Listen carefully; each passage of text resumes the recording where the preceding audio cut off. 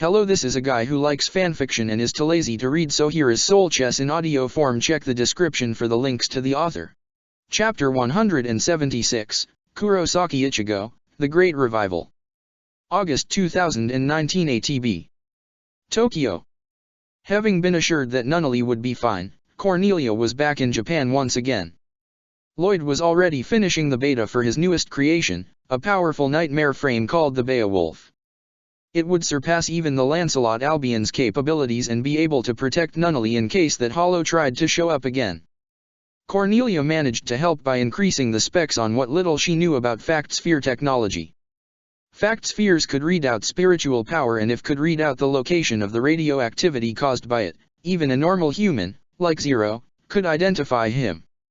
"Are you sure Zero will be able to pilot the Beowulf?" Lloyd had asked her. "It's state-of-the-art technology." He sighed. "If only Kurugi were still around. I believe Zero will have an easier time piloting your creation than you think, Lloyd," Cornelia had told him. Now though, as she sat in the Brighton Neon Embassy in the Tokyo capital, she still wondered what in the world she was going to do if Zero attacked Japan again. Japan's biggest defense was the Gurren Mk2, and its pilot, Kojiki Collin, was currently missing in action. Oh, she was alive, but the military had no hold on her to have her pilot it, and Rax Hatter refused to let it be touched by anyone else. Even then, that was just one machine, save for the Beowulf if Lloyd could get it up and running in time. Now Cornelia sat in her hotel room office, tapping a pencil to a notepad, trying to come up with some sort of formulated plan. She was also trying to wrap her head around those visions that kept bothering her regarding seeing Lelouch at Aogashima.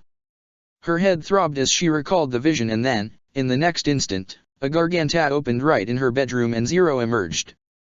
Before she could even get a foothold, Zero had her pinned down against the floor, crushing her with his shadowy tendrils, pinning her in place with 5 tendrils along her back, one at each wrist and one at each ankle. Cornelia craned her neck back to look Zero in the eye. "I've finally found you, Cornelia." The tall, shadowy figure spoke to her. "Who are you?" Cornelia gagged on Zero's spiritual pressure. "I am Zero. The being that destroys worlds and the being that erases life. I am the darkness. I am the nightmare. I am your greatest fear. Surely you know the individual wearing my mantle now is not the original me, but he does not need to be. You, Lelouch." "Indeed," Zero growled, "sister." Cornelia trembled with fear. How had Lelouch become so powerful? In life he could barely run half a mile without tiring out. Even as Emperor he'd never been this cruel. She saw the markings on Violeta's body. He had tortured her to death, and he had tortured and butchered Nina, just as he was now doing to her. Where was all this cruelty coming from? "Lelouch, why? Why did you become a hollow? I am surprised you know what that is, and so happy you can see me." He tightened his grip on Cornelia, "so very glad." Cornelia gagged and cried out in pain from the tension around her body. Zero loosened up a little. "It'll be bad if I break you so soon. You've been investigating me, Cornelia. I've been watching. How about I tell you what I've been doing before you die? He's really going to kill me. I'm really going to die." Cornelia panicked as the shadows slowly began to tighten around her. They strangled her, suffocated her, terrified her. Cornelia's look of extreme panic was exhilarating to the creature attacking her. She didn't even have the willpower to resist due to the terror. Yes, that's the face you should be making, the face of a woman so terrified she doesn't know what's about to become of her. Zero laughed coldly. "I am taking vengeance on those who caused me to resort to what I did. Everyone will know my suffering. If I go down, I will take you all with me." The shadows bound Cornelia tighter and tighter. She gagged and started to feel weak. Her haughty nature and frightened face turned submissive as she started to succumb to Lelouch's power. "Don't fret, sister." The creature laughed. "If you give in to my power, you may yet see Euphemia again." "Euphemia, I can see her?" Cornelia asked wearily. Her resistance dropped considerably. "That's it." Zero laughed. "Give in to the darkness. Give in to." The creature suddenly noticed a presence coming up behind him. The presence was that of a Captain-class Soul Reaper zipping upwards along the tall glass building. It was a Soul Reaper, but despite the overwhelming power was not wearing a captain's Haori. It was the mysterious hooded Soul Reaper, once again acting as a big hero. He darted in with such amazing speed and cut Cornelia free before Zero even knew what was happening. Cornelia pushed up off the floor and coughed as she suddenly regaining the ability to breathe normally. She looked up and saw the figure garbed in black, defending her from Zero. Tendrils of shadow were coming out just as fast as the Soul Reaper could hack them away. "For a Vastolords, I've handled worse," the man said and then swung his blade with intense force, pushing the creature back as the hooded Soul Reaper's spiritual pressure pushed him out through the window. Zero stood on air as his opponent followed him outside. The Hollow opened his cape and wafted out half of it to one side.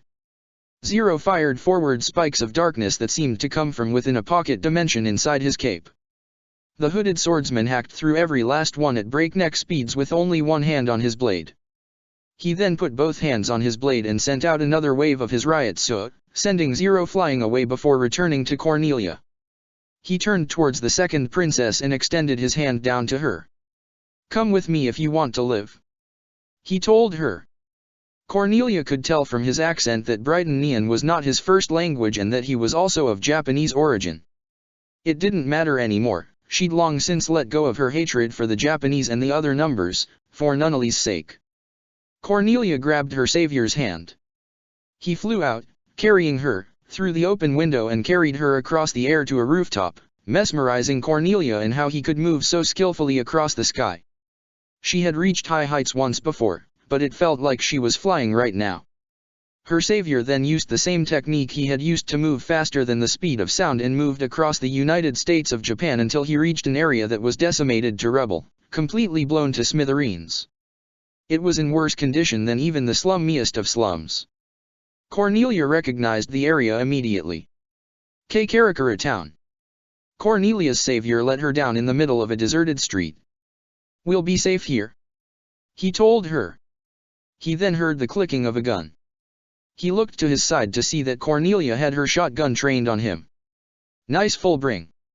Is that any way to treat someone who just saved your life? I've had just about enough of your kind popping up and never giving me answers. It's amazing you're actually deciding to talk to me. For once you're going to tell me exactly what I want to know. And that is, who are you? Where did you come from?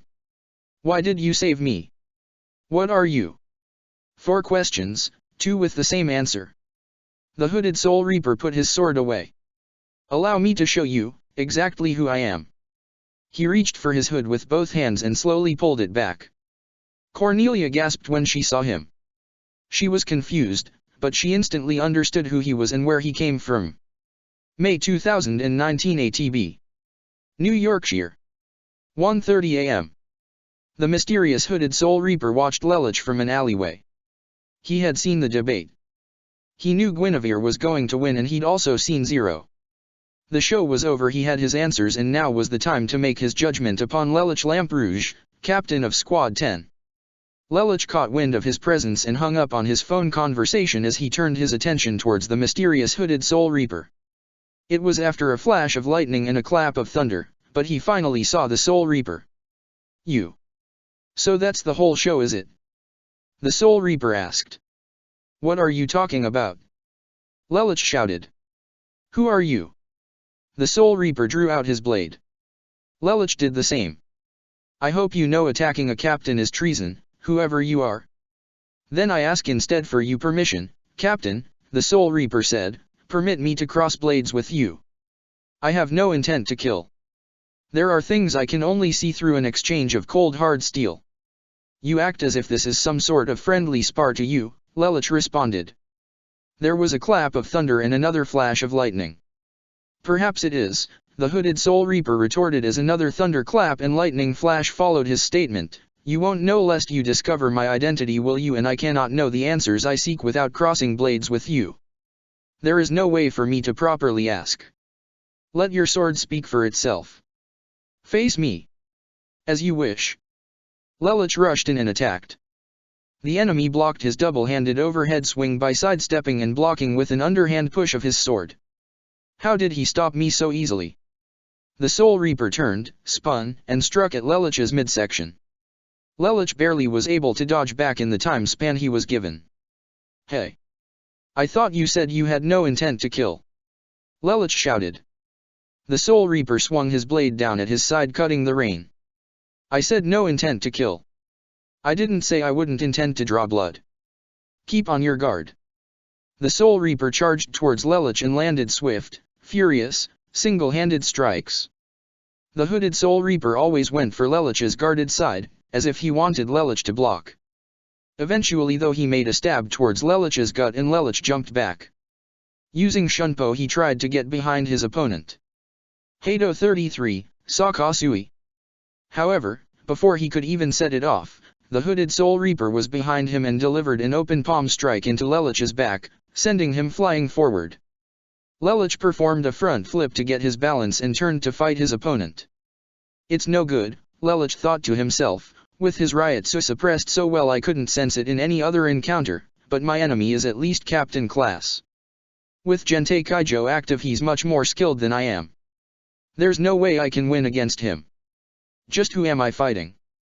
I'm not done," the man told Lelich and struck towards him again and bashed the pommel of his sword into Lelich's gut, sending him back. Lelich did a backflip. The Soul Reaper rushed in after him and swung and Lelich blocked with his blade. Lelich took to the offensive and swung. His opponent swung towards Lelich simultaneously, matching his swing speed exactly, as if he meant for the blades to clang against each other. This went on even as Lelich tried to flank his opponent. He couldn't find a single hole in his opponent's defenses. Whomever he was up against had had proper training. "No choice," he said and slung his sword over his back, "rally, and motivate. Iin Tamashi." Lelich spammed his fireballs, but his opponent either dodged or deflected each shot. Hado 88, Hiri Yujikazoku Shintenreiho. Lelich blasted the catastrophic Kido and tore up the street, but his opponent took to the air and held his blade up over his head in both his hands as though taking a high stance in kendo as he prepared to descend upon Lelich. Lelich became frozen with fear as he felt nostalgic at seeing that particular stance. He recalled seeing a stance much like it nearly 20 years ago. His nostalgia made him hesitate and he was nearly cut down as a flash of lightning blinded him on top of that.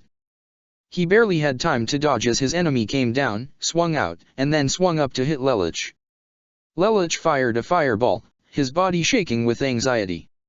"There's no way," he thought as he fired it off, only for the fire to be deflected. "I already discredited that theory." The hooded Soul Reaper stood before him and held his sword out at his side. "Was I wrong?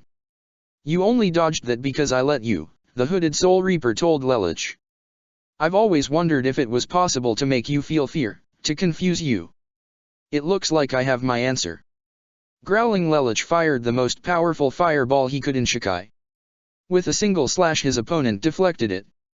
"Hurry up and use your Bankai, Lelich." "What?" Lelich backed up. "You heard me," the individual said, "use your Bankai. You're still under the influence of Gentei Kaijo. Theoretically I should be able to take it." "Damn it, Bankai." Lelich really didn't have an option. He wanted to figure out what was going on, even if that meant giving in to his attacker's demands. Zero no Seishin no Iin Tamashi. With a teleport Lelich got behind his attacker and attacked with a fireball. His attacker was gone before Lelich had the opportunity to strike and then Lelich was quickly cut across the back, cape, Shiakusho, and all as his blood painted the streets of New Yorkshire. He fell forward only to be uppercut and fell onto his back into a forming puddle. His assailant picked him up and threw him against a wall. "Damn it, what is this retribution for?" Lelich asked, standing on his feet, but hunching over. "What have I done?" "Zero is the one you should be after." Lelich heard the answer, but he didn't need to hear it. At that moment the lightning struck close and a loud clap of thunder overrode the words being said, but through the bright flash of the lightning, though he only saw it for an instant, Lelich finally saw the face of the mysterious hooded Soul Reaper. "I was wrong." He only saw it for an instant, but he saw it nonetheless, the complexion of a man in his mid-30s and a head of spiky hair. For once in his life Lelich didn't know what to feel: fear, joy, anxiety, sorrow, shame. How was he supposed to react to this? The lightning struck again. The individual was closer. He saw the individual better this time. He stared at the hooded Soul Reaper, wide-eyed, unsure how to react, too shocked to move. His attacker put his blade away. I'm pretty sure the thunder overrode my words, so I'll say it again. I could understand you couldn't interfere, but a little warning would have been nice. Thunder and lightning boomed and flashed again, and Lelich was left staring at the Soul Reaper before him. There's more to that though, isn't there? On that battlefield, I was just a pawn in your grand scheme, the scheme that you would die and continue to exist, isn't that right? That much is clear to me now from our clash. You know not my identity, but you were thinking about me. At first it was mindless confusion, but then you saw me take a stance, the hood was removed and more thunder and lightning flashed. The Soul Reaper's spiky hair became wet, but his identity was clear, despite the rain now removing the strange color from his hair, darkening it. And then you began thinking about me. Lelich didn't know what to say. He would say he was dreaming, but the rain on his face and the wound on his back made it abundantly clear he was not. It is you, Lelich asked in bewilderment. It was perfectly clear as to this man's identity. I was right when I declared your identity, substitute Soul Reaper, Kurosaki Ichigo. No thanks to you, of course. Ichigo wasn't going to let Lelich's lack of communication slide at all. What are you so mad about? You already knew I couldn't intervene. You could have warned me. Ichigo shouted back. There was another flash of lightning followed by another clap of thunder, and now the wind was starting to pick up. You knew. You always knew that this was all going to happen. Lelich suddenly found his spine and stood up straight. It's not exactly something I'm proud of. I can see why. Ichigo was being completely unforgiving with Lelich. So what then? Are you going to judge me? Cast me down? Lelich asked. He threw his arms out. Go ahead. I won't defend Zero Requiem. If this is your justice, then do what you think is right. No, Ichigo answered, I told you already. I have no intent to kill you. I can tell Zero Requiem isn't exactly something you're proud of. I lashed out at you to understand you. I attacked you to get you to see that I'm still around.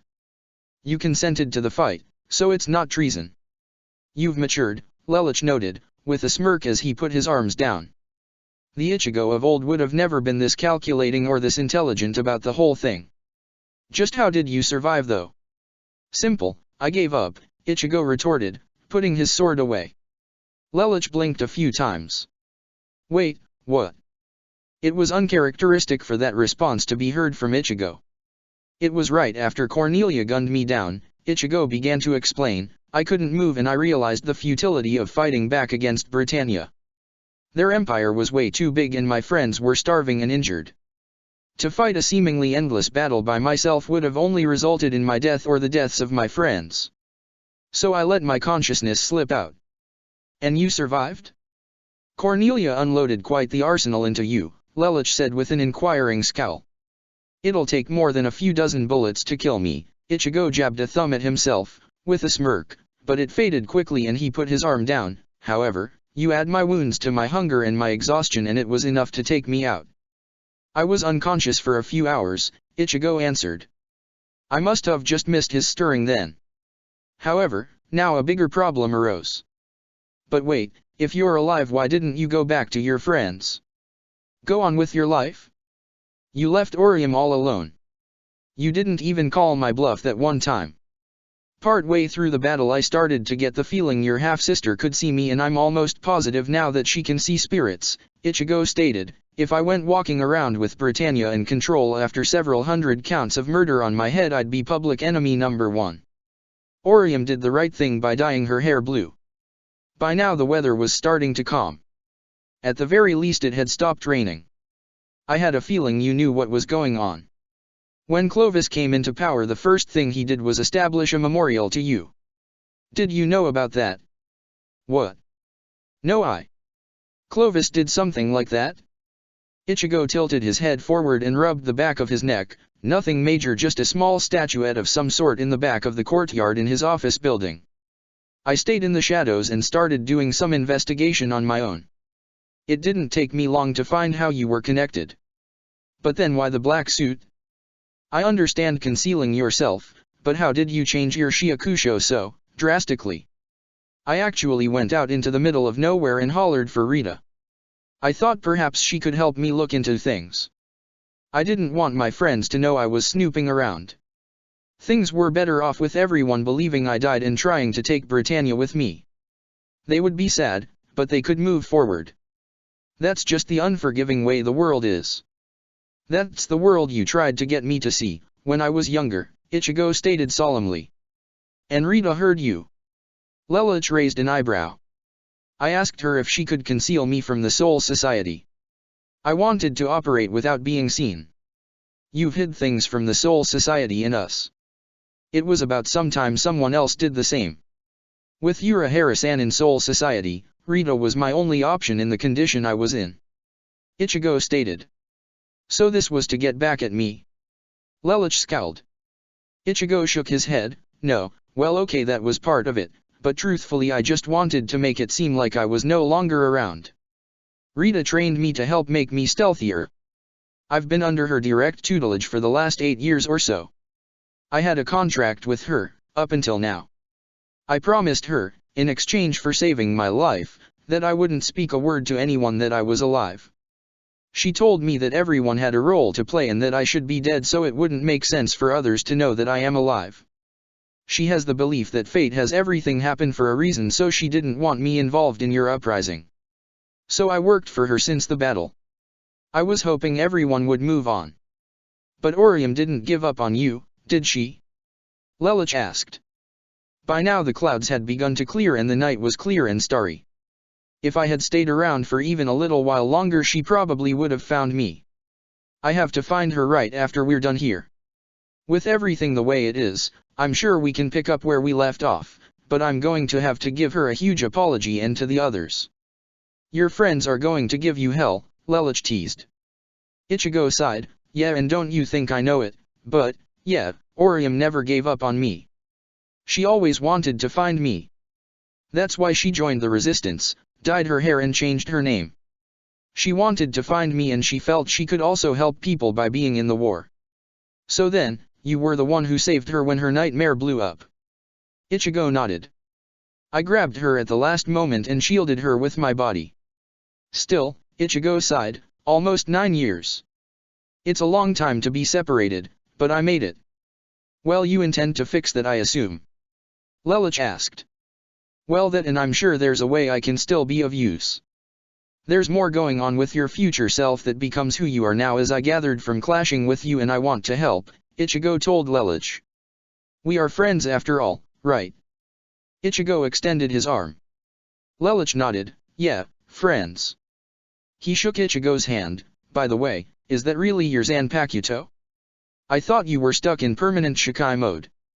Ah, this. Ichigo pulled out his blade again and reflected his eyes on the metal. Rita gave me some lessons. I spent a full good few months with her, learning Kido control on my own. I spent a good amount of time field testing her teachings as her herald too.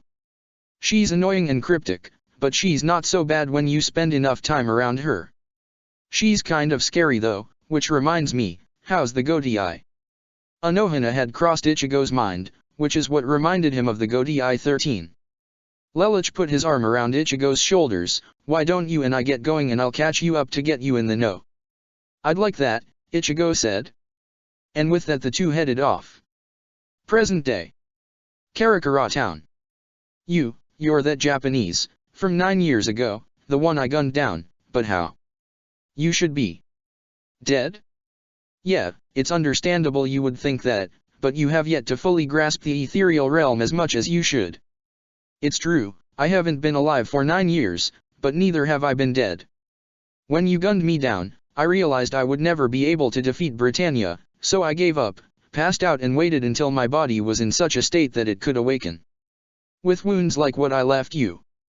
Cornelia marveled at the absurdity. Like I said, you have yet to understand the ethereal realm. But that's not the point right now. September 11th, 2010 ATB, 12:04 AM. In the black of night, Ichigo suddenly found himself slipping into consciousness. His wounds were still grievous, but they were not fatal. They had ceased bleeding, but as Ichigo got up he found just how much blood he had lost. He felt incredibly woozy, like he would collapse easily. His stomach hurt from the lead that had passed through it and the lack of food inside it. Ichigo slid off of the slab of concrete he had been laying on and looked to his left for Zanjutsu, but what he found was neither his Shikai nor his Bankai. The sword on the ground was the size of a normal katana. It was in a brown scabbard and had a rectangular guard and a red handle.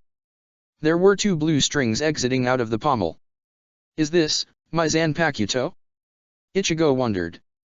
He fastened it to his sides and began walking back towards the Urahara shop before his weakness almost made him keel over and cough up an abhorrent amount of blood.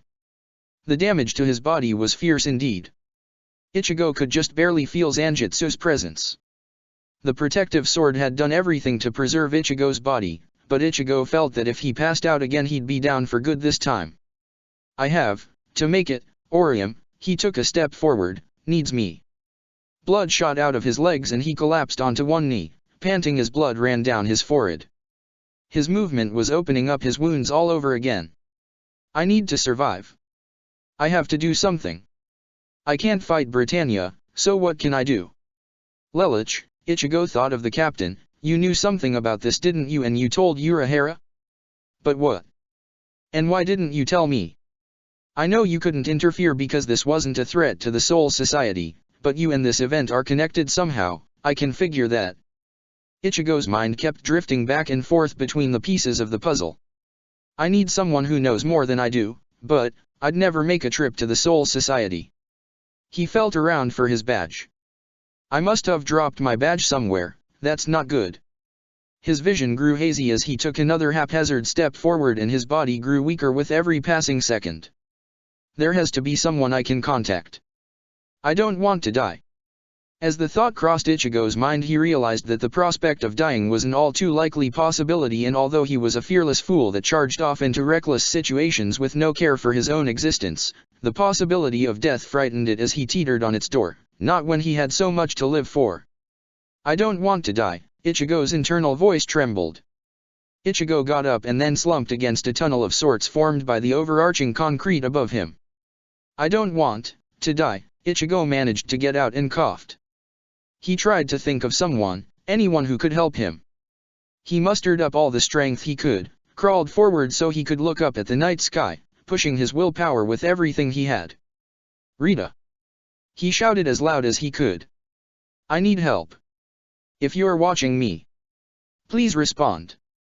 He didn't know how much observance Rita had over the living world, but she was his only hope right now. After shouting, he leaned forward and coughed up another few ounces of blood. Luckily for him, Rita had been watching. However, she'd been watching not because of him, but because of Cornelia. Ichigo collapsed onto his hands and knees. His body wanted to quit, but his soul refused to give out. He made to get up and a voice called out to him. You called. Ichigo turned his head around, aggravating a wound in his neck.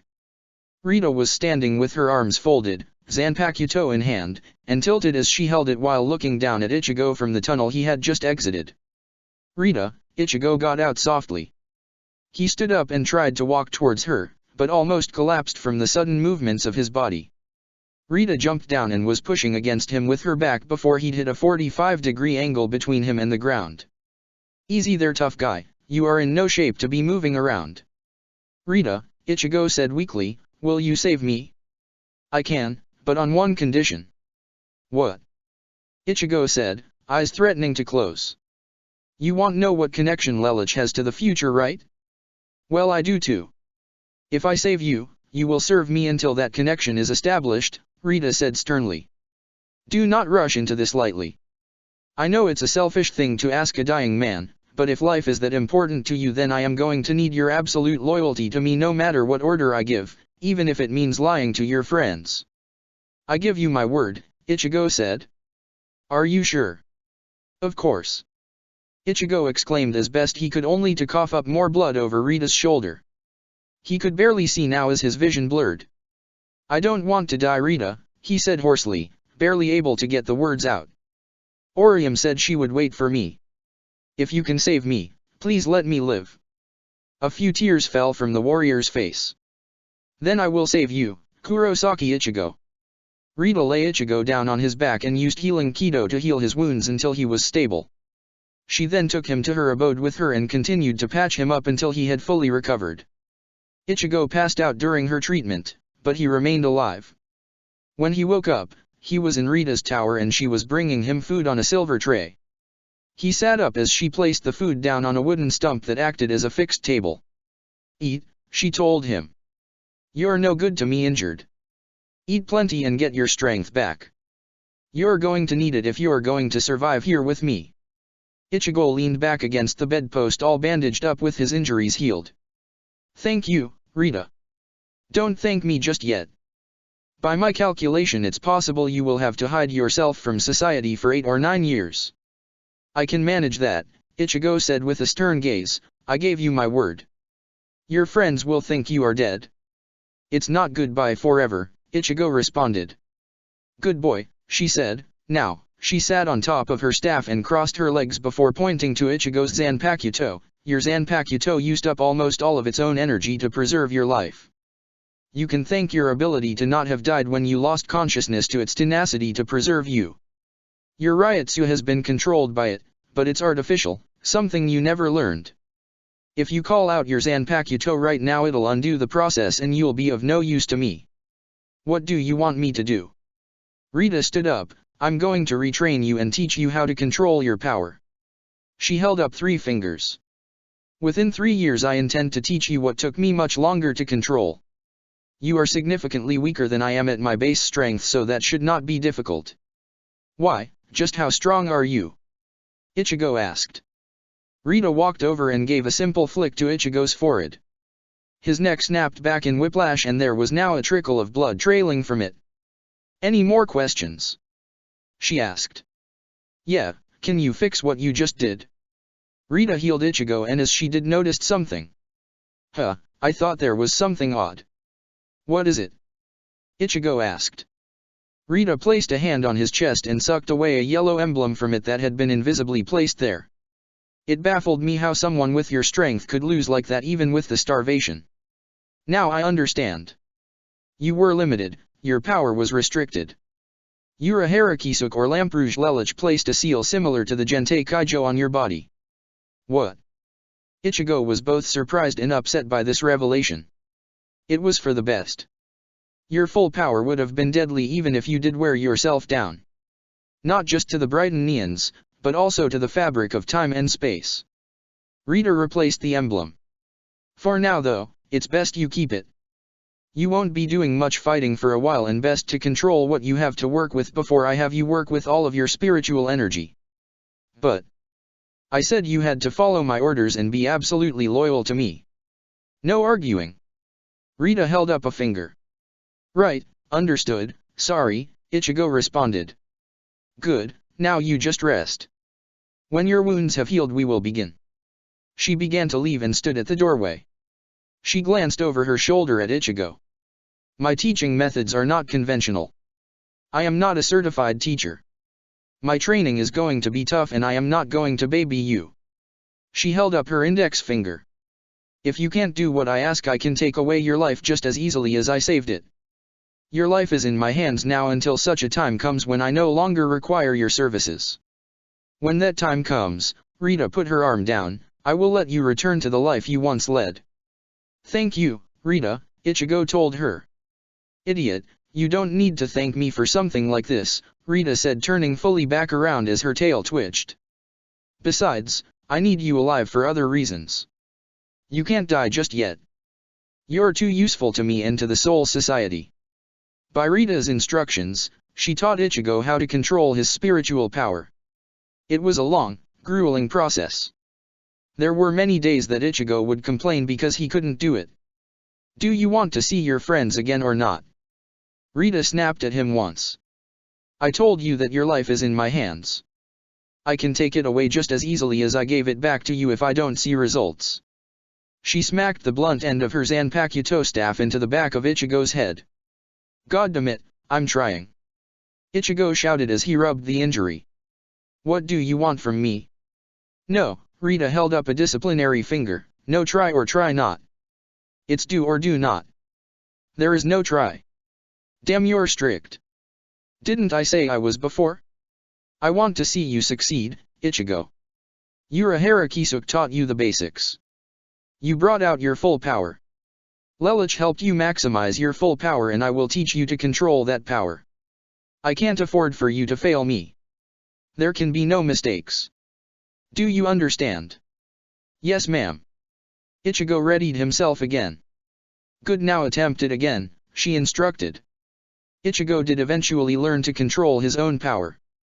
Rita helped him with his new uniform, and as a test she sent him to oversee one of Kigo's concerts. The field test was a success. Ichigo served Rita and obeyed her orders. No matter how badly he wanted to, Ichigo could not tell his friends that he was alive, or anyone else.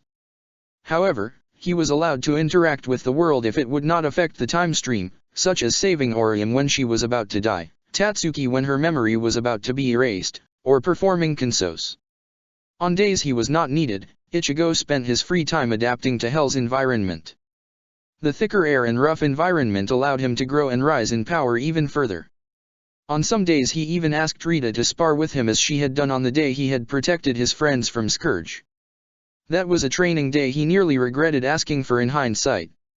He had just barely made it out there to confront Scourge. He was glad he had enough Ryotsu left over from sparring with Rita to still have enough power to fight Scourge in his weakened state, but not enough to do it quickly, else he would have ended Scourge right there. In his many combat sessions with Rita, Ichigo could see the strength and refinement of a first-generation Soul Reaper bleeding through. Rita's power was godly. Ichigo had nothing to compare it to, having never seen Yamamoto in action before. When his hollow fought Yamamoto, Ichigo was unconscious within his subconscious, so he missed most of the fight. Much like she was teaching Ichigo to do, Rita had had so many years to do nothing except train her body and refine her skills when there was nothing else for her to do. While her Ryotsu as a whole did not differ that much from Yamamoto's, it was her constant refinement and practice of her skills that kept Rita ahead of every member of the Soul Society.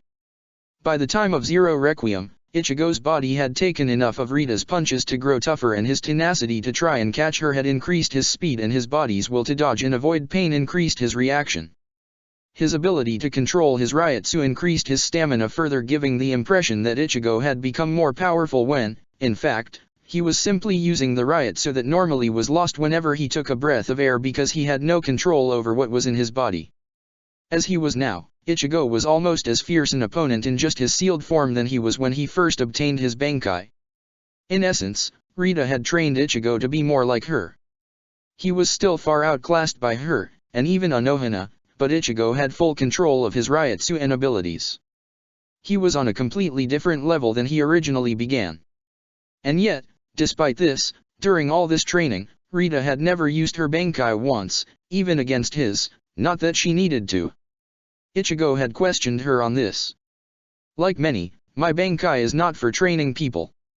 My Bankai is a power that destroys everything it touches. You would not want me to use my Bankai on you, Ichigo. Quite frankly, you would die. The last time I used it, no, never mind. What? Forget it, let's get back to training. And then, back in April, he was finally released from Rita's contract. I'm done. Yes, I no longer require your services. You should know what you have to do now without my instruction. It is time you confronted Lelouch. You are the master of your own future, and I have acquired from you what I set out to claim. However, sometime in the future, I will be calling upon for you. Not just you, but the Gotei as well. Given the time we have spent together, I know you will be ready for what you will face. All right then, Ichigo said, preparing to head out. If you see Retsu, give her my regards. I will, Ichigo told her, and thanks Rita, for everything. Present day. Karakura Town. Yes, I understand what you mean. I am responsible for causing your, Cornelia made air quotes, death. Why did you save me? I was asked to. By whom? By your half-brother, Lelouch. Several months ago. As Ichigo explained to Lelouch what he had done in his interactions with Rita, Lelouch explained to Ichigo the questions he had about what he did. At the end of it all, Lelouch stood in front of Ichigo and bowed his head, extending his arms out and taking a stance of crucifixion. What's this now? Ichigo asked. You now know everything, and so I ask, what is your will to do with me? For better or for worse I indirectly tried to kill you, and you've seen all of what I am, all of what I did, and so I ask, am I a monster to be slain, or am I someone you can trust? Ichigo frowned at Lelouch. You showed regret for your actions time and again, and everything you've done in the Soul Society is proof that you've changed. Who you were then is not who you are now. I didn't know you back then, and I can't judge you for what you did. After all, the fact that you're standing in front of me is proof of Rita's choice. Lelouch stood up straight again. But why? That's not good enough. I've given you my answer. You are, as I have always known you, manipulative, but with good intentions. You didn't want to have to sacrifice me. You made a judgment call you didn't want to make. You and I both got lucky. As for everything else though, only Rita knows that, and it's not my place to ask.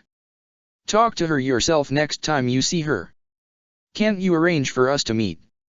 Rita sent me away from her employ after your death. She said it was time I confronted you, that I was master of my own future now that she got from me what she needed. I'll never figure that squirrel out. Lelouch shook his head side to side. Anyway, if that means you're a free agent again, then there's something you can do for me. What is it? I had a vision, a memory recollection if you will. It happened when Orium and I were trying to uncover your identity. It was right after we met before we entered C's world. What sort of vision? I saw you in your hooded form saving my sister. My not yet temporally displaced self becomes a Vastalords by hive-minding one that eats me. Like Mia. Exactly like Mia. You want me to rescue Nunnally? No, not Nunnally. I'm referring to my older half-sister, Cornelia Lee Britannia. Ichigo blinked. Yes, Ichigo, the woman who nearly killed you I want you to save the life of. Why can't you do it? She's your sister. I believe that's around the time that I need to be fighting my hollow self to slay it. Save Cornelia and bring her to the Urahara shop so that I may talk with her. I know you probably resent her, but do you know why she was in Japan in the first place? Present day. It was so she could save Nunnally and me. That's what he told me, Ichigo finished explaining to Cornelia. He was smirking. It's kind of funny in a way. If I had known that was your ulterior motive I would have helped you find them if you had asked. I'd do anything for my little sisters. After all, he looked at Cornelia with a stern gaze, even kill people. How is it that you've known Lelouch for so long? Ichigo explained to Cornelia about the temporal paradox and everything he could about the other world. That is the wildest tale I have ever heard. Cornelia brought her hand to her forehead and her expression yielded one of a person who felt they needed to lie down and soon, and yet after everything I've been through it just makes sense. The vision in her head now suddenly made sense and it no longer bothered her. That had been real. Lelouch had altered her memory. He knew this would happen, and to stabilize time he wiped her memory of the event. She believed that it was due to her spiritual power that she was even able to remember the event.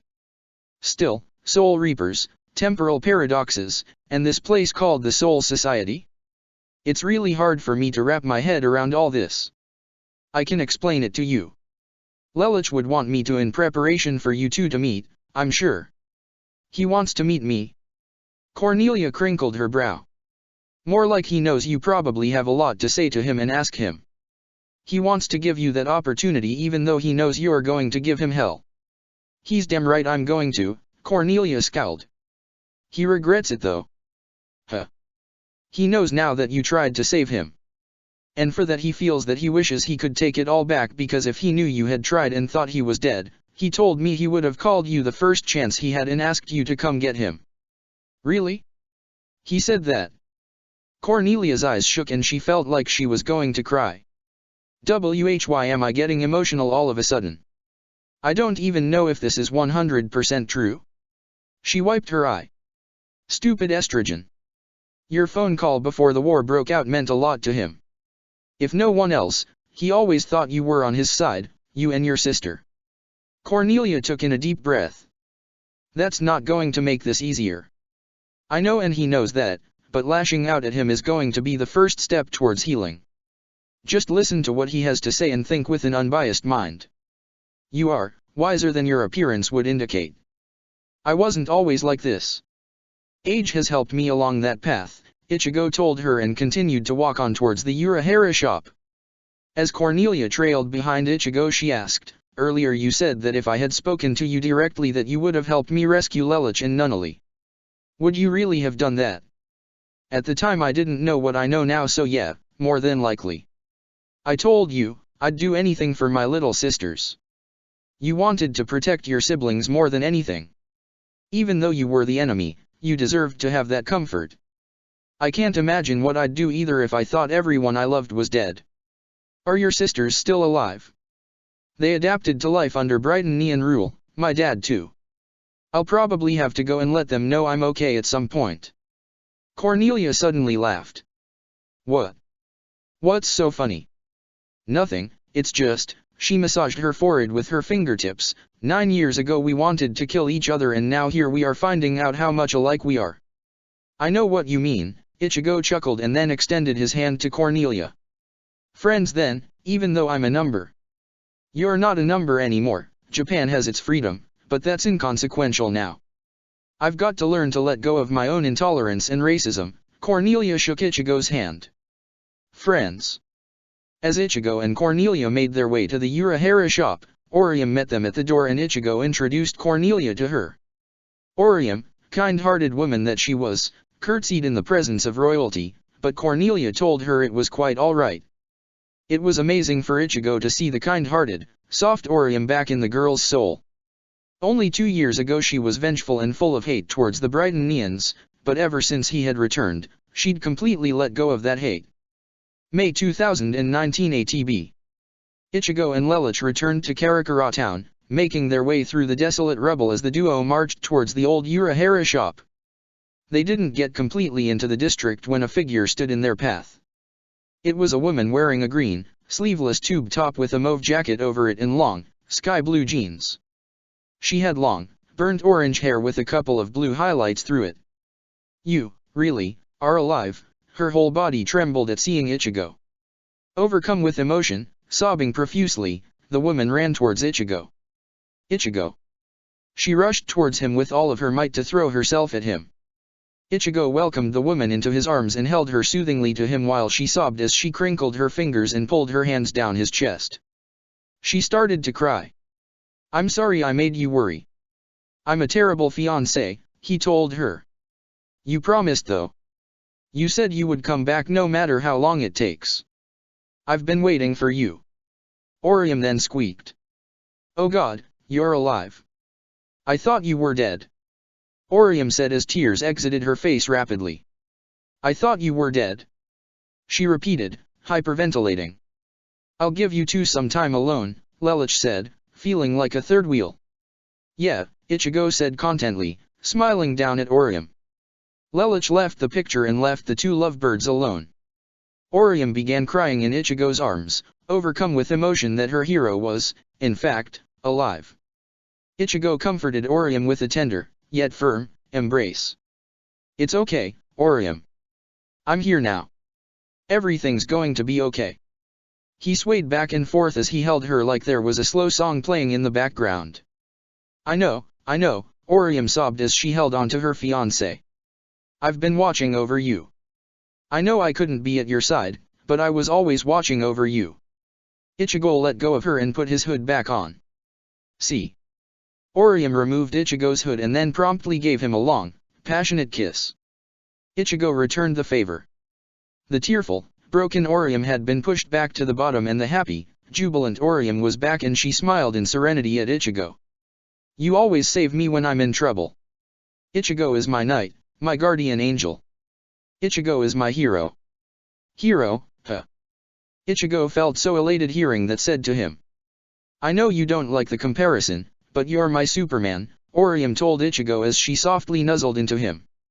"Now that you're back, will you promise to never leave my side again?" Orium looked up at him. Ichigo leaned down and kissed her briefly. "I promise." "Ichigo." Orium. Both cupped the cheek of the other with one hand and leaned in to kiss. When they broke away for air, Orium lay contently against Ichigo's chest, wrapping her arms around him. "I'm so happy you're back," she sniffed. Ichigo rubbed the top of her head. "I never really left. I just couldn't be at your side." He brushed his thumb under her eye. I wanted to, and I'm sorry for deceiving you. It hurt me so much to watch you be in so much pain. Ichigo took a deep breath. But I never stopped looking out for you. You were always in my thoughts. I knew you needed me to be alive, and that's why I simply refused to die. I'm sorry for making you go through all that. No matter what I do, it won't make up for everything you've suffered. It's just. I know, Lamperouge-kun explained some things to me already.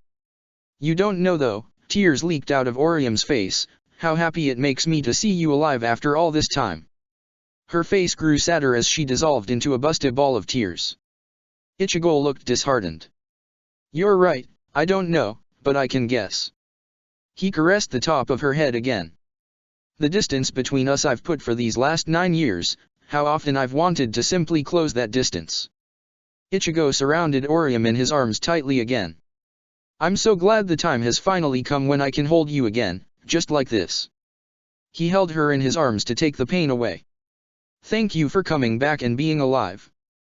I forgive you for your perceived mistakes. Orium looked up at Ichigo and caressed his cheek. I didn't feel there was anything I wouldn't do to hear your voice again or look into your eyes and see you looking back. I hate myself for hurting you, Ichigo apologized. Don't say that, Orium said with a reassuring smile. Don't talk about the past, what matters is the future. You're here now and you'll continue to be here. Just by being here you've brought a smile back to my face, and I know I can get better and forget all the pain so long as you're here. All that I endured it to see you again. I guess you could say I earned seeing you again. Ichigo smirked. There's that silly side of you I've always liked. Come on, he said, taking her by the hand and preparing to go inside. Let's go see what Lelouch has to say.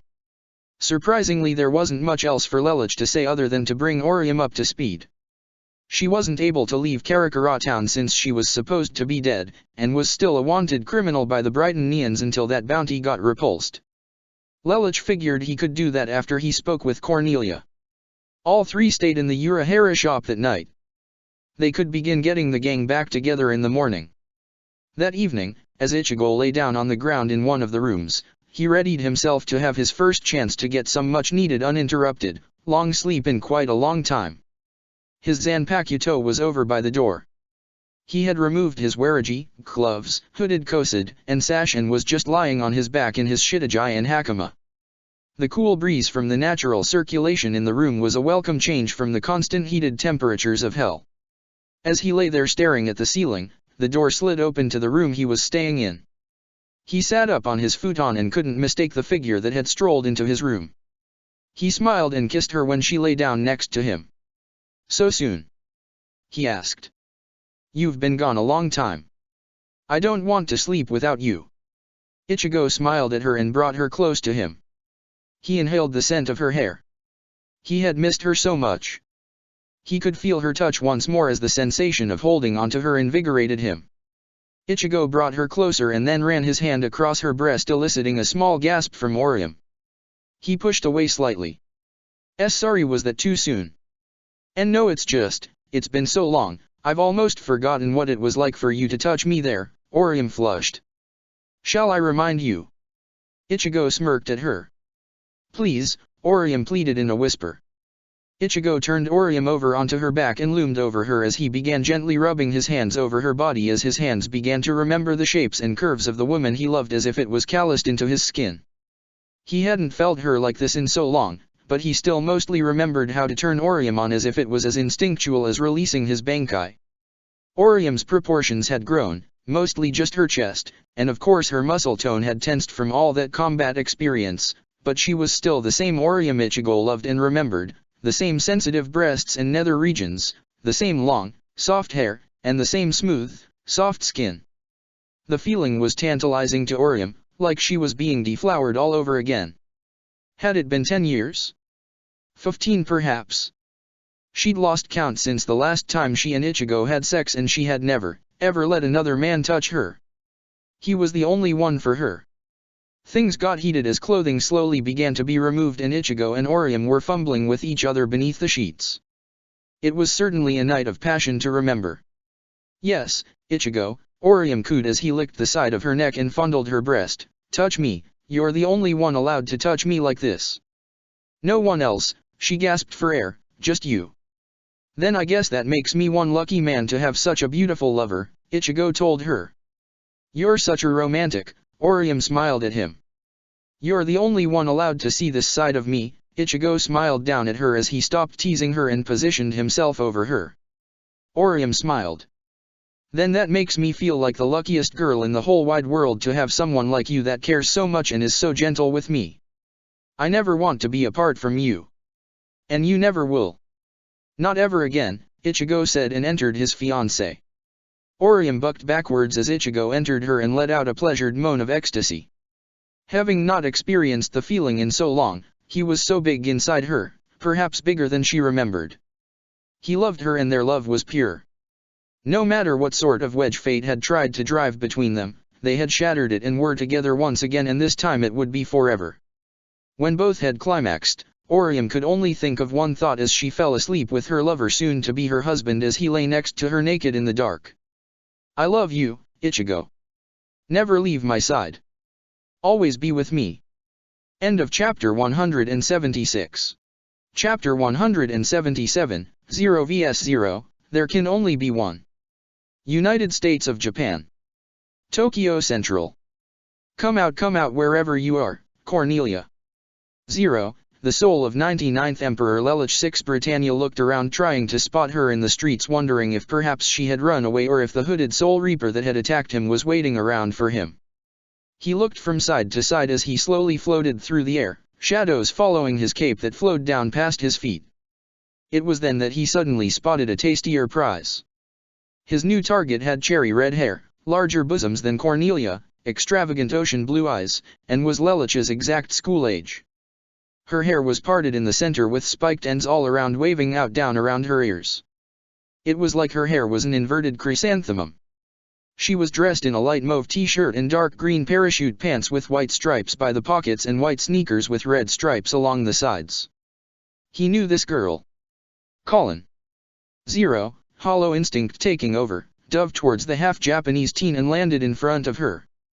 The impact tore up pavement where he landed, sending people, and cars, nearby flying. Colin was blown back and landed on her ass. Ow! She uttered as she hit the ground, closing one eye. What the hell was that? You're mine. 0 chuckled darkly. From the dimension within the folds of his cape, a large shadowy, sharp-fingered hand snaked out and grabbed Colin around her arms and torso, boobs, and all. The grip was tight, so tight that Colin gasped, finding it hard to breathe, and coughed until she could regulate her breathing. Lelich picked her up and then slammed her back onto the ground, causing Colin to express her pain in an agonized, stifled howl. Colin didn't know what was going on. She could barely breathe and she couldn't move her arms. Her legs had movement in them, but they felt like lead. The normally haughty Colin was petrified, unsure what to do or make of the situation. Her mouth hung open and her eyes shrank as she looked up. Why can't I feel my everything? Colin wondered. To her, her body felt numb, like she had been standing inside a freezer for an hour, only no temperature loss. You will become a part of me. 0 declared. Colin could only think of one logical course of action. She screamed. It was the kind of scream one normally exuded when on the verge of rape or another kind of heinous act or crime. I hear you, Colin. With a flash and a loud, to those who could hear it, slash, a blade went sailing through the air and slashed the shadowy hand gripping Colin off at the wrist. Hado 33, Sakasui. A blast of Kido hit 0 in the face. He staggered back as the smoke cleared. His assailant stood in front of him. He was wide-eyed as to who he saw. That's impossible. Standing in front of 0 was himself, as a captain of the Godei, garbed in the Haori of the 10th Division. He was standing with his Zanpakuto in his right hand.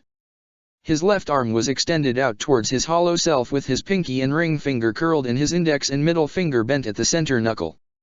Spirit energy still exuded from it in wisps of smoke. Nothing is impossible. If you truly are me, you would know that our mind and ability is capable of anything. I hardly remember when this situation was reversed. My mind is a total blank after that first shot. You already know who I am, but let me introduce myself in case you have some doubts. Lelich turned away from his left lead stance to a central stance as he swung his arm down at his side as if he were trying to swat a fly coming towards his left shoulder. I am the Captain Squad 10, Lamperouge Lelich. Captain, of Squad 10. Zero was confused. He had been thrust into a high level of power without learning the way things work, and instinct had been driving him since. The mind of the Hollow he overtook, the one with much experience and knowledge of the way the world worked, was suppressed deep inside Lelich, and therefore he knew nothing except of how his own powers worked. Lelich's captain self could obviously tell this. I see, so you're not too keen on how the world works. Let me be brief then. I am a high-ranking Soul Reaper and my job is to purify hollows, which is what you are. In defeating you I will perpetually loop our existence. Soon you will become me and be saying the exact same thing to the version of us that comes after you. You speak nonsense, Zero spoke. Whatever you are not me. I sense not the darkness from you. I've cast aside the darkness and mistrust that used to drive us so much. I am not light, and I am no white knight, but I know now what it's like to be a hero, Lelich returned. Hero? Absurd, Zero scoffed. If I could be a hero, I would not be as I am now, would I? It seems words have lost their purpose. Very well, Lelich slung his sword over his back, rally, and motivate, Iin Tamashi. His cape flew across his back over his Haori. Are you prepared, my hollow self? You dare challenge me? Zero roared. Lelich looked at his hollow self in disgust. If I am not you, then you are not me either. I was never so overconfident and arrogant in my own power, and I didn't prey upon the weak for my own amusement. I've spent the last 2 years settling things with my past. The time has come for me to put that behind me once and for all. You will not defeat me, Zero declared. Tendrils of shadows ripped up through the ground at a fast pace. Lelich used his force shield to block the incoming attack as the shadows impacted upon the surface, bludgeoning it relentlessly. He looked down at Colin, still sitting on her ass, petrified and scared. She had no idea what was going on. Lelich looked at Colin with compassionate eyes. Don't worry, Colin, I'll protect you. Lelich grabbed Colin by her upper arm and used his cape's teleport ability to warp across the street, making Colin even more surprised and confused. He then warped right behind his hollow counterpart and attacked it with a dark fireball. Zero deflected it with his bare hands. Lelich and his dark double then engaged in a match of hand-to-hand combat. More than a century ago, Lelich never would have been able to fight with his hands and feet extensively, but he had the ability to do so now, especially if his opponent was himself. The blows came out quick and fierce, neither opponent landing a hit, and each strike blocked, parried and counterattacked for a good 30 seconds. Despite currently only using Shikai, Lelich's hand-to-hand combat was at least on par with Zero. Colin, wondering what was going on, ran into the nearest building and ascended to its rooftop and looked over the street. She had a gut feeling that whatever was going on, it was very similar to the Karakura 7 phenomenon with the one member that was completely invisible. She herself had also heard of the Phantom Killer that was attacking people and felt that she had been a target, but something had definitely saved her. And whatever had saved was now fighting the Phantom. Colin, unfortunately, did not have the ability to see or sense this Phantom or its attacker. She wondered if perhaps she should place her faith in God or perhaps pray for her to see these invisible forces. She closed her eyes and tensed them, trying to focus, trying to hone in, become part of the invisible world before her. Unfortunately, while this trick would have worked 18 years ago, it would not work now. The Hogyaka was long since gone from the world of the living and therefore unable to grant Colin's wish. However, while she was not a spiritually aware being, those who are close to the dead around them are sometimes able to sense the presence of the dearly departed close to them, like with Rivalts and Nina. Colin, being closer to Lelich than even them, eyes closed, was able to obtain a pseudo-view of the invisible world. Everything around her was a dark shade of blue. Far above the streets, throwing punches and kicks, were two individuals shaded in red inside Colin's mind. The presence of both seemed nostalgic to Colin, as if she knew the two beings fighting. She couldn't make out the identity of either. The masked being was impossible to identify, but as she honed in on it, Colin could feel her body hurt. She could tell that that was the being that attacked her. The other being, the one wearing the cape and coat. Honing in on that figure made Colin's upper arm feel warm. That was the entity that had saved her. There was something nostalgic about both beings, but Colin couldn't tell what it was. As Lelich dodged to the side from his Hollow's attack, he held his wrists together and cupped his fingers, holding his hands close to his stomach. Hado 33, Sakasui. In response, a large orb of shadow was shot out of his Zero's cape and nullified the Kido, but Lelich was already on the opposite side of his target. Lelich fired several fireballs at his target, but the projectiles were absorbed by the creature's cape and Lelich was struck in the shoulder and the side of the stomach by a spear of shadow. He grunted in displeasure to being dealt damage, but Lelich wasn't about to give up. He was at full strength, having applied for Gentai Kaijo long before he had motioned to save Colin. In fact, that was what had made him late in saving her. With that thought in mind, Lelich teleported away from his hollow counterpart and clacked his feet together. Ban. He thrust his arms out sideways. Kai. Colin saw the pose and recognized it. Her eyes flew open and her concentration broke. Zero. Colin's heart beat incredibly fast. She still had a photographic memory image of the other figure. Its head was shaped like Zero's helmet. Colin's eyes became troubled and she thought of something ludicrous. What if these invisible beings are spirits of the deceased? Is that even possible? Colin wondered, but if that's the case, why are there two Zeros? Why did one attack me and why did one save me? What if one of those Zeros is Lelich and, Colin continued with her ludicrous theory, and the other is him as Zero? Could this be a battle afterlife spirits have in order to pass on to the next life? Colin suddenly shook her head and stared up at the sky. Colin, listen to yourself, what are you thinking? Spirits of the dead? As if such things could possibly exist. She thought of Orium. Then again, she shook her head. No, Big Blue's situation is completely different. She spoke aloud, completely different. Enhanced by his Bankai, Lelich was now more of a match for Zero. Lelich and his dark double fired energy blast after energy blast at each other, shooting each other's shots as they stood apart from their target. Lelich's hollow countered every dark fireball with an orb of shadow. Lelich then took a risk. He covered himself with his cape and charged forward, using the projectile deflecting properties to guard himself, and then used Shunpo to get closer.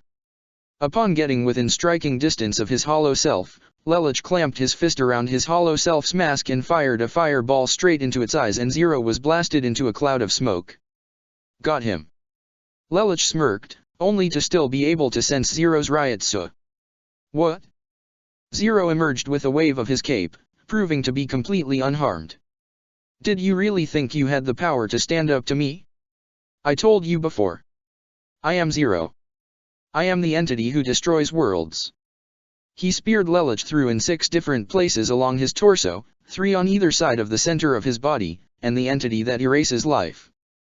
Zero then chucked Lelich into the building where Colin was. He let his tendrils stay out and watched Lelich as he lay on the ground. Lelich's body hurt. Superhuman endurance or not, all 6 of those shots really hurt, and Lelich's stamina was still not that great even after all these years. One bad wound was manageable, but 6 through wounds were incredibly painful and hard to overcome. The sun beating down on him, Lelich wondered what to do. Had he screwed up? Was time going to take a different road this time? He didn't know. He could feel his body, but that wasn't necessarily the greatest sensation at the moment. However, his Bankai wasn't disengaging, so that was a good sign. His head turned to the side and groaned internally, I should have gone right to core form at the start. Damn it. He then saw Colin's frightened face. Colin could see the impact Lelich had made with the ground and saw all the blood pouring everywhere. She wondered if perhaps her dead spirit theory wasn't so far-fetched after all. Colin, not wholly understanding why she was doing it, walked over to the bleeding pool and placed her hands over the area, coming to rest on something invisible. Lelich saw Colin's bewildered face. He knew she couldn't see him. Her hands were on his bleeding stomach. Colin. Lelich reached over and grabbed her shoulder. Colin jumped when she suddenly felt a weight on her shoulder. It felt leathery and heavy. Colin put her hands on her right shoulder. She was touching what appeared to be a gloved hand from the feel of it. Zero watched the spectacle in interest. He knew Colin did not have spiritual pressure, so this development intrigued him. Zero was a cautious and playful killer, so he enjoyed watching his prey struggle and also didn't wanted to be caught by the idea that his prey might be pretending to be down only to unleash a surprise attack. Colin's hands trailed down Lelich's arm and finally to his helmet. It was cold to the touch. This being, the one bleeding, was human, or once was anyway. Colin, unsure if she should consider herself crazy at this point, spoke. "I don't know what's going on, but if you are who I think you are, then," she paused, considering her word carefully, "I want you to know that I am sorry things had to turn out like this for you." Her hands tensed and she showed signs of anger and frustration. "But why? Tell me why? Why, when everyone turned against you," her mouth hung open, choking on the words briefly in disbelief, "why didn't you defend yourself?" She became distraught again and asked in anguish, "Why didn't you trust us?" "Trust me?" Tears fell from Colin's face. "Did you think I wouldn't go along with your plan? I thought something had happened to you.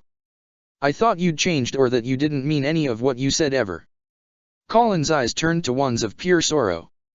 "When you died," she bit her lip before continuing, "when you died, Nunnally cried her eyes out, begging for them not to take your body." Her volume lowered and she mumbled, "And I did too, because I understood what it was you were trying to do." Colin put both her hands on Lelich's torso and pressed down. "You didn't care about anyone except yourself. Why couldn't you understand that I would have done anything for you?" Colin splashed tears on Lelich's body as she sniffed, "Why didn't you take me with you?" Colin hung her head. "I would have preferred being kidnapped by you, to serve you until the very end, rather than believe that you had unceremoniously become something I never even saw in you to begin with. So please, Lelich, whatever it is you're trying to do now, you can't give up and you can't lose. You can't lose because I believe you. I've always believed in you, or at least I've wanted to or tried to." She started to drip tears again. "Lelich," she cried, and then added, "Zero." Zero, the name reverberated in his mind. "Yes, I am Zero." Lelich triumphantly rose to his feet. Colin, sensing movement, leaned back onto her backside, looking up as though she could see Lelich standing before you, and then noticed as blood dripped upon her when she felt a hand ruffle her head. "Colin, thank you." Lelich scowled up at Zero.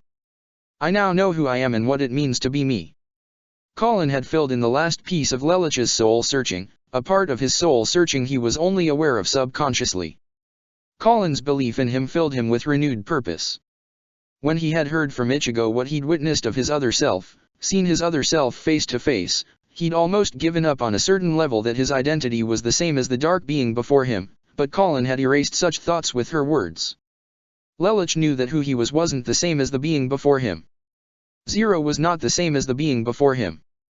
"I know what I have to do. I'm ending this, now." Lelich, much like Zero had done so many times, flapped his arms downwards as a circle of violet energy formed around him, the symbol of the geese flashing in the center and across the diameter. "Iin Tamashi, are you ready?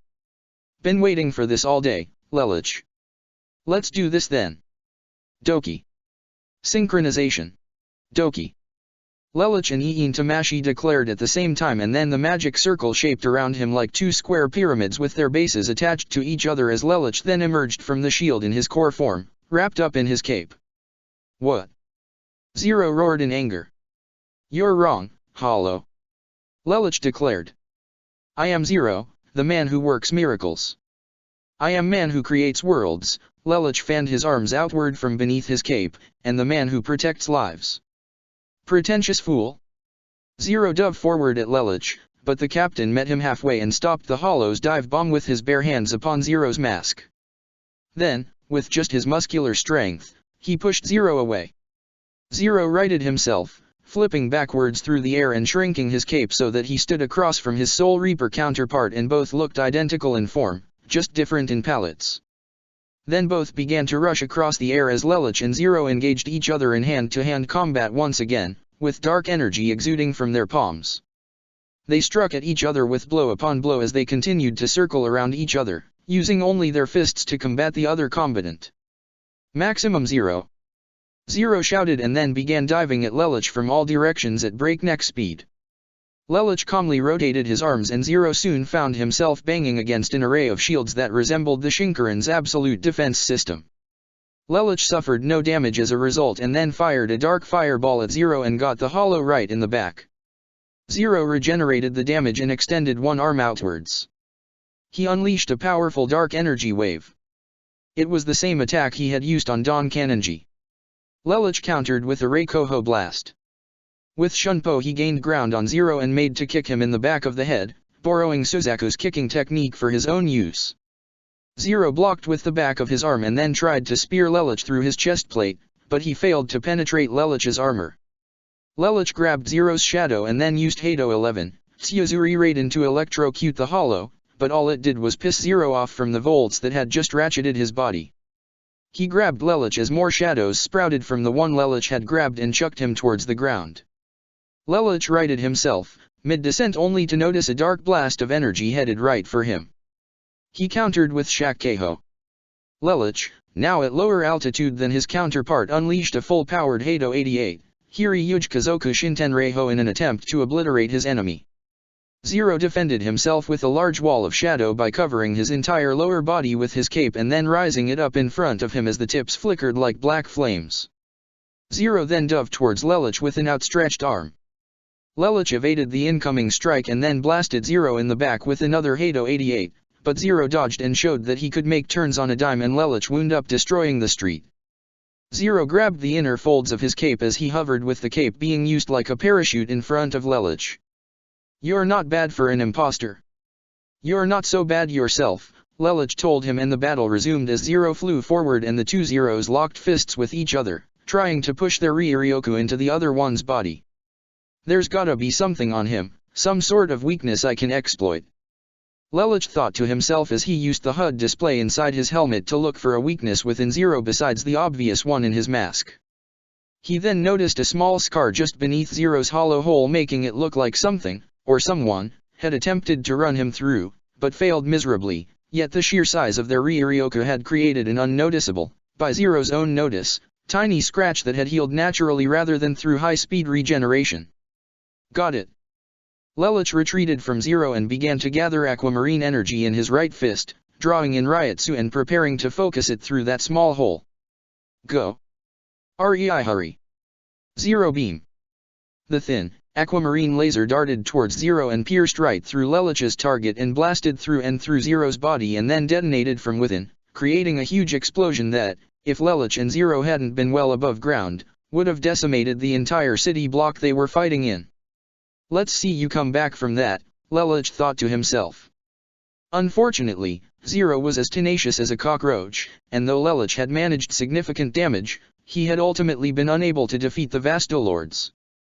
Zero emerged with significant damage to his torso and limbs, but his mask was very much intact. "It can't be," Lelich gasped. Zero laughed, throwing his head back.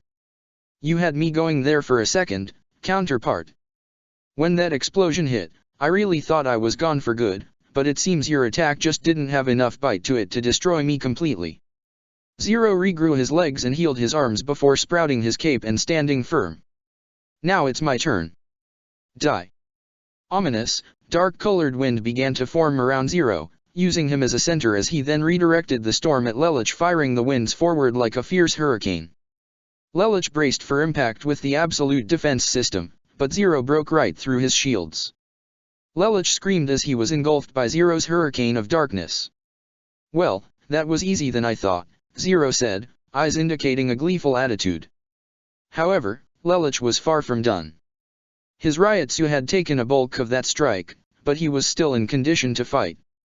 His helmet had been shattered, leaving only the mouth cloth underneath to remain on his face, with blood trickling down Lelich's forehead. His armor had been disintegrated and now Lelich only had his standard uniform left to fight in. He was panting. "I don't get it, why is he so strong? I've fought Arrancar before and won.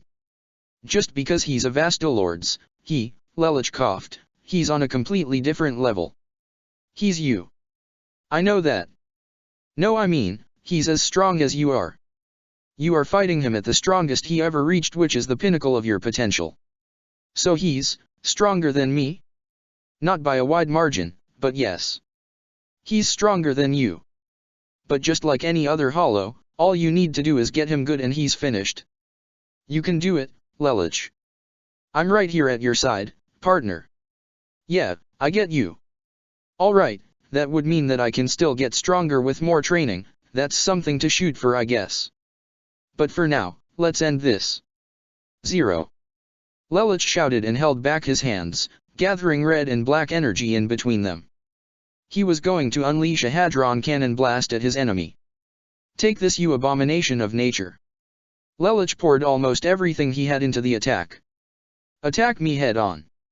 0 asked as he gathered black, spherical, glowing energy in between his palms. I'd be happy to. He fired the energy forward, preparing to converge it into one blast. Oblige. Sirua. And then the beams collided. Lelich's powerful hadron cannon connected with 0's mighty Zero. Spread apart at exactly a 270-meter distance, Lelich and 0 continued to output the energy they could to supply their attack with all the energy they could to overpower the other. Lelich started to wane as 0's Zero overpowered him. It's no good, Lelich trembled, as he began to feel overwhelmed. I can't do it. I'm not gonna make it. However, he was surprised when energy he had no idea where it was coming from pour into the hadron blast and begin to overpower 0. What? Hello. We're linked. I'm not gonna let you croak. Iin Tamashi told Lelich. Iin Tamashi, Lelich smiled with content, having his Zanpakuto at his side. Yes, perhaps with just my own power I have not the power to defeat 0, but I am not alone. I have never been alone for a very long time. No matter what, I have always had someone fighting at my side. This time it's you, Iin Tamashi. Together. Let's finish this. Right. Both of them then began to unleash the strain they were putting on themselves into a loud scream of fury as they poured what they could into the hadron cannon and, ultimately, overpowered 0's Zero. No, it can't be. 0 shouted and was consumed by the blast that then ripped into the ground and tore up the street for several blocks, igniting a fiery explosion as the ground tore up in its wake, but died down pretty quickly. Lelich rushed to make sure 0 was down for the count. He was not going to make the same mistake twice. As he did though, he exited core form. What? My strength is running low. Sorry, Lelich, you're on your own for the rest of this fight. It's okay, Lelich told her, you came through for me, Iin Tamashi, thank you. I can handle things from here with Bankai alone. Lelich rushed towards 0, realizing that the Vastalords still had plenty of fight left in him. 0 rushed at Lelich with a roar and attacked him, but Lelich managed to block 0's shield by using his Bankai's spherical barrier. I am not darkness. Lelich told himself. He lowered his barrier and continued to make progress towards 0. A tendril shot forward towards Lelich. He dodged to the side and kept running. But neither am I light. Lelich's hollow fired out a barrage of shadowy orbs. Reikoho. Lelich destroyed the oncoming assault. I cut my own path in between both shades. Lelich continued progress. I am justice incarnate, the undying soul that fights for what he believes in until his last breath. More tendrils came flying at Lelich. Hado 88, Hiri Yujikazoku Shintenreiho. He blasted away all of the tendrils and managed to damage his hollow's body about 2 inches in, but of course the damage regenerated. I am the Black Void. Lelich combat rolled under a whip of shadow that came striking at him. I am the Mind of Steel. He snapped his fingers to activate Kokoro Hasai, sending his hollow counterpart into a temporary daze. He appeared right behind his hollow. I am the Just Phantom. He gathered energy and blasted 0 with a forceful telekinetic wave his sword into his hollow self's back and sent him flying. With my own 2 hands I purge the corruption of the world with the light of redemption of divinity. I am. Lelich activated his spirit prison and crushed 0 in place. 0. Lelich, too tired to keep Bankai up any longer, returned to sealed form and prepared his blade to deliver the finishing blow as he leapt into the air and, just as 0 was recovering, stomped onto his back from behind and stabbed his blade into his back.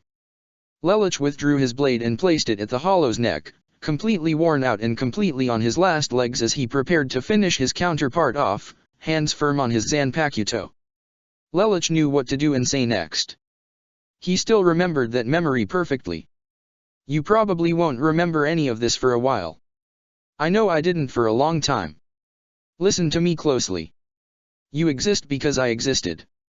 And I exist because you existed. Do not falter from the path you have set yourself on when you remember this moment.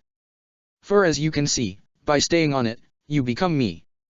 And so, to ensure that we may continue to exist in this cycle, I now purify you. Then, with a sweeping motion, Lelouch cut straight into Zero's neck and severed the head clean off from the body. It was over. His hollow was purified and Lelouch felt a sense of calmness and accomplishment as he watched the reish particles float into the air and gained a footing on the solid, torn-up ground. So this is what it's like on the other side, Lelouch closed his eyes and took a moment of solace. He stood there and let the wind blow through his hair as he put his blade where it belonged. He breathed out. It was finally over. He was free. He was stabilized in this time period. Lelouch saw a jagged piece of metal and tried to activate his geese. The symbols appeared for a brief moment, but suddenly vanished. What the dash? He tried to activate his geese again, but it was even harder this time just to appear for a brief moment. I wonder what's going on. Lelouch shook his head. I don't have time to ponder things now. He looked out towards the south. I have an appointment to keep. He then looked up towards the direction of the building where Colin had been. I wonder if she's still there. He pushed off from the ground and went to go see if Colin was still on the rooftop. She may not have been able to see him, but he had to erase her mind for the interaction she had with him. However, as he walked towards Colin and pulled the memory device out of his pocket, he stopped, looked at the device and looked at her, then back at the device and back at her. No, I'll deal with this in my own way. I'll give her the true closure she needs. He put the device away and, still bleeding, walked towards Colin. He approached her from behind and gently wrapped his arms around her shoulders. Colin tensed at first, but when she didn't see anything she relaxed, knowing the individual behind her could only be one person. Although she couldn't hear him, Lelouch spoke anyway. Goodbye Colin, I'll miss you. Lelouch said to her. He tried to let go, but he then noticed, Colin was holding his arms down. I don't know where you'll go after this. I have no idea what that was all about, but, wherever you go Lelouch, whatever you do, Colin smiled with content, if you are doing it for the right reasons, you have my support. Lelouch noticed that, after her silence, that Colin wasn't letting go. She finally spoke again. People will think I'm crazy talking to myself. If it really is you, it would make me happy to see you one last time, or hear you, instead of just knowing. I feel so silly. It's a shame that, even as powerful as I am, that I cannot make that desire come true, at least not now, but I will come back to see you Colin. You deserve that closure after I inadvertently got you wrapped up into this. Lelouch said with closed eyes. I guess, Colin tensed, I guess I won't be able to. She paused for a moment. That's okay though. Whether it's 10, 20, or 100 years, death comes to all eventually. I am in no hurry to die, but when my time comes, her content smile turned to a warm one, I want to be with you, my hero, Zero. Thank you, for saving me. You're welcome, Lelouch told her, despite her being unable to hear him. He began to move away from Colin. Wait, don't go, Lelouch. Colin ran after him trying to get a hold on him, she didn't want the moment to end. Why was Lelouch in such a hurry to get away from her anyway? However, even before she got halfway across the roof she stopped, surprising Lelouch, who was already off the roof, watching while standing on the sky as the sun began to set. No, it's best I let him go. Colin said aloud to herself, smiling. I need to move on. For now, what I have is enough. Goodbye Lelouch. Let us meet again, someday. As you wish, Q1. Lelouch said, using Colin's code name and then, with a single use of Shunpo, vanished from the scene. End of chapter 177. Chapter 178, Lelouch and Cornelia, The Great Reunion. Urahara Shoten. Are you sure he'll show up? Cornelia asked, looking over towards Ichigo with a scowl. He'll be here. I've never known Lelouch not to keep an appointment, even as Zero. Cornelia just humphed. She'd been standing around for well over an hour since Ichigo brought her to the run-down shack that was the Urahara shop, or formerly was the Urahara shop anyhow. The business hadn't been open in nearly 10 years. Cornelia was leaned up against the doorway while Ichigo was sitting down on the porch in front of the shop. Orium, Chad, and Uriah were already inside. Kigo had gone out to get lunch. Cornelia had been baffled when the guitarist took off on his full bring like a surfboard, but Ichigo told her if she stuck around long enough she'd learn how to achieve the impossible as well. Again, Cornelia was skeptical. The only one who had yet to show up was Tatsuki.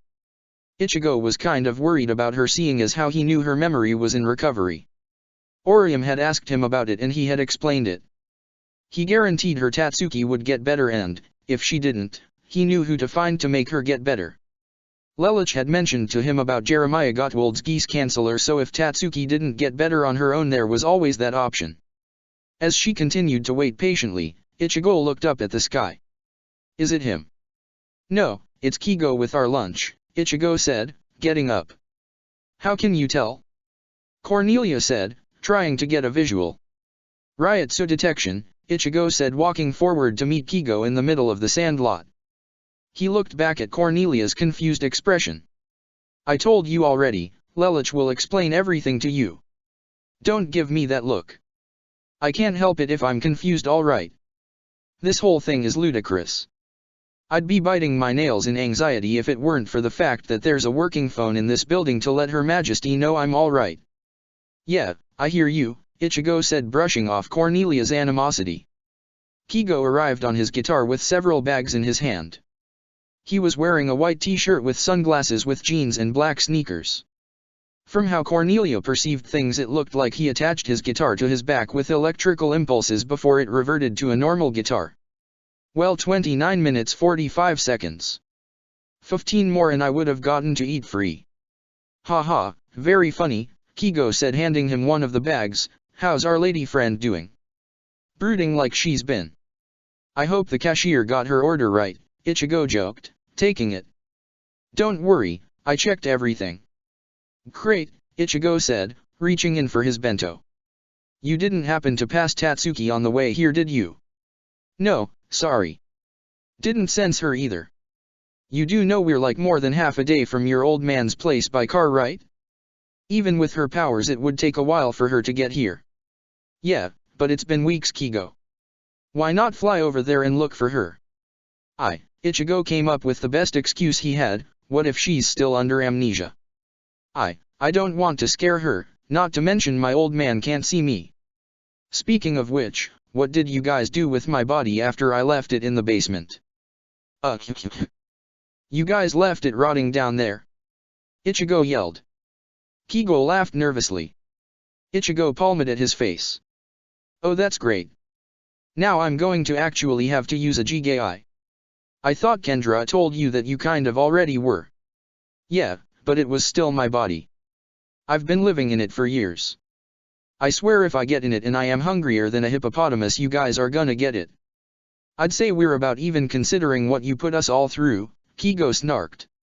Ichigo was about to belt him one, but just sighed. No, you're right.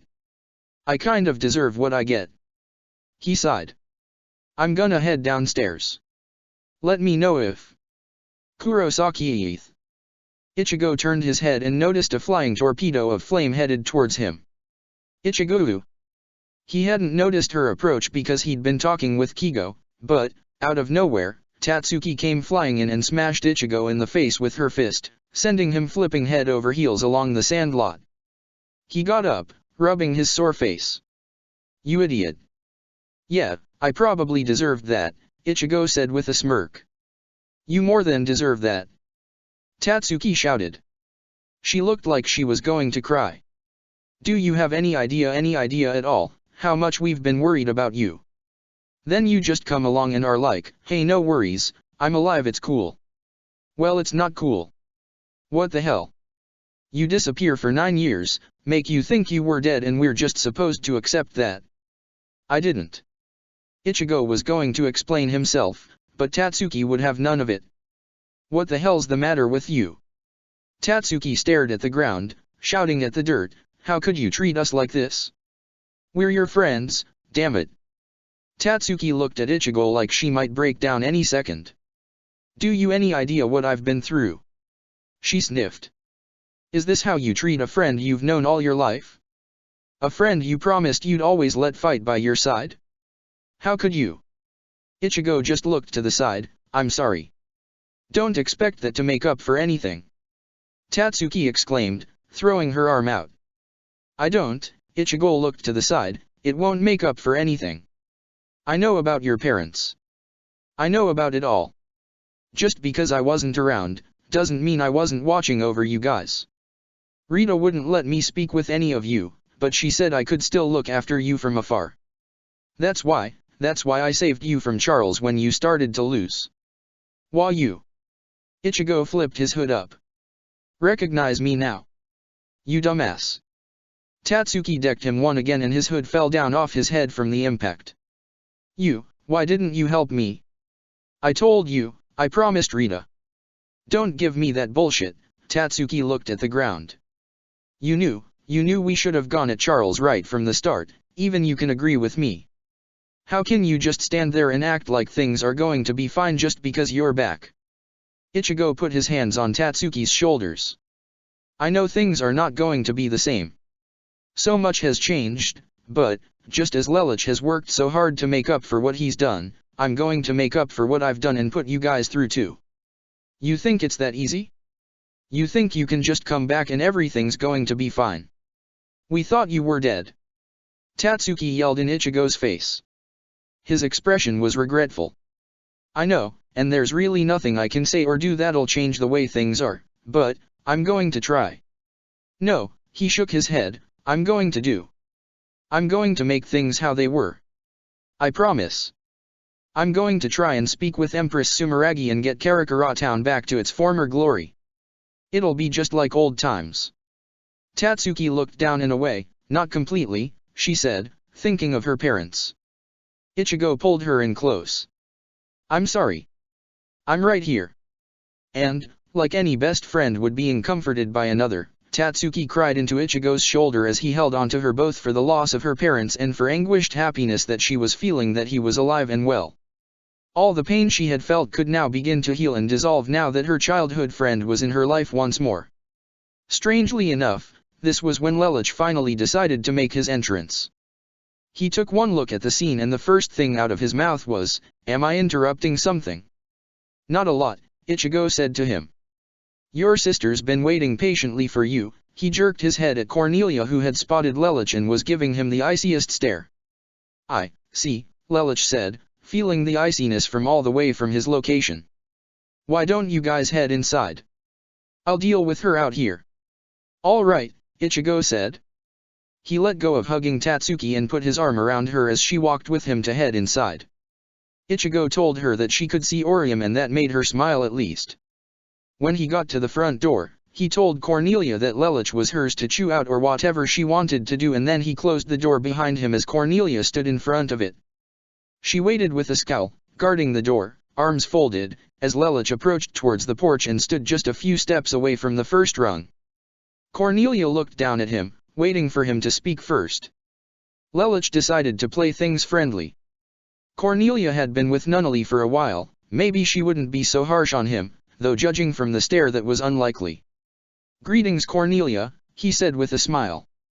"Lelouch," she said without a flicker of emotion. "You have a lot to answer for. Then interrogate." Lelouch said, dropping the cheerful expression. "If I am to gain your cooperation I will stand trial before you. After all, for a dead man, there is no reason to keep secrets, especially to a sibling. Don't you dare call me that ever again." Cornelia raged. Well, there went the not harsh theory. "After what you did," she grinded her teeth and then shouted again, "After what you did I should kill you twice." Cornelia dropped her arms at her sides and balled her fists. Lelouch could see the tears forming in her eyes. "Tell me why." "Why what?" Lelouch asked back calmly. "Why did you kill Euphemia?" For what purpose would you murder her? Euphemia, who had never done anything more than support you, show you kindness, and love you like you were born from our branch of the family. And how did you repay her? Cornelia raised her voice to maximum volume. You brainwashed her to kill the Japanese people and turned her into the massacre princess. She ran up to Lelich and punched him across the face in anger. Cornelia panted. She was not going to hold herself back if she felt like hitting Lelich. Ichigo had told her Lelich would let her vent, so venting is what she was going to do. After what she experienced with Zero, Cornelia felt confident that Lelich could handle whatever punishment she could dish out now. Lelich's eyes turned sympathetic. He didn't bother to rub his sore spot he had been struck at. He instead simply tilted his head up from its jerked back position and simply looked down at the ground. He spoke calmly and with regret. I never meant for that to happen to Euphemia, not something of that proportion. That was not my intention. One shot, his voice trembled with anguish and slight rage, one single shot to my knee or other recoverable area was all I aimed for, but the power of geese failed me. I lost control and Euphemia became locked into carrying out my last words as I was making jokes in ill taste. I've already apologized to Euphemia, and even though I do not deserve her forgiveness, she has already given it to me. I have no right to ask the same from you. Euphemia was the sister whom you loved, just as I love Nunnally. If our roles were reversed, I know I could never bring myself to forgive you, not for a long time. I only want you to believe my words and accept them as the truth. Lelich looked down so that his bangs hid his eyes from Cornelia, not to forgive my actions. Cornelia simply stared at Lelich, but could not keep the anger from coming back as she asked, then tell me also, why Zero? Why the charade? I know you did this all for Nunnally, but why?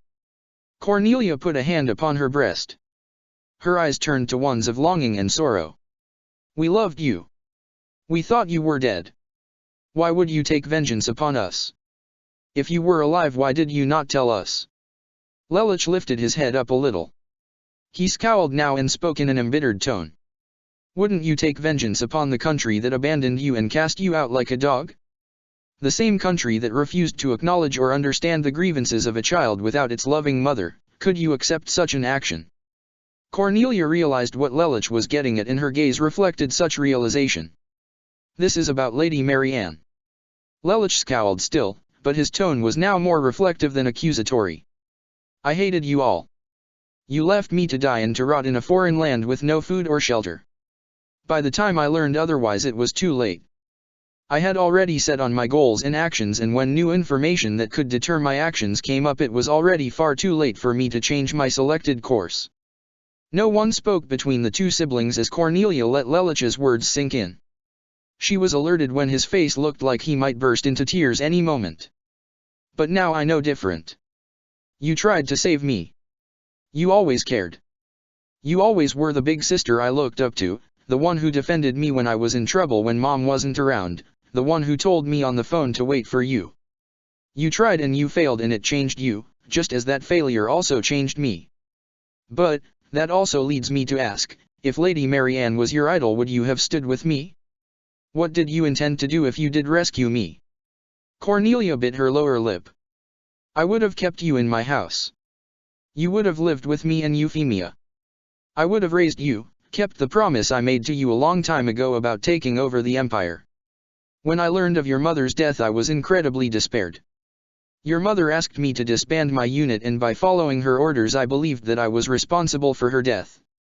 At 20 years of age, I cried my eyes out, in my room, in the dark, alone, like a broken-hearted schoolgirl. I refused to eat, I refused to pilot, and I neglected even the smallest of duties. I recovered and I tried to rescue you. I demanded to be on the Japanese campaign because I loved you. Lelich, you have no idea how much I loved you. Euphemia and I were in tears when we thought we lost you. Cornelia sniffed, but remained firm. When a new viceroy was going to be established, Schneeisel was going to put my name forward, but I refused it. It was all pointless though, since just as I said it, Clovis showed up and announced that he had just spoken to our father and was now assigned there. Why? Because it was your final resting place. Cornelia declared in anguish. This seemed to move Lelich as he now looked directly at her and the upset look upon his sister's face. He thought you left a chess puzzle for him and wanted to solve it. Cornelia's eyes began to water and she spoke in sorrowful exclamation. Do you know why we hated 11s so much, more than any other number? It's because we believed they killed you. We loved you. You have no idea how much we loved you. And to repay that you turned your backs on all of us.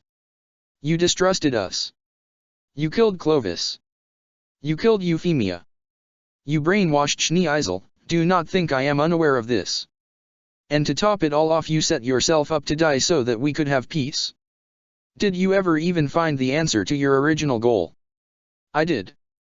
Lelich said calmly, in stark contrast to Cornelia's anguished fury.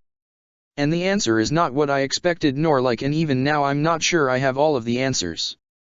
Or, rather, when I observed my past again, something shook my airtight answer loose. Now, until I know the full truth, I don't want to share it just yet, but when I know it all, I will tell you what I know.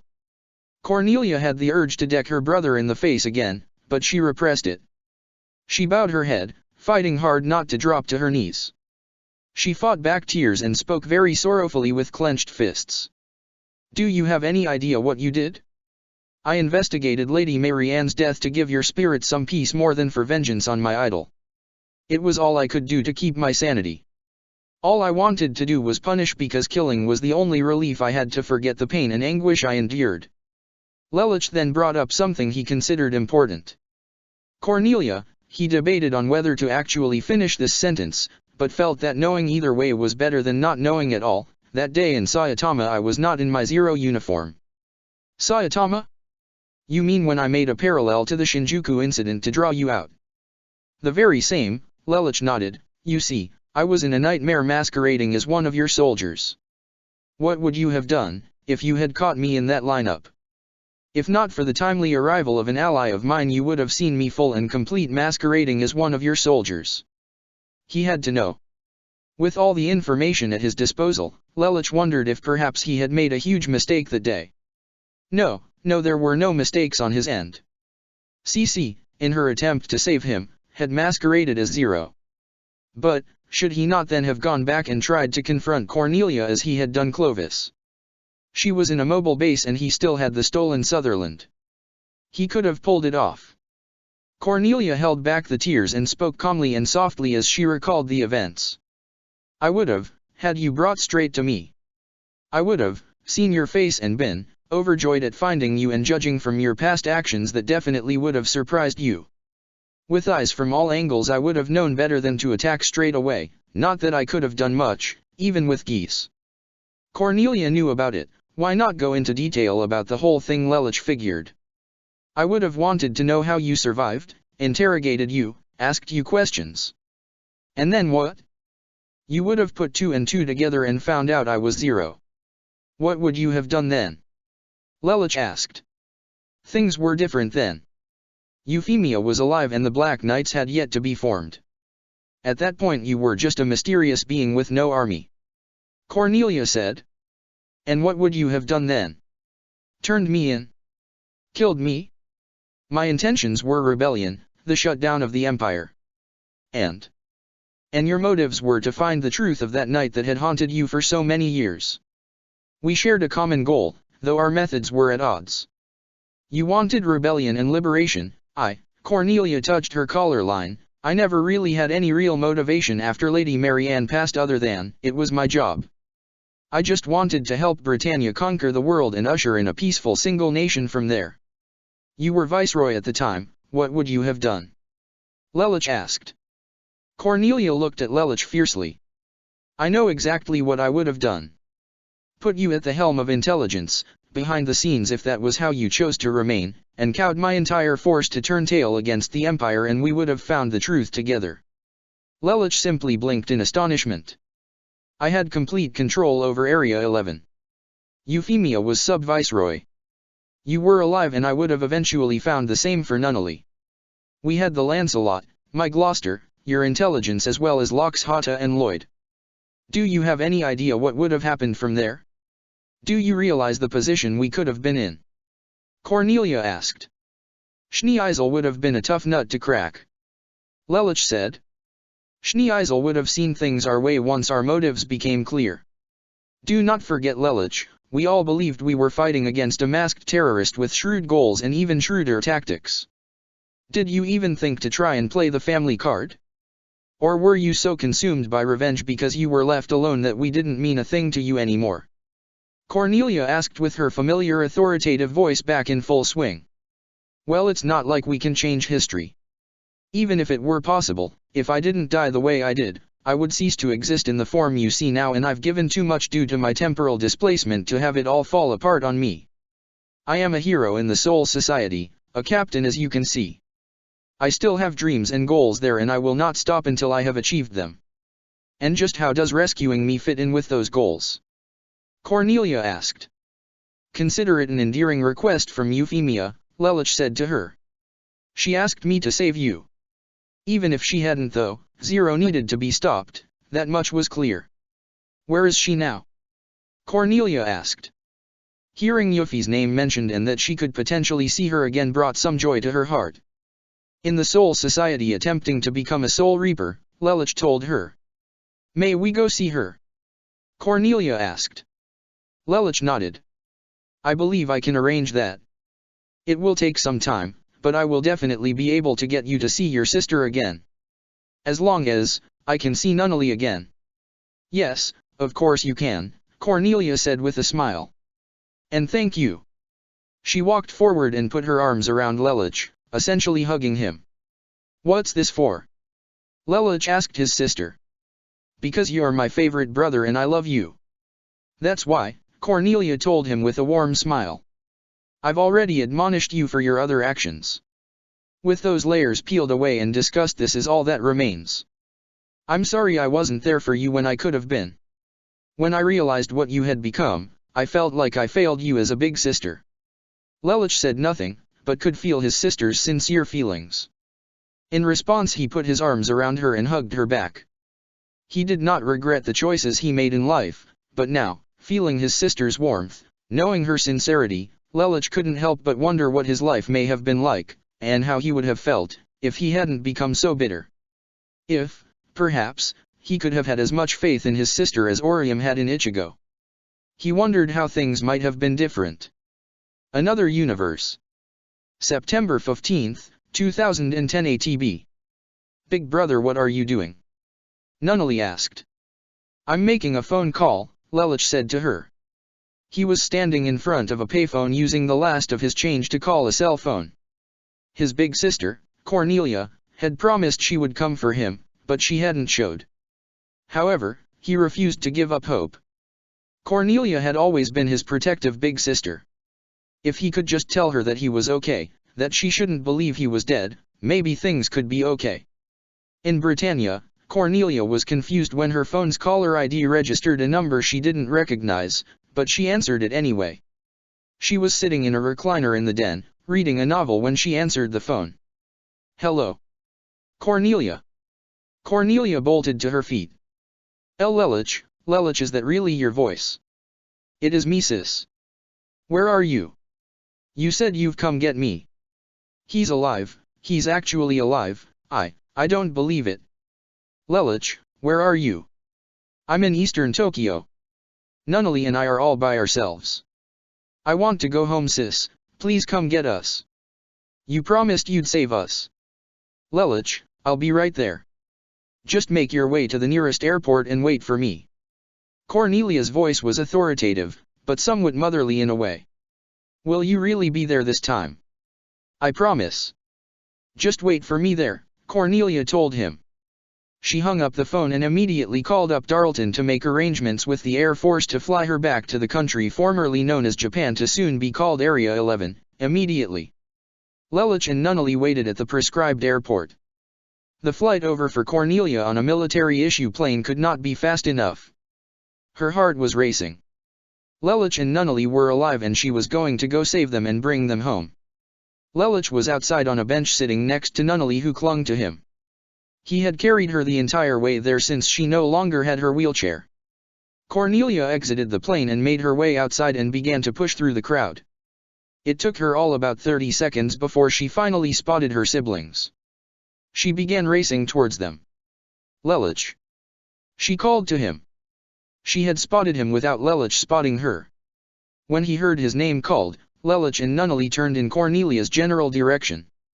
When Lelich saw Cornelia running towards him, he leapt off the bench. Big sis! Lelich ran, eyes filled with tears, towards Cornelia's waiting arms like a child running toward his mother coming to pick him up from school. He sobbed as she lifted him up into the air and held on to him. Lelich, where did you go? Nunnally called from the bench. Cornelia, holding Lelich in one arm, extended her hand down and brushed the side of Nunnally's cheek with the back of her hand. Ah, Nunnally gasped and took Cornelia's hand in hers, feeling it. See Cornelia. Hi Nunnally, she smiled at her little sister, I came to pick you and your brother up. You're coming home with me.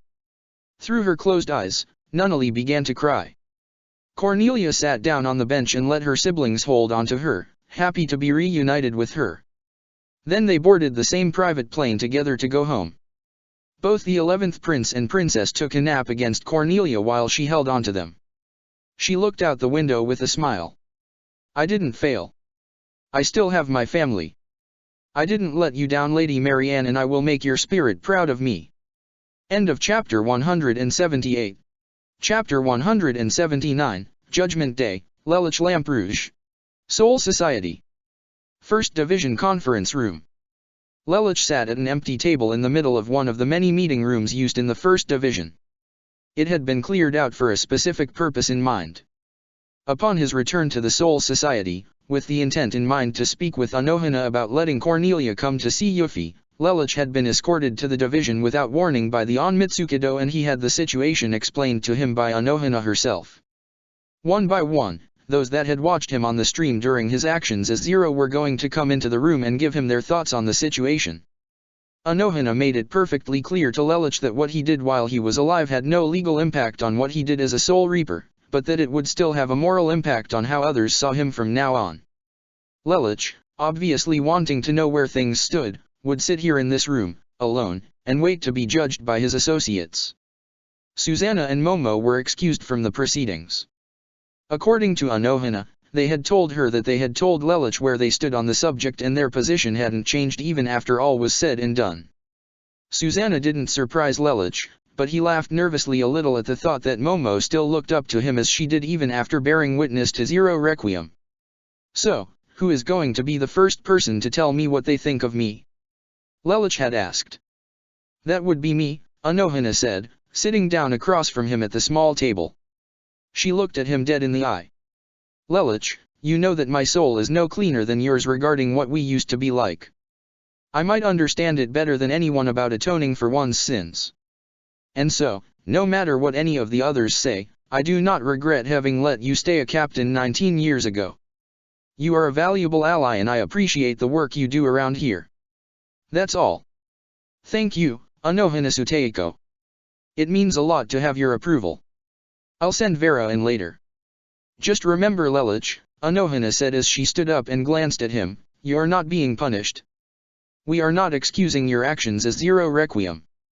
You must live with the weight of that guilt for the rest of your life, but we did not know you then and we should not have been able to see what we saw, but your situation made it possible. Therefore we cannot judge you except on a personal level. Yes, I understand. Please send Vera in as soon as you can. Of course, Anohana nodded and left the room, door closing behind her. Lelich wasn't waiting for Vera long as the redhead entered into the room and sat down in front of him. Things were quiet for a little while as the two stared at one another. Lelich didn't expect Vera to say anything. Even if he was one of the only people she would talk to, others being Yucatec and Anohana, she still seldom spoke regardless. The clock in the room kept ticking on by as Lelich and Vera just kept looking at each other dead in the eye, neither one making a sound. Finally Vera pushed her chair back and only said one thing to Lelich before leaving, I still trust you. That was it. No explanation, no reasoning, no exposition, just those 4 words. Lelich watched Vera leave. Vera certainly had her reasons for still trusting Lelich, but even after opening up a little to 3 different people, no one knew her history. Vera's psych exam was mostly a blank slate with answers to questions either being unanswered or a simple, I wish not to answer, written on them. She was a mysterious individual, but the psych exam was only to be there to pull a file if something happened to narrow suspects during criminal affairs. It was not a background check. As Vera left, Stefan soon entered and Lelich began to wonder if Anohana was going in order. Stefan sat down in front of Lelich as the Squad 1 higher-ups had done and cupped his hands together in front of him on the table. Lelich, he spoke to his fellow captain, you really didn't instill confidence in me that your actions as Zero were downright atrocious. Lelich laughed a little as he put one hand on his bicep and pressed his fingertips to his forehead. That wasn't exactly the point. I'm aware, Stefan said, just giving my opinion, which is the point of these meetings. Lelich then looked at Stefan with professional seriousness. Your actions as Zero, even now, still disgust me both here in the Soul Society and in the world of the living. I am a man of the law, Lelich, as once were you when you were in the second squad. It's a good thing you left as soon as you did, I'd have incarcerated you on a first offense. Gee thanks, Lelich said, though he noticed Stefan was not in a joking mood and ceased the comical quips. That being said, it takes all kinds in the GoDI to lead. We value leadership above all else, as well as integrity. While I don't agree with your methods, you get results, something both Yamamoto Suteiko and Anohana Suteiko value. Just be careful where you step next time you decide to go under the radar in the future. Next time I may decide to take legal action. I understand, Lelich replied. Stefan then nodded and left, leading Kendra to enter, and now Lelich was convinced Anohana had these meetings in order, meaning that Kian would undoubtedly be his last visitor. Kendra sat down and started with, you really know how to put on a show, Lamperouge Teiko. It's what I do, Lelich said with a chuckle and a smile. Oh yes, that goes without saying, Kendra replied, even now your final gambit still mesmerizes me. What part? That you were able to go through with it so easily. I watched you carefully, you didn't resist at all. Not even an involuntary reflex to stop that blade from piercing your heart. That shows either regret or deep depression. And, in your professional opinion, what do you think it was? Kendra was silent for a moment before answering in a way that would befit CC not answering the question. In the GoDI, the professional way of judging someone is to consider all the facts at your disposal. Given everything we've seen of you as a captain, given everything we saw of you as Zero, and given everything we saw of you as Emperor, I can only come to one conclusion, that you, Lamperouge Lelich, captain of Squad 10, regret your actions as Emperor, that you had to do what you did in order to achieve the results you envisioned. You dirtied your own hands so that no one else would have to. As the leader of Patrol Corps, and someone who used to seek to control the STRU, I know what it's like to have to do things you are not proud of. You work your hands to the bone to dispel evil, but no one will ever thank you for it when your methods look criminal to others. However, there's one big difference between you and I. And that is, guess which one of us actually has the authority to use underhanded tactics? Lelich simply let out a frustrated sigh and a stare. I'll say nothing else, Captain. She got up from her seat. My captain probably already said this, so there's no point in repeating this except to say that I agree with him. I don't agree with your methods to take justice into your own hands, but I do understand that it does achieve results. I also understand that you have the leadership qualities to be a captain. That's all. Kendra then left the room. Naomi was the next to enter, and given the time discrepancy between Kendra's exit and her entrance, Lelich suspected they had arrived together. Naomi trotted over to the seat and sat down. You were really cool as Zero, Lamperouge Teiko. Lelich just smiled and massaged his right eyebrow with the side of his same side index finger. His other arm was folded across his body. You start with that. Well, you were, Naomi enforced. Lelich snorted. After a moment of silence she continued. I'm glad I was on the Phantoms with you. Huh. Lelich certainly hadn't expected her to say something like that. Naomi continued, you opened me up to a world I would have shut my eyes to otherwise. I've matured because of your teachings, Lamperouge Teiko. I understand the reasons behind Zero Requiem and the SAZ massacre. I think they were definitely a little extreme, but they got the job done.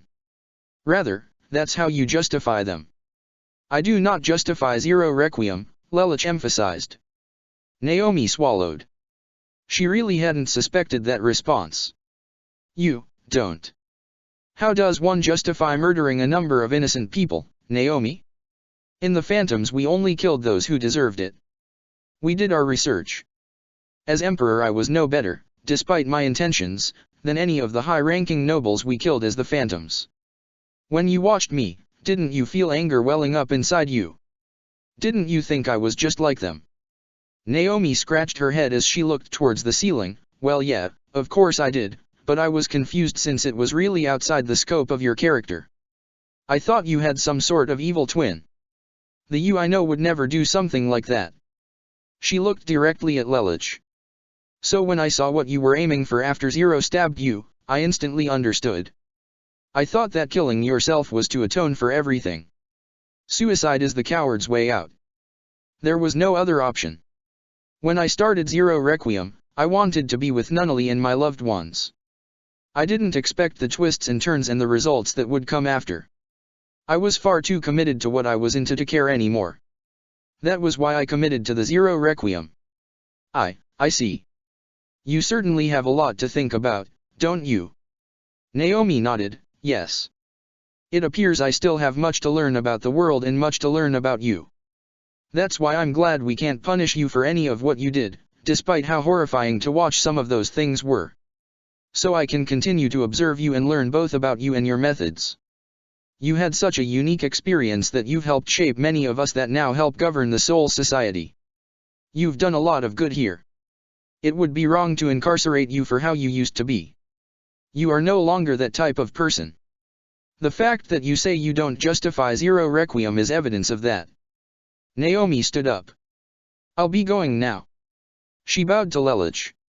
I look forward to seeing you again and all the things you'll do to help the Soul Society in the future. Take care of yourself, okay? Be good to your Oni-sama. Lelich smiled at her. Naomi giggled, of course. See you later, she said as she waved from the other side of the door. She closed it and left, humming a tune to herself as she skipped down the hallway. Hisuna was the next to enter and she sat down as everyone had before her. She took a deep breath before starting. Good morning, Lelich. Starting with pleasantries? That's a first. Hisuna smiled a little, resisting the urge to let out a small chuckle. Byakuya-sama and my sister are going to give you enough of a rough time as it is. I felt I should be civil with you, at least. Well, all right then. Hisuna began her judgment as her smile faded. What you did was wrong, Lelich. All that wisdom and that's your big conclusion. Lelich joked. I'm not talking about the obvious. I'm talking about everything. That's a surprise coming from you. Do not mistake me, Hisuna continued to speak calmly with no signs of animosity or hostility. We, as the Phantoms, fought for a just cause.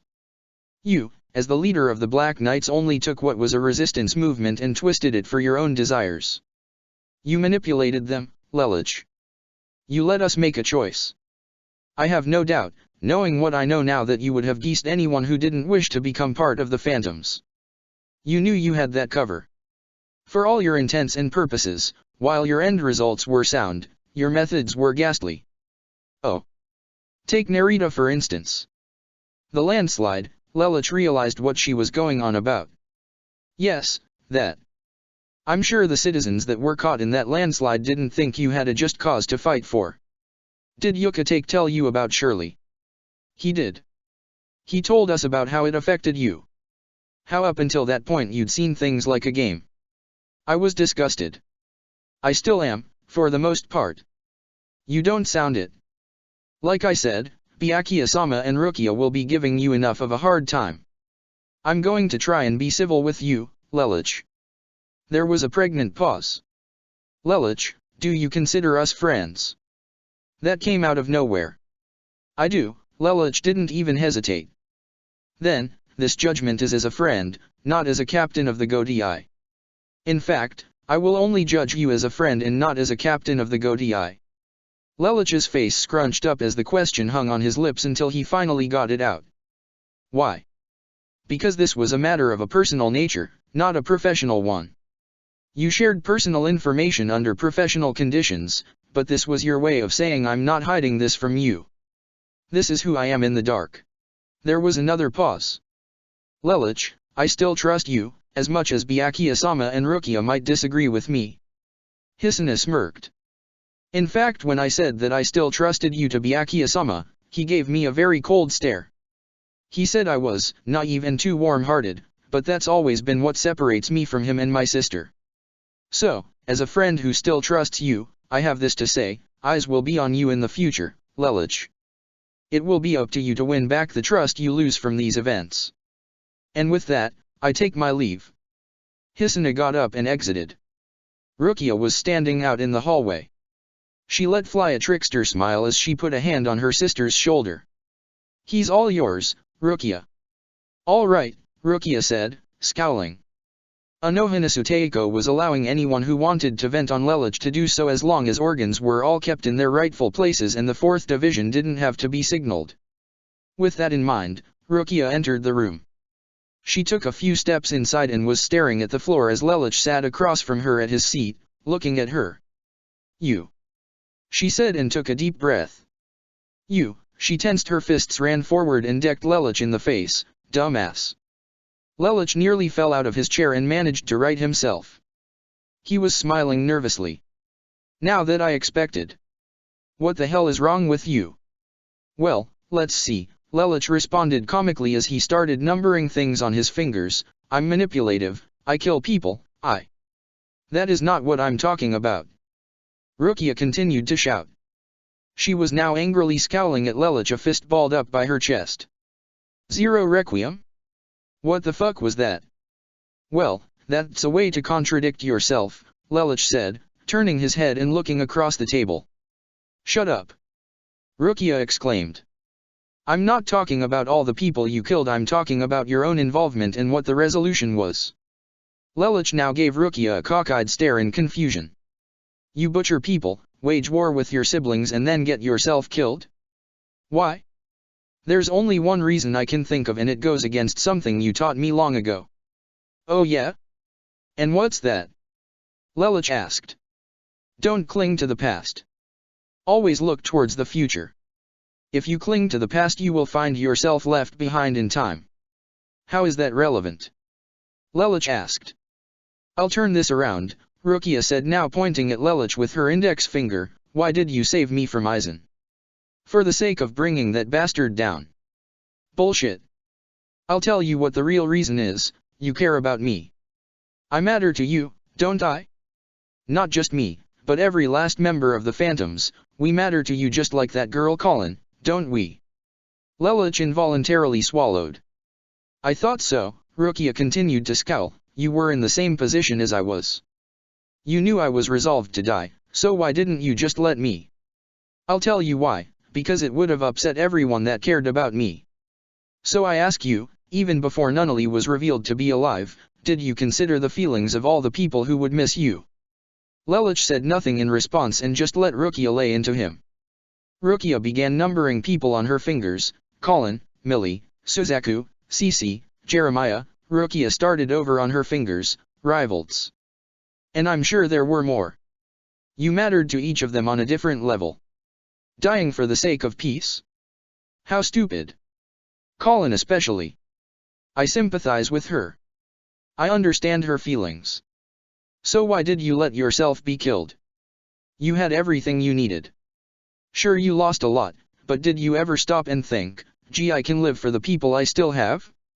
Look at Kayandano, is he going to go and try and be with Miyako again? Of course not. Does he miss her? Absolutely. So what the fuck were you thinking? Lelich really didn't have anything he could think of to say. He just sat there with his mouth hanging open. I am very disappointed in you, Rukia stomped her foot, sounding on the verge of tears, and stared at the ground. Both as your student, she looked at Lelich with tears actually starting to form, and as your friend. Rukia. I don't know if I can trust you anymore, Lelich. You really know how to keep someone's trust, she said with bitter sarcasm. It's up to you to regain the trust one once had in you, because now I don't know what to believe anymore. I don't know who I'm looking at anymore. Am I looking at the captain I've looked up to and always known, or am I looking at a selfish bastard who only cares about himself? Answer me not with words, but with your future deeds. Then, Without waiting for a response, Rukia left the room, slammed the door behind her, and stomped away. It was a little while before Isane finally arrived. Lelich didn't mind though, he had to give Rukia's words time to sink in. Selfishness and hypocrisy, she had accused him of both of these things regarding Zero Requiem. Was she right? He had no idea. She'd really given him something to think about more than any of the others. Isane walked in with her head down and shut the door behind her slowly. She didn't sit down. The first thing she said to Lelich was, "Stand up, Lamperouge Teiko." Lelich did so with slight hesitation, not knowing what to expect. He was surprised when Isane took several deliberate steps towards him and pulled him in close to hug him. "What's this for?" he asked in confusion. "I thought you might need some comfort." I know Susanna-chan probably does enough of that, but, as a friend if our roles were reversed, I'd want someone to let me know I was appreciated even after all that's happened." "You appreciate me?" Lelich hadn't expected this reaction. In fact, he had expected Isane to tearfully yell at him the same way Rukia had, sort of in denial that he could be so cruel. He hadn't expected to be given a comforting shoulder. "I spoke with my sister and Hinamari Teiko. I couldn't help but feel sorry for you." "Sorry, for me?" Lelich couldn't understand what Isane was saying at all. "All the people you killed. You never would have been driven to such lengths if you hadn't been treated so poorly. Everyone is a victim of something and, you've been a victim from an age that you simply didn't know how to deal with life. There was no one older than you to comfort you and tell you things were going to be okay." "Isane-chan," Lelich choked back some tears as his throat hardened. "I tried putting myself in your shoes and all I could think was how unfair the world was to you. Your mother was taken from you, even if she wasn't the person you thought she was. And what did your father do? He exiled you. What kind of parent does that? And you think that excuses what I've done?" "I didn't say that at all," Isane told him. "To the people you killed, you are the villain, but to me, you're another victim of how unfair the world can be. I almost feel like I wish I could have known you when you were small, so that I could have been that shoulder you obviously needed to stop you from becoming what you became. I don't know how you managed to go on crying so little, even now. Is that what you're trying to do now? Make me cry?" Lelich asked, fighting more tears. "It's okay to cry sometimes. Tears are not a sign of weakness all the time, Lamperouge Teiko." "I don't think I'll cry though," Lelich said, holding himself together as best he could. "Just having you here, as a friend, is enough." Isane stroked his back. "And that's what I thought and why I'm not reprimanding or yelling at you. You've always been a person I admired since I first met you and you've done nothing for me to change that admiration. I don't think what you did is excusable, but I do know that it can't be easy being you. And for that, I could never bring myself to distrust you or dislike you as a result. Thank you." Time passed before Isane felt she couldn't stay any longer and Lelich went back to his seat. It wasn't long before Hitsugaya walked in and now Lelich knew he was going to get it for sure. Hitsugaya looked grumpier than usual as he sat down across from Lelich. "I'll cut right to the chase, Lelich," Hitsugaya said with his arms folded in front of him on the table. "While your actions in the Black Knights are mostly understandable, I found your actions in the SAZ, accident, or no accident, to be inexcusable and the same for Zero Requiem, as did lying to your subordinates and abandoning them in their hour of need. I'm also worried about Momo and what being your student has done to her. For better or worse you have changed her greatly, Lelich. Well, you couldn't have expected her to remain naive and cuddly forever, could you? We all have to group up eventually, Toshiro." Hitsugaya huffed and his scowl deepened. "Even with that said, I have this to say, Momo is not like you, Lelich. No matter how much you think she's becoming like you and she are not the same." Lelich smirked, leaning to one side. "Still having that childish notion that you think you can protect her from everything. It is not childish," Hitsugaya exclaimed, banging his fist on the table. "And thank you for going and proving my point. Momo might understand you, but she is not a manipulative trickster like you, and don't even try to turn her into one or you're going to have to deal with me and it will be personal," Hitsugaya said, punctuated the last 3 words. Momo looks up to you, and to tell her to stay away from you would be unfair to her, and for that reason I will not hate you. At the very least I know you care about her to a certain extent. Hichugaya's expression went from a mere scowl to a hateful glare. But as things stand, I no longer trust you. I thought you would reach that conclusion. And nothing, Lelich responded, I know by exposing my past, it would change the Gotei's perception of me. I am prepared for the pedestal so many of you have placed me upon to be broken or destroyed to varying degrees. The fact that you no longer trust me was something I considered you might do based on my perception of you. That kind of attitude is one of the reasons I find it hard to even find it comfortable to be around you in the first place. I joined the Phantoms to protect Momo and because I believed you were doing a good thing. However, it's like you can't relax. You might say you trust us and that we're all your friends, but deep inside you're always looking over your shoulder like someone is about to stab you in the back with no one to block the blow. It's called being cautious, Lelich stated, leaning forward as his hands made a bridge on the table. And it's something I've developed over time conditionally. Memorizing facts about others is a way to better understand who you're working with so that if something changes in their demeanor you know there's a problem. Or if you need to make a decision you know how that decision will affect them for better or for worse. There are benefits to such knowledge that paint one in a positive light as at the same time could paint them negatively as well. Be that as it may, you have not shown me that I can trust you. You might be qualified to be a captain, but like Jin I now have my eye on you, Lelich. If you do anything to hurt or manipulate Momo. I get it, Toshiro. You don't have to repeat yourself, Lelich told him. Hichugaya let out a frustrated breath. You know, instead of constantly verbally marking your territory, why not do something about it? I told you to that a while ago. Why not confess? Why not propose? I still don't get what's stopping you. Hichugaya growled. That is not your concern. Maybe not, but it is an anomaly to me given what I know about you and her. Hichugaya looked down at the table. He said nothing. He wasn't about to open up to someone he didn't trust. Do you have anything to lose by asking her where things stand between you two? No, Hichugaya said promptly. And you've known her a long time, yes? Hichugaya merely nodded. It should be easy for you to at least talk to her. Hichugaya didn't pick his head up. Toshiro, Lelich called his name authoritatively and Hichugaya looked him in the eye. Momo may have changed, but she's still that sweet little girl you've always cared about and always wanted to protect. Sure, she's more assertive and grown up now, but she will never become like me. It's not in her nature at all. Her sweetness and her smile are all very real. If she can still look at me with eyes of respect, imagine what she must think of you. Hichugaya sighed. Why is it you're always right? I know society and I know the human mind. They are the keys to being able to manipulate people, but they're also the keys to understanding people. You don't have to trust me, but even you can't deny that I am not speaking any falsehoods right now. Hichugaya sighed deeper. No, you're not. He stood up.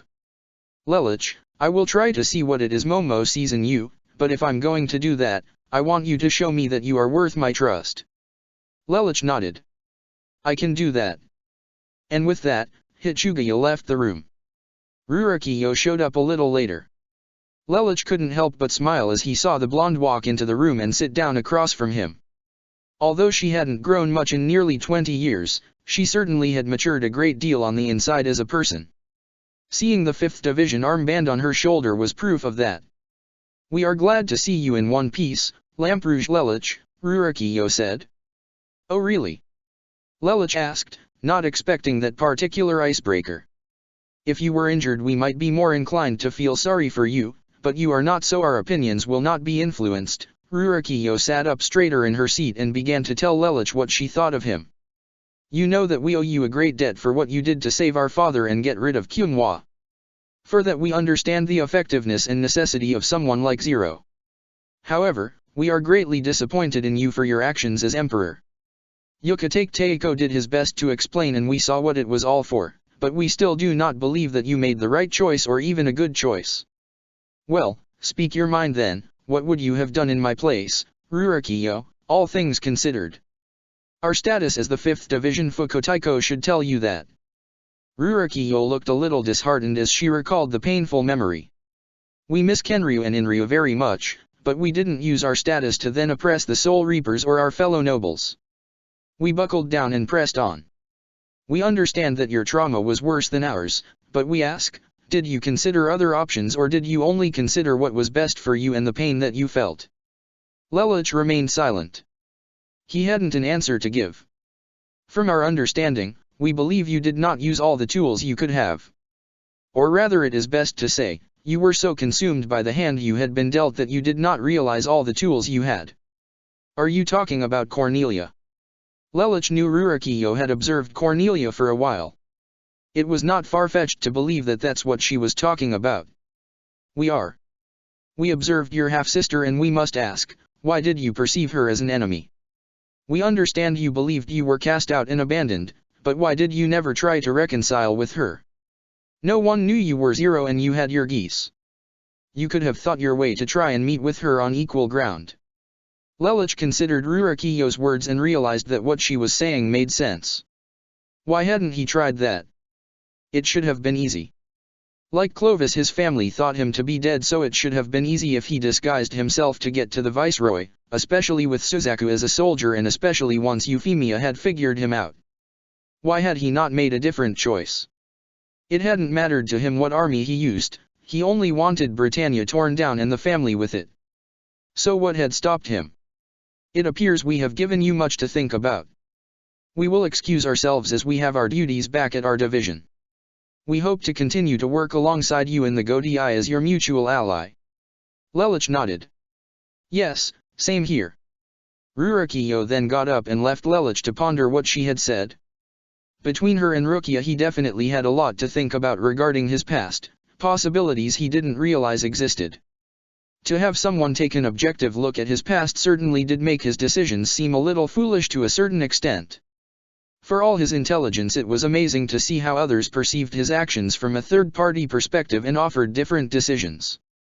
He couldn't even say to himself, but they're not me, because they had seen what he had gone through and, for Rukia and Rurokiyo, didn't exactly come from happy backgrounds either for the most part. Lelich could only imagine what Senna would say to him. Before Lelich could ponder this any further, the door opened again and Byakuya entered. Now this was a conversation Lelich had been waiting for. Throughout his career he had often compared Byakuya to Suzaku in how both stood on the honest side of the law. But Byakuya differed from Suzaku in how it was his own sense of honor, and not the law, that drove him. That much had been clear from the dealings with Muramasa. If he was completely like Suzaku he would have stormed into the room and yelled at him, but Byakuya was much more composed than that and a lot more level-headed. As he sat down and adjusted his haori so that it wasn't bunching underneath him, he stared at Lelich with that usual cold, emotionless stare of his, and things were quiet until Byakuya was absolutely certain he had Lelich's attention. I will talk and you will listen. Is that understood? Byakuya began with. Lelich merely nodded. Good. Byakuya took an inconspicuous deep breath before beginning. Lelich, you have been an honorary member of my family since I was small. You were my Kido teacher all throughout my studies and you helped me get together with the woman I have now been happily married to for more than 70 years, even helped her with a personal problem. I owe you much and have hardly repaid you for any of it. But at the same time you've also done much to make me frown upon you. Your actions as Zero in the Soul Society were atrocious as you stepped all over the law and you did the same with the Black Knights. Yes, you achieve results no one else can. You commit evil to destroy greater evil, or so you have said, but what evil were you stopping when you committed Zero Requiem? Lelich remained silent as Byakuya intended, who even waited to see if Lelich would violate their agreement. I appreciate your silence as I requested. He took a small pause to get himself back on track. I am absolutely appalled at your actions as Emperor. Although you explained it during your trail back when Yamamoto was the head captain, your explanation did not do what occurred justice. I used to respect you a great deal, Lelich, but that respect has fallen. Do not misunderstand me though, we are still comrades, but the high regard in which I once held you is much less. You can rationalize or excuse or explain however you wish your actions when you were alive, but at the end of the day, the only one who will care about them is you. As the law dictates, it is not my place to punish you or reprimand you for these actions of your past, but it does not say it cannot change how I may perceive you as a person. And to that I say, consider the fact that you are not being punished to be your punishment. You got away with committing great genocide, in the name of justice and peace, and no one is going to reprimand you for it. Let that sink in, and let the fact that those lives are on your conscience for the rest of your life. Knowing you and who you are and who I believe you to be, I feel that that is enough for you to lose sleep over. With that, Byakuya left the room without another word. Not being punished as a punishment, Lelouch smiled a little. Byakuya, you always have a few wise words of wisdom that escape me. Renji was the next one to show, and he sat down in front of Lelouch with a neutral expression. When I first started watching your past, I had no idea what to expect. I thought you were just trying to provide some entertainment considering what I saw at Narita, but starting with Mao I knew things were probably a lot more complicated than that. Turns out I was right. I don't envy you at all, Lamperouge Teiko. I don't think anyone here does. No one should have to go what you went through. He took a deep breath. With that said though, I have to ask, what exactly were you thinking when you conceptualized Zero Requiem? I mean, you had some pretty zany schemes when we were in the Phantoms, but good freaking hell, Lamperouge Teiko, I think even you know that was a bad call in hindsight. Lelouch sighed. Renji, I don't justify Zero Requiem. I already figured that, and that's not what I'm asking. Lelouch nodded and continued. Did you notice how I didn't put up a fight to keep the Black Knights from turning against me? When I lost Nunnally, everything seemed pointless. I could only think how I could somehow be with her and Shirley too. By the time it came to my attention that she was alive, it was too late. I had already begun the path of no return. But you're right, it was a bad call. To the world it probably looked like I wanted to make the world suffer for my pain and then escape before they could crucify me for being an unholy monster in human form. My past does not justify Zero Requiem, nothing could justify that, but it does, however, explain where it came from. That's what I thought too, Renji said, looking contemplative with his arms folded, eyes closed, and head tilted forward, and with that confirmed, I can only say this. He opened his eyes and looked at Lelouch. As a punk from Enzuri, I know what it's like to be the lowest of the low, the scum of the earth. I can't imagine what it would have been like to have a lavish lifestyle only to go through that after the fact. You understand the world through better eyes than most. In fact, I'd go as far to say that you're a lot more intelligent than I am, probably a lot more gifted in a lot of areas. Still, Renji clasped his hands together and pointed his index fingers at Lelouch. You've stuck with the Godei since your death, never once tried to leave it, taking every little bombshell that's been dropped on you and picked yourself up from it. I've heard the stories from the others. I'd say the proof is in where you are now, that you've learned from your mistakes.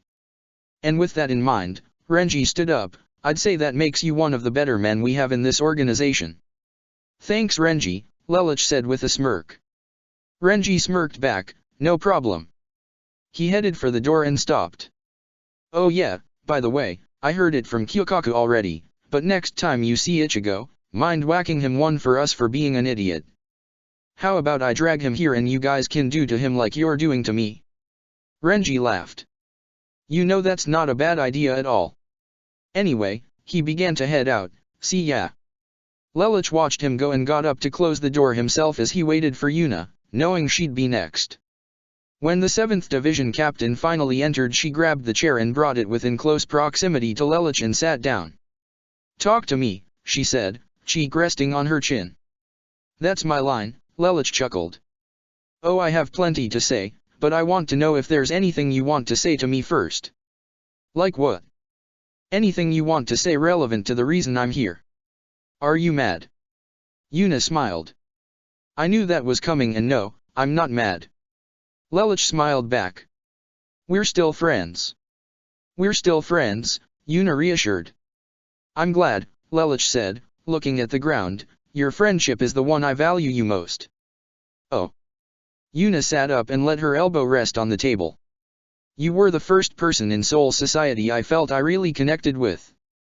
You made me feel welcome, and you always let me know where we stood and never let me get away with anything. After you told me we were better off as friends and why, I guess I was afraid that I'd lose that friendship over this. Why? Because you used to be a total bastard. As usual you hold nothing back, Lelich said, laughing a little. Yuna gave a friendly smile. You need someone to always keep you grounded and tell you when you're over the line or could be doing more, and I think I can accomplish that more from the distance we're at than if I was romantically involved with you. You don't feel like you've betrayed your heart? Not at all, Yuna shook her head. She put a hand on Lelich's cheek.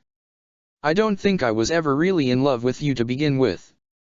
I think it was just deep infatuation coupled with the fact that you were there when I was feeling weak and I mistook it for love. Do you regret then what we... No, Yuna shook her head, I don't regret that at all. In fact, I think that was what made me realize more than anything what it was I felt about you. I thought it was your closure with Akari Teiko that did that. That was the finalization of it, but I think that moment we had was when I first started to realize what it was you meant to me and what it was I needed to mean to you. Needed to mean. Yuna smiled wider. You have Nimir who considers you to be her security, someone she can rely on when she's confused or has nowhere to go. You have Susanna who fills you with a sense of purpose, because she worships and understands you, but who do you have to look up to? Who do you have that you can rely on when you need guidance? I see what you mean, Lelich said with a smile. Yuna stood up and gestured for Lelich to do so as well. She gave him a hug. I'll always be here to guide you, Lelich. I am your friend and I will always be the one to do so. Your past has only made me realize that you always needed someone like that in your life. And so that you won't do anything like Zero Requiem ever again, I feel that it is better that I stand at your side and keep you close, than to push you away and hate you for something that you've already tried to make up for. Lelich put his arms around his friend as well. Thank you, Yuna. I really appreciate it. That's what friends are for, she told him. Lelich just hugged her tighter in response. Yuna smiled and stroked him for a few moments, realizing how much that meant to him. When he was alive, the concept of friends was a lie, even regarding rivals, Millie, and the other student council members. Now though it was different, he wasn't living a lie, he was living a life he chose to shape, and she would be there to guide him through his life and keep him on the path he had chosen, a path she believed in and could stand behind him so that he could succeed. Not just for his sake, but for Mari's sake as well, Yuna wanted the Soul Society to be the most peaceful place it could be. Yuna eventually left and put the chair back before doing so. As Lelich did the math, he realized it was Shunsui's turn to speak with him, and Lelich had no idea what to expect from the third oldest captain in the Godai. Yukatake and Shunsui were in the same graduating year, but Yukatake was older. Shunsui was an oddball to Lelich. On some days he chased skirts and was a complete disgrace to his fellow associates, but on others he was as composed as Byakuya or as wise as history's greatest philosophers. So what kind of reception would he receive from such a man? He honestly had no idea. Of all the captains in the Godai, Shunsui was the only one Lelich could never figure out. As the umbrella hat-wearing captain entered the room, his hand was on the brim of his hat and he graciously took his seat across from Lelich. He immediately put a sake bottle and 2 saucers up on the table. Lelich stared, figuring he was going to get the more loosened Shunsui, but the captain then said to him, I figured we could have a drink while we chat. I would prefer this remain professional, no offense Kiraku Teiko. Professional. Shunsui tipped his head up and smiled, I was under the impression this was a personal matter. What's wrong with having a drink between associates while we chat about an event? I insist, Lelich scowled. Shunsui shrugged, all right, fine. You're still as to the point and cold as ever, though that explains how you got to where you are and how you were. He put the bottle and saucer away. He leaned forward back on the table. All right then, a sober talk it is. There was a pause before he started up again. Lelich-kun, are you a masochist? What the hell is the matter with you? Lelich bit back. Whoa. Whoa. Easy there, this isn't going there, calm down, Shunsui reassured. Lelich settled down. I'm only asking because it seems like to me you're trying to get yourself punished for Zero Requiem. Am I wrong? Lelich turned away and stared to the side. No. You got away with genocide and now you want someone to reprimand you for it. That's a bit odd, don't you think? That's like a child drawing on the wall or ripping out his mother's flowers and asking his mother to put him in the corner. Lelich simply gnashed his teeth in annoyance. Lelich-kun, you need to realize that you were forgiven for what you did a long time ago. But I shouldn't be. Lelich shouted.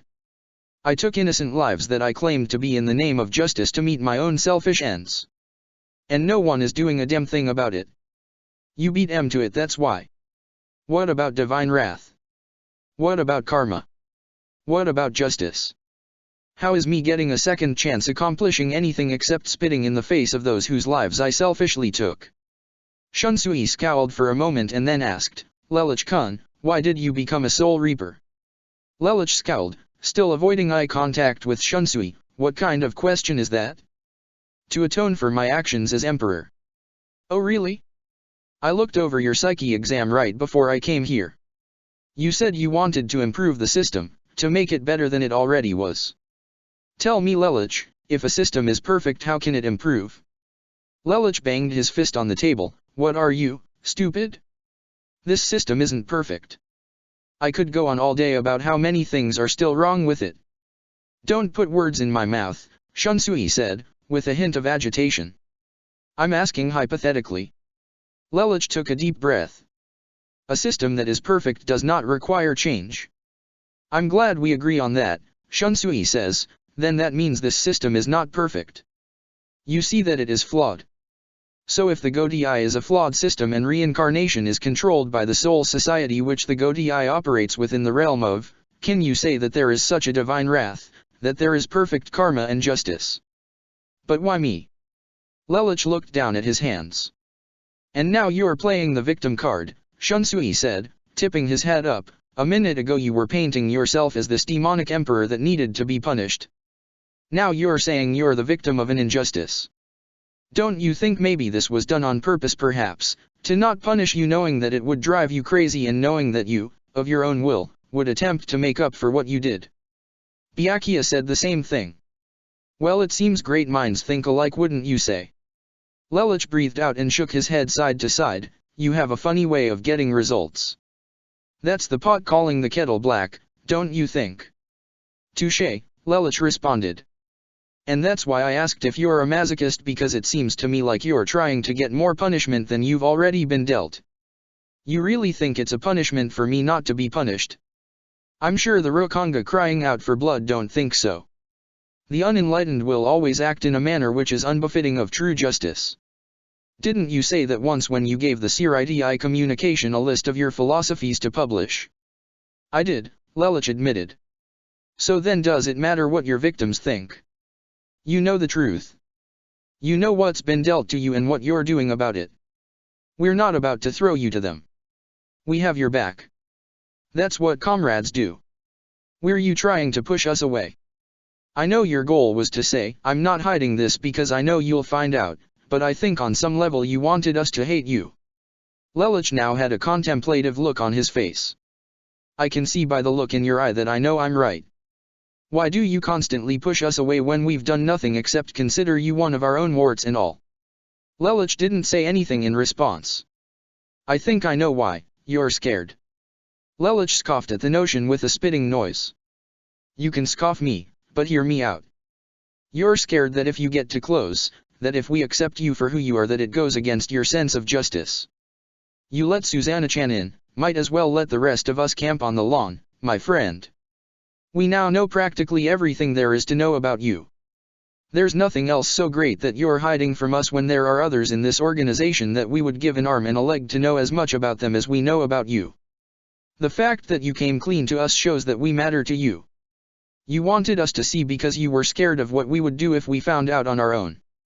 The fact that you let it all happen again shows that what you've done up to this point matters to you and you were scared to let it change for better or for worse. So can you stop being so tightly wound? Don't you think it's time you finally accepted who you are and accepted the fact that you're finally in a world where everything about you is accepted because we know, or at least I know, that you're not going to make the same mistake twice. Lelich breathed deeply. I'll think about it. I hope you'll do more than think, and if you have trouble, you've got plenty of people to talk to, don't you? Lelich simply closed his eyes for a few moments, signaling a confirmation. Well, it was fun chatting with you. Hopefully next time you'll be a little less obstinate about sharing a drink. Shunsui prepared to leave. See you. Ashido was Lelich's next visitor. He sat down promptly and he and Lelich saw eye to eye. He got right to the point. For most of the time I was in the viewing room I questioned why I was given access. I hardly know you at all, Lamperouge Teiko, but then I realized, as I watched you, that's probably why you had me there. I can look at your deeds with the most unbiased point of view. I've neither been helped nor hurt by you. My only experience with you was the organization you put into stopping Aizen when he came back from hell. I've heard the stories, of course. And, what do you make of me? I don't see you as a villain, I'll say that much. Is that all? Far from it, Ashido responded, you definitely are a unique individual. I really don't know what I should think of you. Should I trust you? Should I hate you? You're far too complex and I'm still trying to process everything I saw. On the one hand you performed splendidly as Zero in a way that would make the Onmitsukido proud, on the other your actions as Emperor, despite your intentions, paint you in a light far more corrupt than some of the nobles of my early days. However, I can say one thing with certainty, you belong here as a captain of the Godii.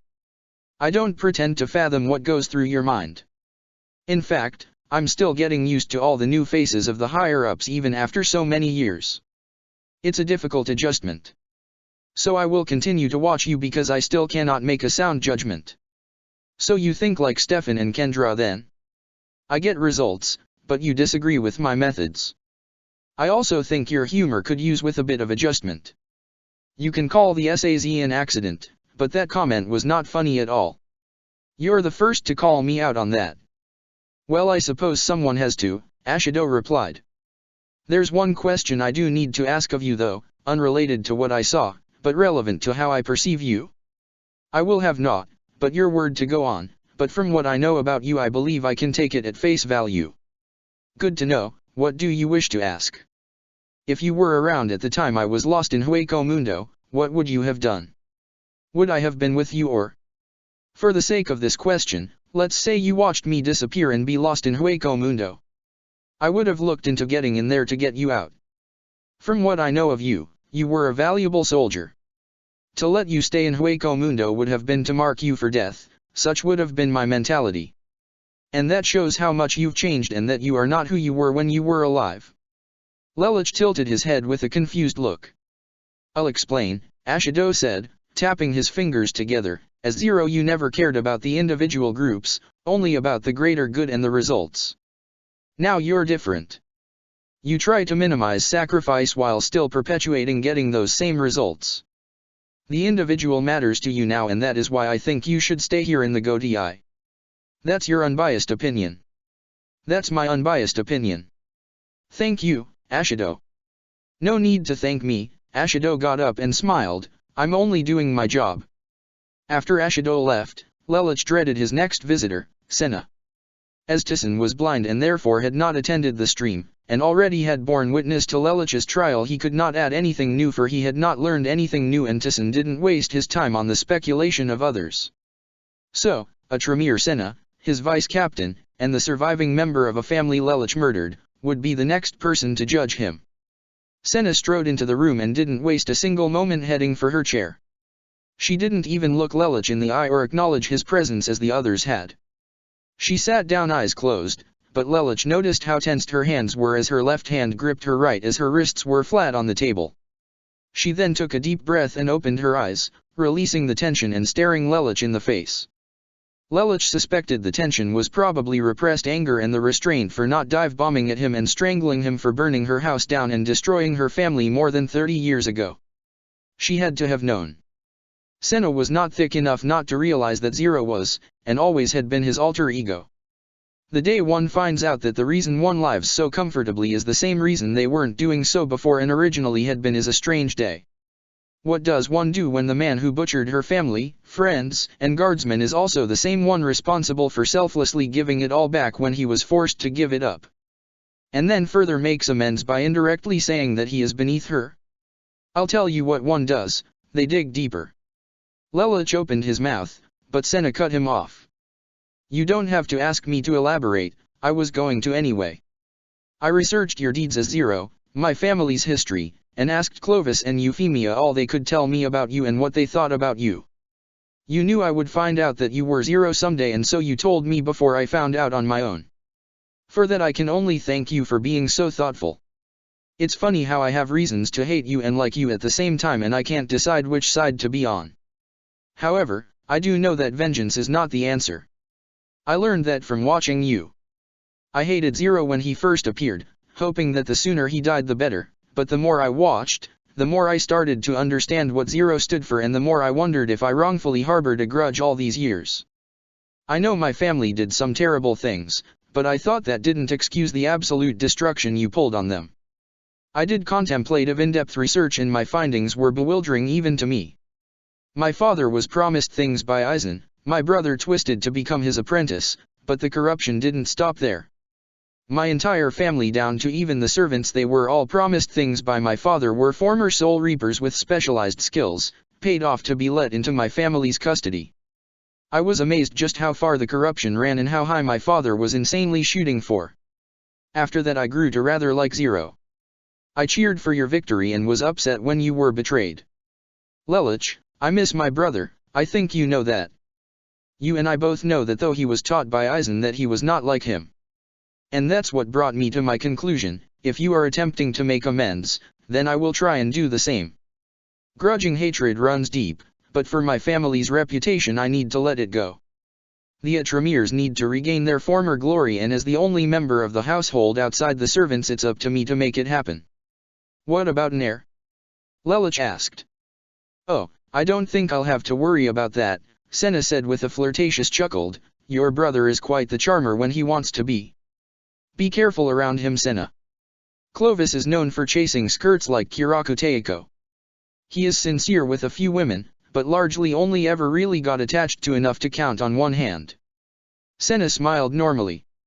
See, and it's that concern that lets me know that you don't hate me, and for that I cannot bring myself to hate someone who doesn't mutually feel hate. It's not in my nature. Well then, let's make our working relationship official. As more than just a member of your support family, Lelouch stood up and walked halfway towards Senna. I can also be a friend. Senna walked up to Lelouch and shook his hand. Couldn't ask for more. It was a long while after Senna left before Rangiku showed up, not that Lelouch expected any less from her. He wondered what she would do to him this time. As if to anticipate an antic, he pretended to be asleep and unfortunately wound up falling asleep.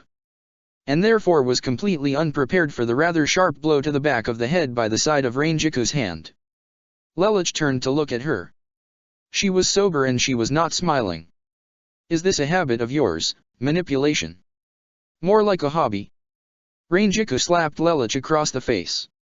Well, that was unexpected, Lelouch said, rubbing where he'd been struck. I can't believe you. All the times I jumped to your defense and told everyone that they were exaggerating the lengths you'd go to get results. I'm just... Rangiku lost the ability to form words as she tossed her hands in the air. I really don't know what to say. She dropped her hands down at her sides. All that confidence I had in you. All the times I followed you unquestionably on good faith. All those times I thought you were a good person who simply had a crafty way of doing things. You really know how to make Jin seem like the lesser of two evils.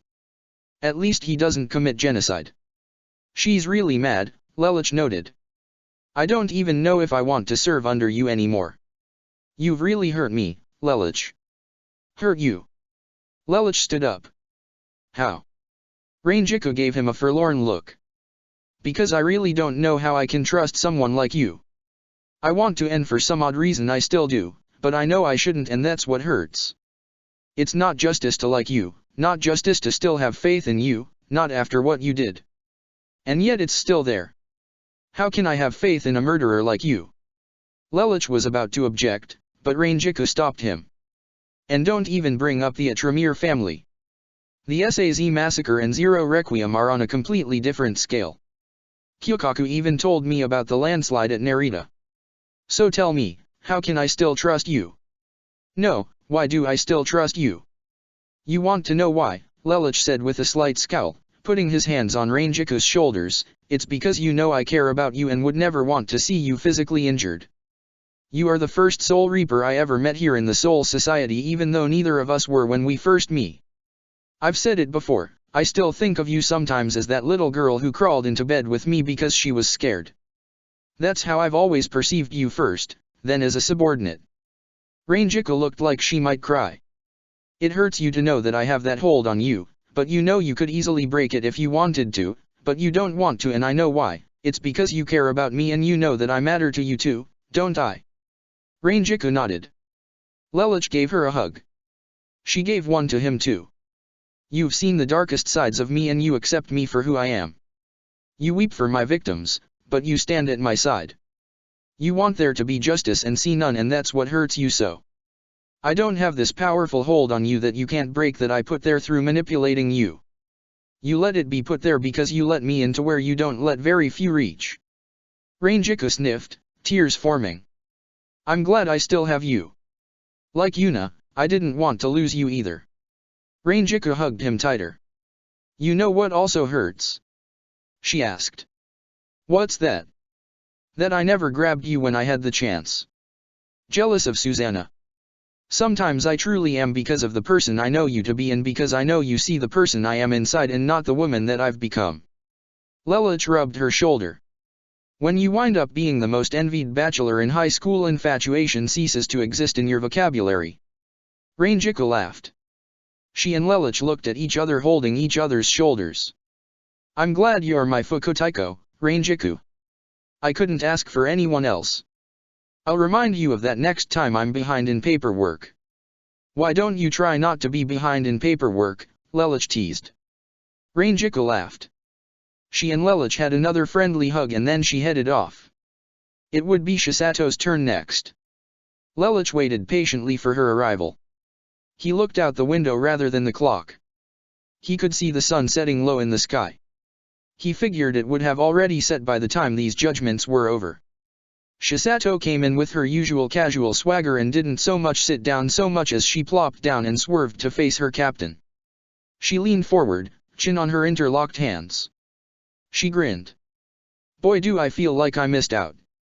You were the one who wanted to stay safe for your son, Lelouch told her, leaning to one side with a smirk. Oh, but it's all on tape.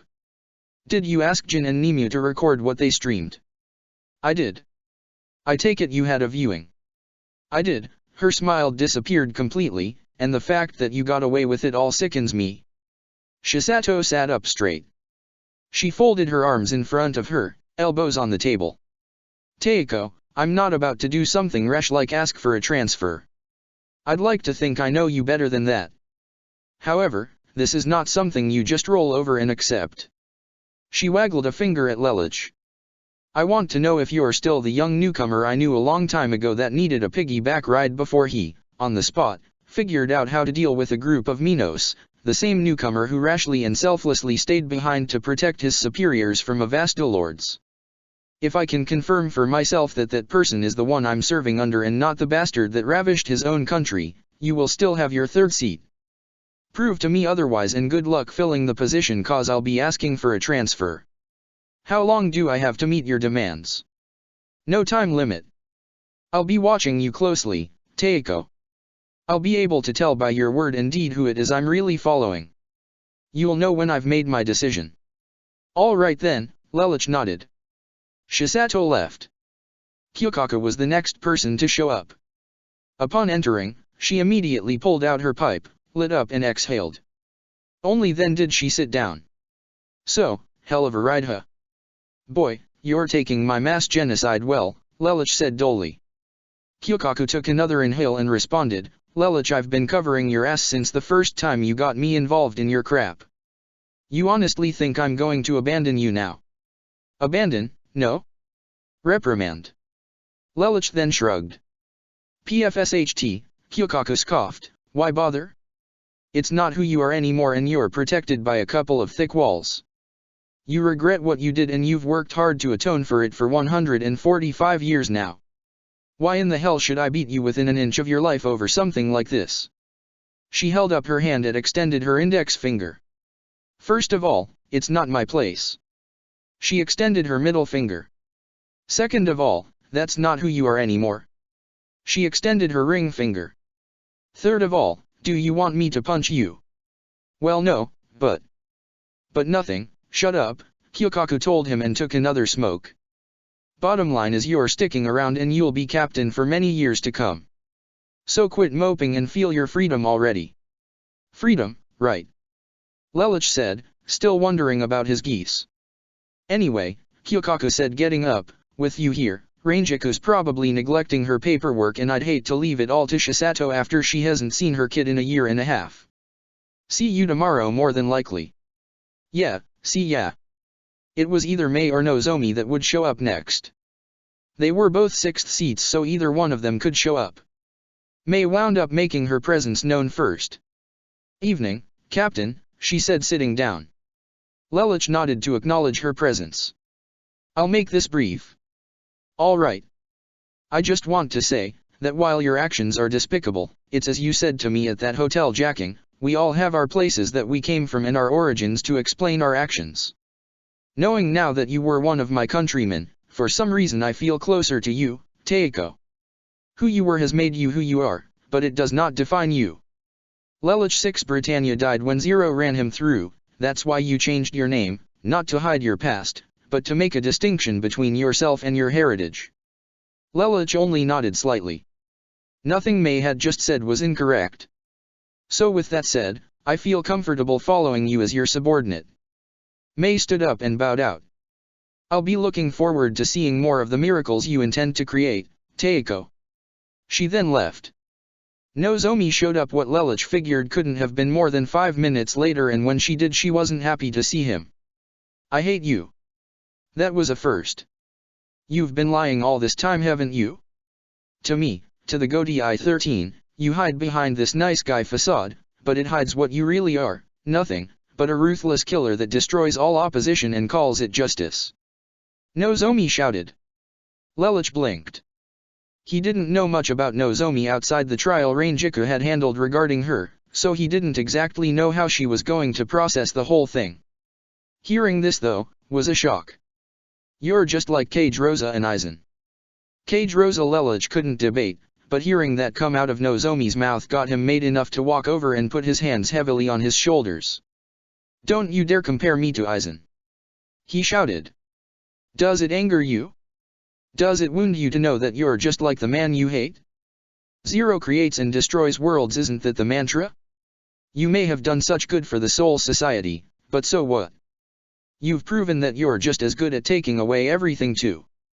How can anyone trust you after what they saw? I've heard people say that it's not who you are anymore, but how can we be so sure? How can I follow a captain who once attempted to rule the world with an iron fist and mind control and call it justice? Nozomi grabbed hold of her Zanpakuto. I wouldn't if I were you. Do you want to end up in jail again? Anohanasu Teiko said, as long as lethal force wasn't attempted you could strike, but if you draw your sword that counts as lethal force. I know, but... Lelouch stood up and spread his arms out in a pose of crucifixion.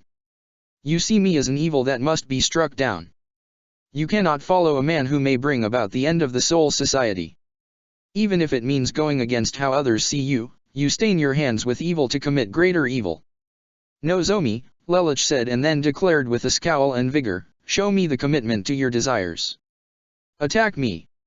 Without hesitation, Nozomi whipped out her sword and struck forward as her blade sailed through the air, aiming to slash Lelouch across the chest. It went sailing into his Shiakusho only to impact against his skin, repelling her blade as Nozomi's hands bled from the impact of the strike. Your Ryutsu is inferior to mine, that's why you're bleeding. However, your conviction is sound and your mind is clear. Nozomi, you have proven that you are meant for better than where you stand. Nozomi still stared at her blade flush against Lelouch's chest and her bleeding hands in anguish and irritation. Commit evil to destroy greater evil, isn't that what you heard me say once before? Yes, but... haven't you shown that you would do the same things under certain circumstances? You perceive me as evil and you intended to cut me down, only stopped by the very laws of nature. That proves you have conviction in your own beliefs. That proves you have what it takes to climb higher, that you are your own person and not a construct born of a madman's delusions. Nozomi slumped to her knees and asked in angered anguish, why are you always so hard to figure out? Because I am the most complex person amongst the 13 captains, Lelich said, holding the side of his hand, up by his chin, I am like a diamond. Depending on the side you look at me from, you see a different me. I am one man who acts only according to his beliefs and desires. The Zero Requiem was a mistake caused by deep depression and selfishness. To defend it would leave a bad taste in my mouth. You don't want to trust me, fine. But know this, I trust you to promote you to higher positions. Nozomi looked up at Lelich oddly, like someone just beat her puppy to death. Hisuna, Byakuya, Toshiro, and Tissen are all in need of a good fifth seat. You would do well under their tutelage. There is nothing more I can teach you, Kyujo Nozomi. Nozomi let go of her blade and stared at the floor. She felt like crying and she didn't know why. Lelich crouched down and pat her on the head. He was smiling. Hey, he said, why the tears? I don't know, Nozomi said, not looking up at him. Lelich sat on his knees and gave her a friendly shoulder to cry on. Just relax. Breathe. Nozomi didn't break down. Her tears didn't outflow tremendously, but she had a small cry and then she was fine. And after that she left, looking at her captain as he sat where she had found him with a curious look. He was not a monster, as she had previously believed, but someone that she just couldn't figure out. He was a man with good intentions who admitted to his mistakes and was probably the most calculating member of the Soul Society. She switched to a content look and then headed back to her division. Kenpeka showed up next, Yachiru in absence. She was snacking. Kenpeka sat down in the chair and grinned at Lelich. You know, when the stream first started, I'll admit you didn't exactly make it exciting, but goddamn, Lelich, you really know how to put on a show. Well, thank you, Lelich said with a smirk. Gotta say though, that massacre of yours was a bit hard to stomach. But, I've never been one to care much. Didn't even care all that much when you were put on trial. I mean, hey, if should be punished, then I should be punished and so should the head captain. We're all psychotic killers and murderers. You just happened to do yours in much greater numbers. It takes all kinds here in the Godai to be in charge around here. To me, it only matters if someone has the strength to fight, and you got the tenacity of a cockroach when it comes to that. I saw you use your core form against that one Aaron Carr. I had some good memories, Kenpeka grinned. You're no frontline fighter, but you're a good captain. You care about your subordinates and you do your job. Screw that past crap. It's all meaningless. Who you are is how others perceive you and how you perceive yourself. You know, for someone who people call a barbarian, you sure have lots of interesting things to say now and again. Hey, even I have my standards. If I was just a warrior, you think they would have let me join this crazy place? I'd be in the maggot's nest with Sekizeki shackles faster than you could say Zanpakuto if they didn't think I was worth putting in charge of a squad, official match or otherwise. Honestly, I just wanted to fight Kiganjo. I go around looking for my next big challenge, that's all I care about. You're not worth reason to hate. You're way out of my league in terms of strength and Ryutsu, but you know that. That's why you knew I was the perfect punching bag, because you knew you'd have a hard time getting through. We need guys like you in the Godai. People who want to try and put in their best efforts, cause if you can't take a fight seriously, then why fight at all? Anyway, I hate talking. It's annoying enough that I had to even come here, but I had things to say. Yachiru will be by later, but she's having a big dinner. Kanapchi stood up and prepared to leave. That girl's growing up into a real woman. In about 20 years or so she might even become the next Kenpeka. I thought the Kenpekas were always male, Lelich was confused. You might want to dig a little deeper. There's some confidential stuff not everyone knows about. In fact, the first Kenpeka grinned as he left, was a woman. Looks like I have some required reading to do, Lelich thought to himself as he sat around waiting for Yachiru to show up. As was par for the course for Yachiru, she emerged with a big huge smile and a wave. Hiya, Lulu. She exclaimed. Hey, Lelich smiled. I am never going to get used to that. Yachiru leapt into the chair and sat down. That was a really fun show, Lulu, she said to him, you were really cool as Zero. Lelich smirked. She has the body of a teenager and she still acts like she's 8 despite being more than 5 times older than that. But, Yachiro stopped smiling, you were really cruel as emperor. Why did you do that, Lulu? Uki explained it to all of us, but I still didn't really understand. I don't understand how killing that many people and making them hate you is a good idea. Kenny kills people because he likes to fight, but you don't like killing people at all. So why did you do it, Lulu? Because I wanted to die and I thought, that if I sacrificed people and made them hate me in a way that would then end in my death, turn Zero into a heroic figure of justice, it would bring the world together. That's not how Lulu acts though. Lulu's goal was to destroy Britannia. Lulu should have stormed the capital as Zero and wiped it out.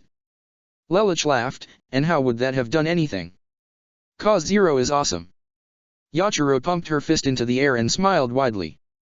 She still has so much to understand, Lelouch said with a smirk as he looked at her childish way of thinking. Yachiro, sometimes complex solutions like mine are the only ways one can achieve great things. I'm not saying Zero Requiem was a good choice, but it was a choice that I believed, at the time, would work. There's no explaining and no justifying the lives I took as emperor. Yachiro rubbed one hand on her head and the other on her chin. I don't think I understand. You're still young, Lelouch smiled at her, as you grow and mature you will understand more about the world. Would you teach me things if I asked? Yachiro asked. Huh. Lelouch was unsure what she meant by that. Byakushi, Ruru, Hisamama, Renkun, Hina-chan and Matsu-chan all said they leaned a lot from being around you for a long time. I want to learn what they learned the way Lulu taught them. Could Lulu teach me so I can understand more about the world like Lulu believes I will? Lelouch got up, walked over to Yachiro and ruffled her hair. It's not exactly that simple, but sure. Whenever you want, come by the division and I can tutor you for an hour. As long as you have the aptitude to learn, I'll teach you about anything you want. Okay. Yachiro gave Lelouch a big hug. Her strength was so great Lelouch could feel his bones crack as she squeezed. Thanks, Lulu, you're the best. Yachiro then ran off. It was Yumishika's turn to visit next. Another individual Lelouch did not know much about and therefore wasn't sure how he would respond to what he saw. We are not exactly close, Captain, but we have been through a lot regardless, like Talbumasuk for instance. I know most of who you are from my time spent with Shisato. Much like my captains, I find backgrounds to be meaningless in determining what a person's value is. You've probably heard this plenty already, but who you are, is not who you used to be. Your time spent as captain is how I choose to judge you. What you provided, for me, was nothing more than mere entertainment. Yes, some of it was hard to stomach. Yes, I understand you believe that this is who I am, see me for the demon I was, but that last word is important. You were a demon, you no longer are. A demon that has become an angel should not be kicked out of heaven. Yumichika stood up. And that's my 2 cents. He left. Lelouch did a rundown, counting along the divisions and then realized who was next in line and massaged the bridge of his nose. Topo tonight to ya, Lelouch Teiko-san, Jin said with a big grin as he entered. Lelouch looked outside. The stars and moon were already out. He'd been in that conference room all day. Lelouch curled his wrist in a manner that encouraged Jin to get whatever he wanted to say out. Go ahead, let me hear it. Indulge me with your sarcasm and wit. It's no fun if you want me to drive ya crazy. Although, I'd say you're already doing that a lot to yourself, Lelouch. Yes, everyone loves telling me that, Lelouch grumbled. Jin just chuckled and then went to go sit down. I'm not gonna say much. If ya want me to be honest, it'll soon be me that's under fire and hatred, not you, so I'm just gonna say this instead. You got away with what ya did and ain't nothing gonna change that. The sooner ya figure that out the better off you're gonna be, got it? Lelouch said in an indication he was waiting for Jin to finish and leave. Well, as long as ya heard me I guess that's what matters. Jin prepared to leave. Bye-bye. He left. What he didn't want Lelouch to know was that he actually considered everything Lelouch did to be perfectly okay. Jin was never anything other than a sociopath with good intentions, but his moral standards were a lot lower than Lelouch.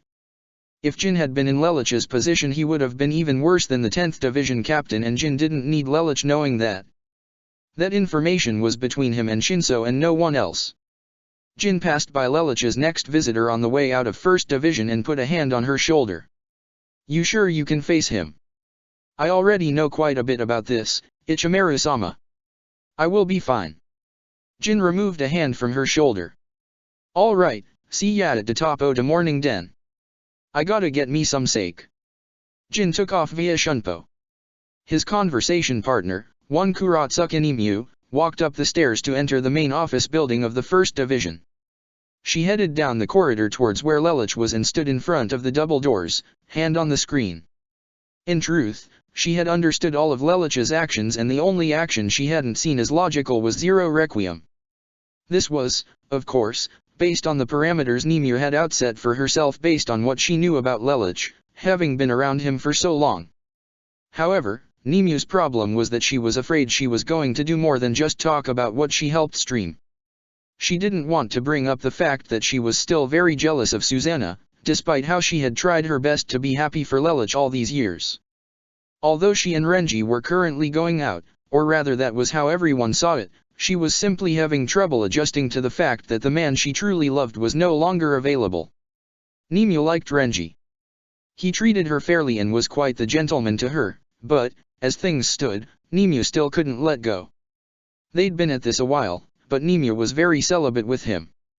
In fact, her adamancy towards her lack of intimacy with Renji would have pushed most people away, but it was as if Renji understood this and wasn't giving up on her, not as a significant other, but as a friend. And he knew it wasn't his place to tell her to simply give up on Lelich. This was something Nimue had to work out for herself. Renji had considered talking to Lelich, but the captain had been very busy between planning his expedition and his own work. In casual conversation, the problem simply never came up. So, here was Nimue, lingering in front of the door, wondering if she could keep herself together. "Nimue, I know you're there. You don't have to hide from me. Please come in," Lelich requested earnestly. "Understood," Nimue said, opening the door. She closed it behind her and stood in front of the door, standing erect and looking the same as always with her default, unfeeling expression. "Do you prefer to stand?" Lelich asked. Nimue simply nodded. "Well, all right then." Lelich smiled at her. "It's good to see you again after a year and a half." Nimue did her best not to blush. "Lelich-sama," she said, "about Zero Requiem, Nimue tensed up. She wanted to talk about the illogicality of Lelich's actions, but she figured he already knew that and long since regretted it. Why waste his time on things he already knew? Why was she even here? I think I'll be going." Nimue turned to leave, but Lelich grabbed her arm, standing directly behind her. "Nimue, talk to me. What's the matter?" "I still love you," Nimue told him. "I had a feeling," Lelich told her. He held her shoulders. "Nimue," he looked at her dead in the eye, "you are special to me, do not doubt that. We have been closer than many, but I can't keep taking advantage of you." "Taking advantage?" Nimue asked, confused.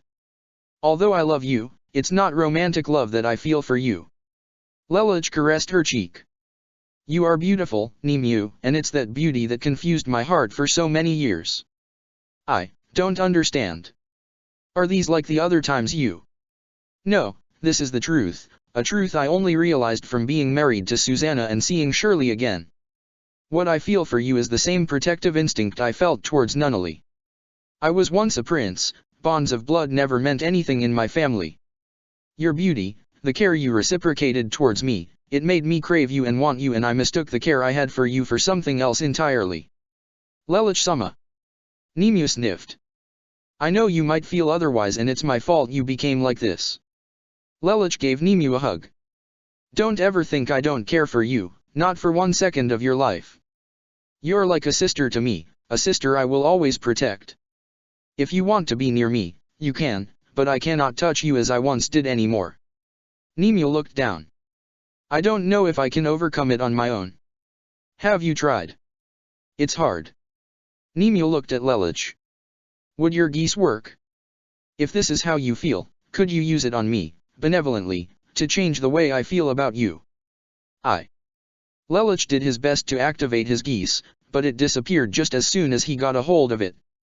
Ack, Lelich snapped away from Nemu and furiously rubbed his eyes with his thumb and fingers.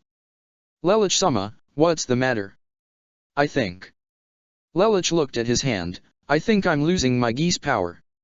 What? But how? Why? I don't know, I need to talk to CC, but I think it has to do with the stabilization of time. However, the fact that it hasn't completely disappeared is odd. I'm sorry, Nemu, Lelich looked at the ground, but I can't use my geese on you even if I wanted to. This is something you're going to have to do yourself. Then, will you hold me? If I come to you, will you hold me? Of course, Nemu. Lelich said and put his arms around her, securing her in his embrace. His arms were like a warm blanket, wrapped around Nemu's torso, and she could feel his feelings towards her and how they were always the same tenderness, no change in how he had ever held her. He had always felt the same about her. She knew that what he was saying had to be true. It hurt, but it was true. She smiled as she hugged Lelich. Lelich-sama. Lelich pursed his lips and with a little bit of effort began to whistle a melody. Suzaku had taught it to him when he was a child. It was a soothing melody that he'd used to comfort Nunnally.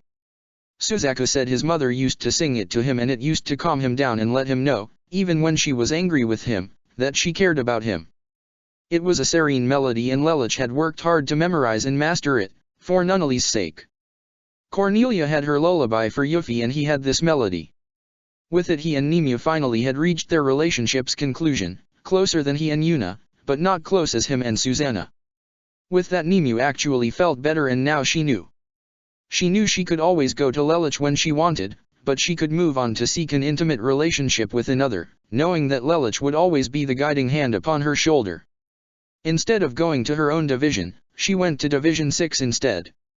Lelich looked at the clock on the wall. It was still a few hours before midnight.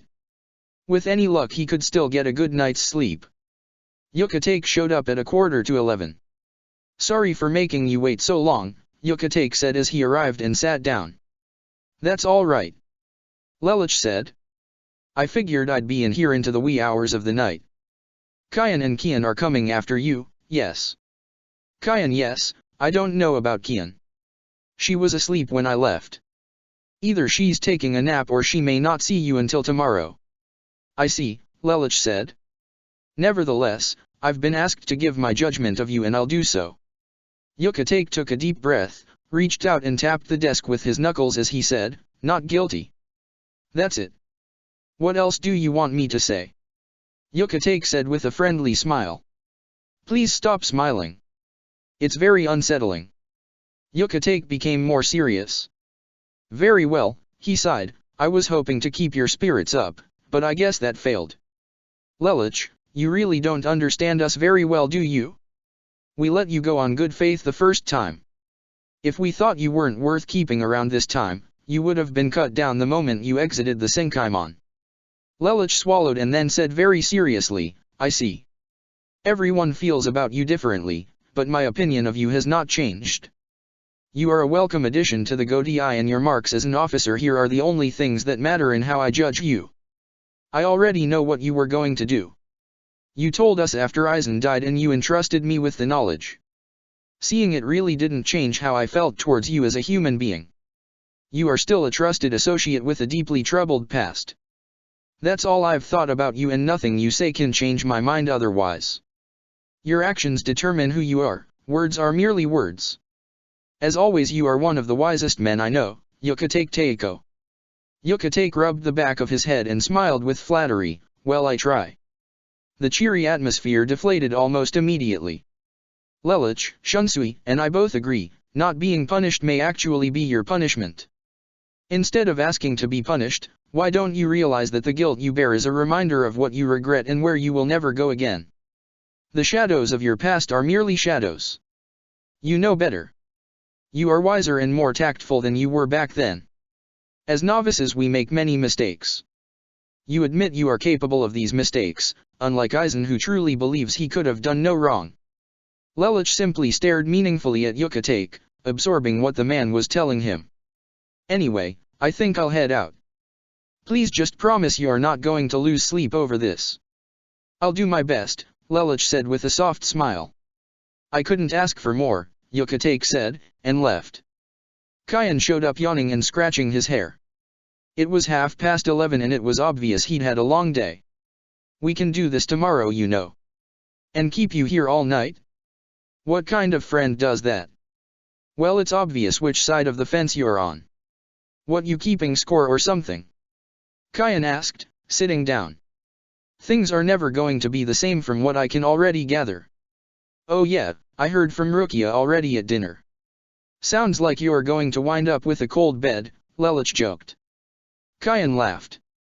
And this is why you deserve to stick around, Kian said with a grin. I know you're doing that as a defense mechanism, but I know you, Lelich. Heck, I wouldn't still be here if you weren't around. Kian looked at Lelich seriously. You saved me from my own pride. Kian turned his head to the side and scratched his head.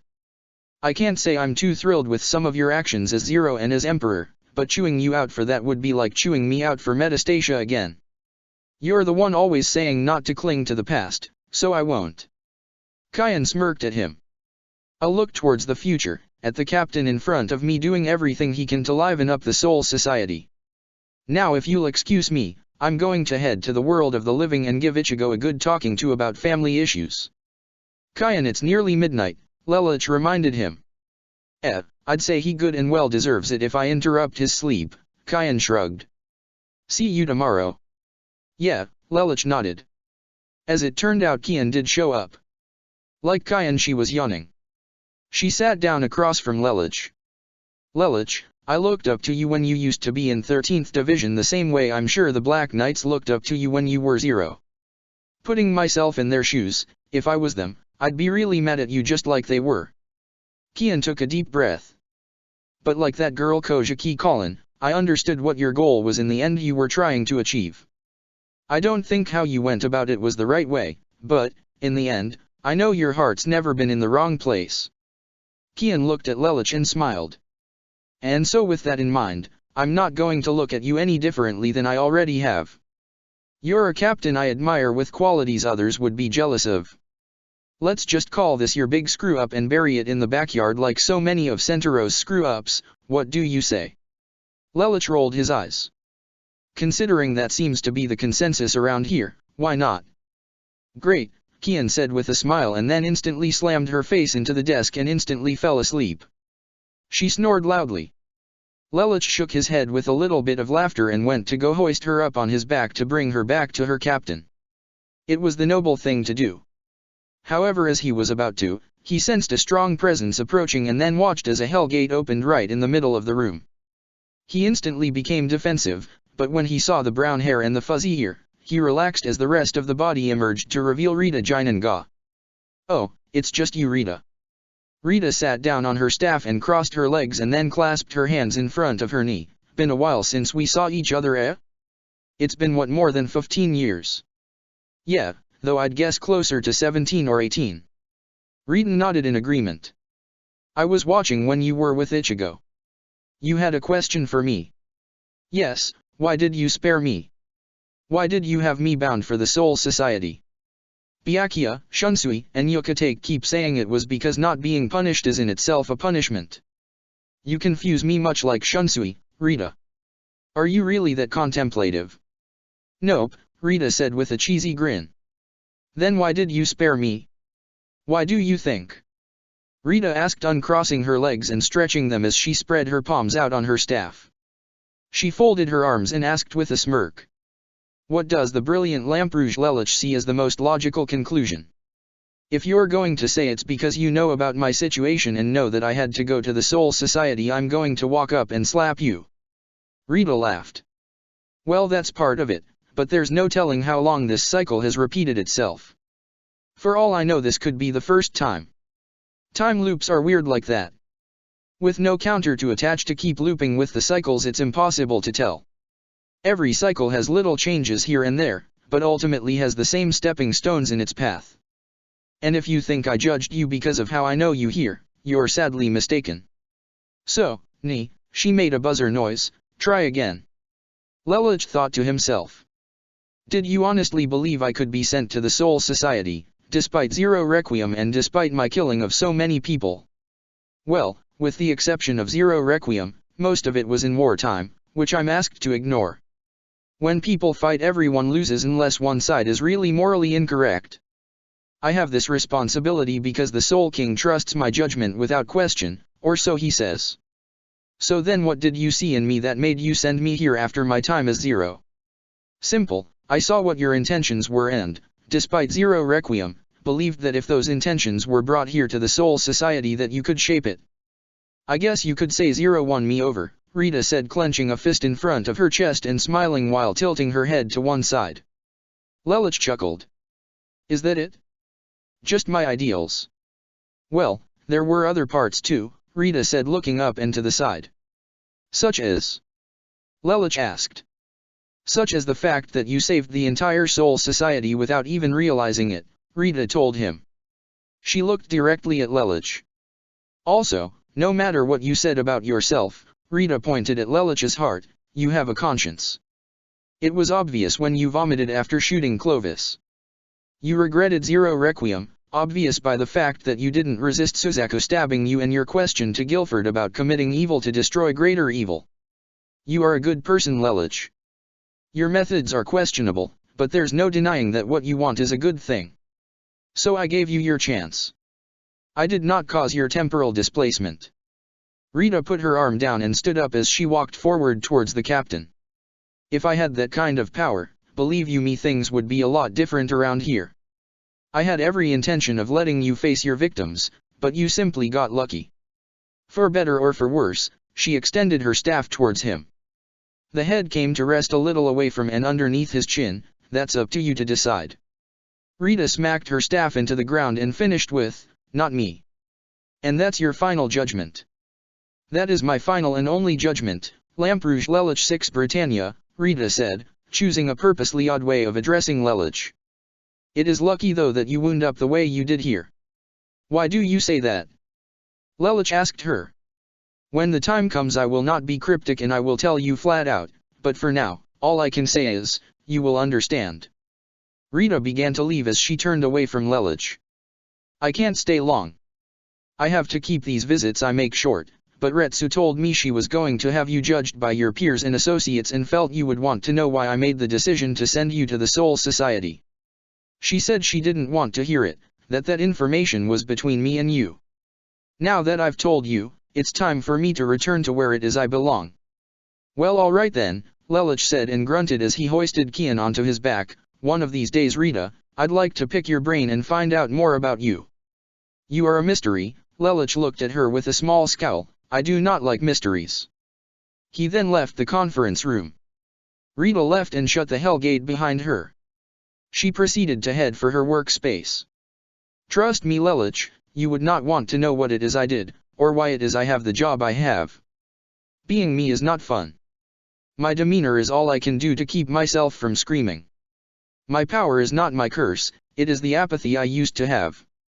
Rita sat down and opened her apparatus, taking a gander at the way things stood across her many open panels.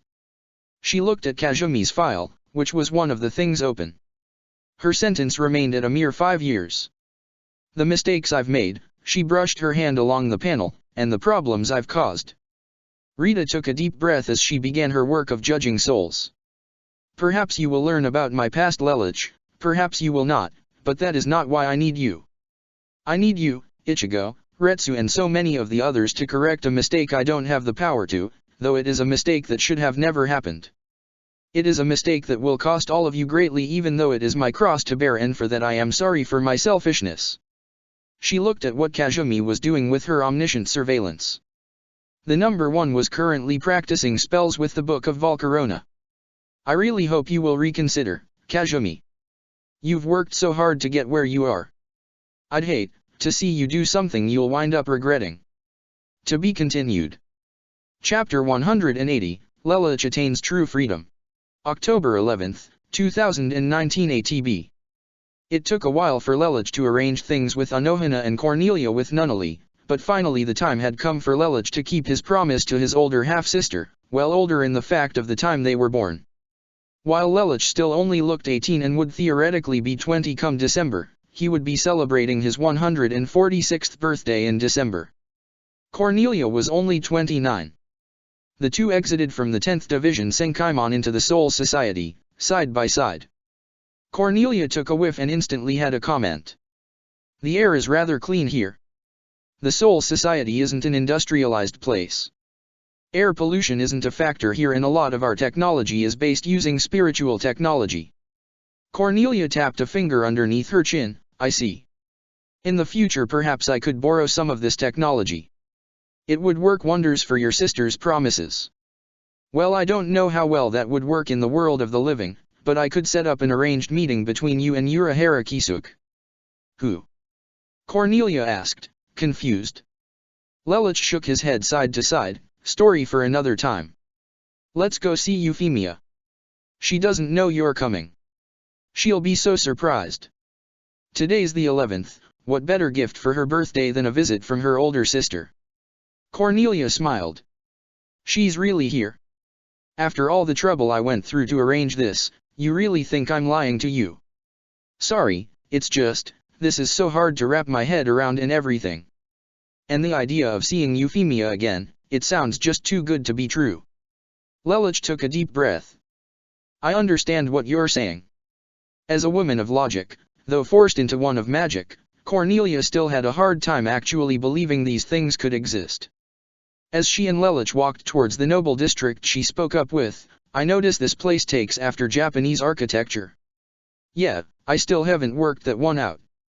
It's probably because they're easily reparable and cost-efficient would be my guess, but then again some of the cultural values are abased to the Japanese too.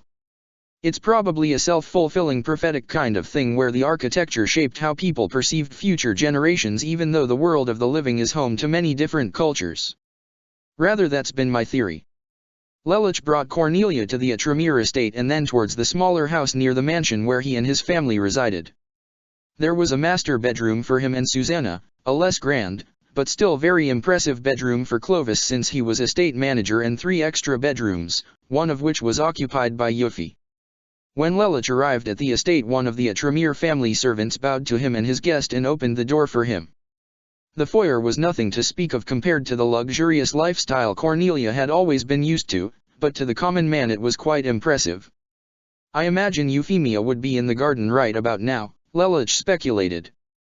She loves to just sit there and sketch the fauna that visit. She draws? Cornelia asked. She had never known Yuffie to be an artist. They're nothing compared to Clovis paintings, but she's no amateur, Lelich stated. I always ask her why she doesn't try to make friends, but she said she finds comfort coming back here. Personally, I think there's a problem. Perhaps some of her classmates are harassing her, but she won't talk to me. I can probably squeeze things out of her. Hey, go easy on her, it's her 18th birthday. Yes, quite, Cornelia said. As she and Lelich took a shortcut through the kitchen towards the garden, the sound of sandals slapping against the hard tile floor caused Lelich and Cornelia to turn around. Behind them was Clovis standing like a deer caught in headlights. He was all dressed up in his academy uniform. I thought I heard a familiar voice, he said and smiled as he dropped to one knee. My dear sister Cornelia, how lovely it is to see you. Clovis then realized the implications of her being here. He bolted to his feet with a panicked look. Wait. Dear God. Sister, what happened? Nothing happened, Clovis, Cornelia said, running her hands through her hair and smoothing it out. I'm visiting. Visiting? Cornelia was born with spiritual power, Clovis, Lelich explained to him. Then you're here to see Euphemia? Clovis inquired. Yes, is she in the garden like Lelich speculates? Cornelia asked. Clovis smiled, yes indeed. Oh, your sister will be so happy to see you, my beautiful sister. I know I am. Well, thank you, Clovis. Nice to know you care, Cornelia said with a gratuitous smile. Clovis, don't you have work to be doing? Lelich said, trying to give the hint Clovis' presence was currently not wholly welcome. Oh, yes, of course. Perhaps I'll see if her ladyship needs anything. Of W.A., Clovis waggled his fingers and headed for the foyer to go see Senna. Is he? Clovis and Senna kind of have a thing going on. I don't know if it's Clovis or her, but something's happening and I don't know how.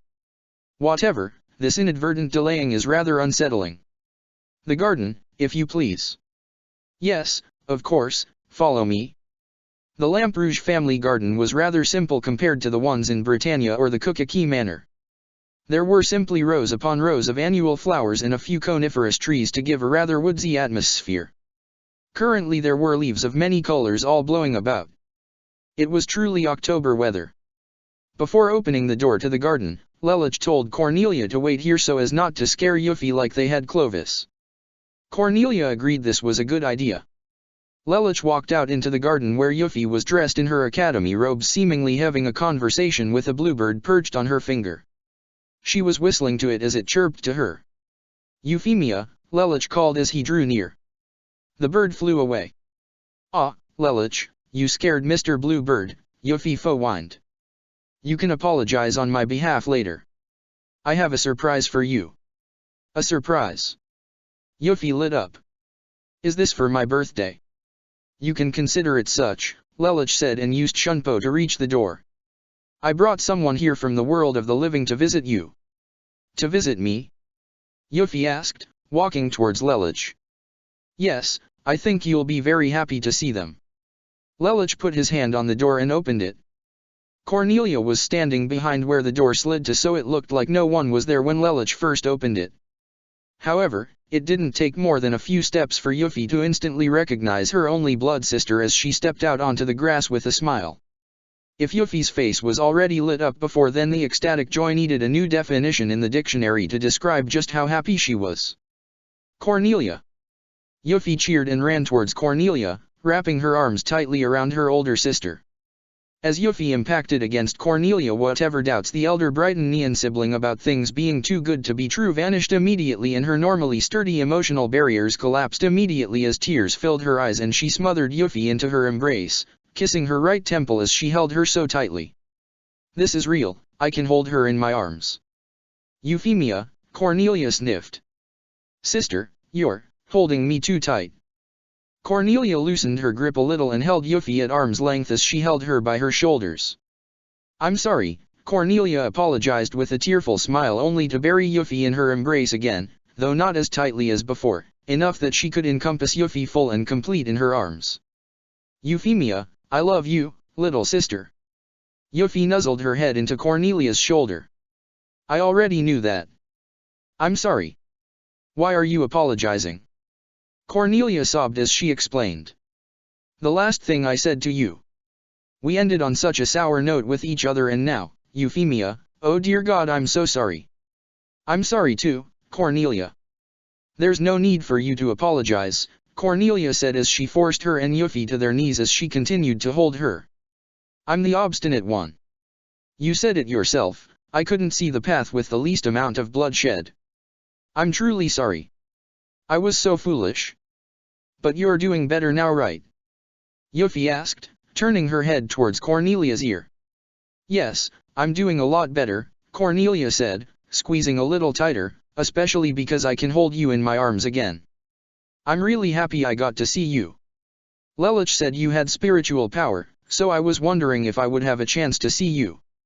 Cornelia said nothing, she just made a noise that was an odd combination of laughing and crying as she stroked Yuffie's hair. I'm so happy, so very happy, Euphemia. Cornelia, Yuffie nuzzled into her. I will always love you, Euphemia. Even if you think I'm not proud of you, you are my little sister, and so no matter what you do, I am always with you. We are of separate worlds now, but we'll always have each other in our hearts. Yes, we will always be sisters. I'll visit again, okay? I'd like that, Yuffie said happily. Cornelia gave Yuffie one last tight hug and then stood up. Lelich, she turned to face him, Euphemia is in your hands now, please take care of her in my stead. Lelich crossed his arm over his body and bowed forward like a butler its master or mistress. Nothing would make me happier, dear sister. He stood up straight. At any rate, there's probably some paperwork with my name on it. Why don't you and Yuffie spend some quality time with each other, and I'll be back later to escort you home. Why can't I just use the Senkaimon on my own? Not unless you want to be running for your life. You're not a Soul Reaper and therefore don't have the ability to produce hell butterflies in order to cross over between worlds. If you don't have one, the cleaner will treat you like an invader and attempt to wipe you out. Cornelia swallowed. Well then, she turned towards Yuffie and held her up by the hand. Euphemia, shall we go? Yes. Yuffie exclaimed, ecstatic. From there, Yuffie showed Cornelia all of her favorite places to shop, eat, and adventure. She took Cornelia to her favorite lakeside picnic location near the academy grounds. Yuffie ran around playing with the rabbits, birds, and squirrels while Cornelia watched her from under the shade of a tree. As she looked up towards the sky, she noticed an odd piece of fruit hanging overhead on one of the branches. She stood up and plucked a berry off the tree and put it in her mouth. It was unlike anything she had ever tasted and it was juicy and delicious. She figured on her next trip here she might pluck a few of these to bring to the home country. A fortune could be made on the Empress' behalf if she suddenly found rare crops and distributed them to the common folk. As she turned around to face back towards Yuffie, a tall, blonde woman was right in her space. Boo! Cornelia fell backwards into the tree and banged her head. The woman laughed. Gotcha! Cornelia stared blankly as she saw Nonette standing in front of her. Nonette gave a brief two-finger salute to her best friend. Yo! So you found your own way here, did you? Nonette folded her arms and put a hand underneath her chin. That's no arrival garb if I've ever seen one. Cornelia didn't move a muscle. What? Is it so weird seeing me? Hello? Been dead for almost a year now. Nonette promptly walked up to Cornelia and waved a hand in front of her face. Earth and Soul Society to Nelly. Nonette soon found Cornelia wrapping her arms tightly around her, holding onto her as if letting go would mean Nonette would disappear before her eyes. Nonette put her arms around her best friend. I'm sorry I left you behind. Don't apologize, Cornelia choked back tears. I understand, Nelly. I'm right here. Go ahead. Tears of joy streamed down Cornelia's face as she sniffed and sobbed a little. She had missed Nonette terribly. Lelich, Nunnally, Yuffie, and now Nonette, one by one Cornelia was getting back what she thought was long since lost. I'm in some of Euphemia's classes at the academy. She's in good hands, Nelly. We all are. She and I aren't the only ones here that have made it to the Siridi. Clovis and Darlton are here too. You keep living your life and know that we're doing just fine. Nonette. I've heard some details from Lelich about where you are now. Live a long life, Nelly. Live happily and get that happy ending you always dreamed of. It's what you deserve.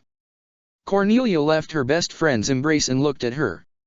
I'm really happy to see you.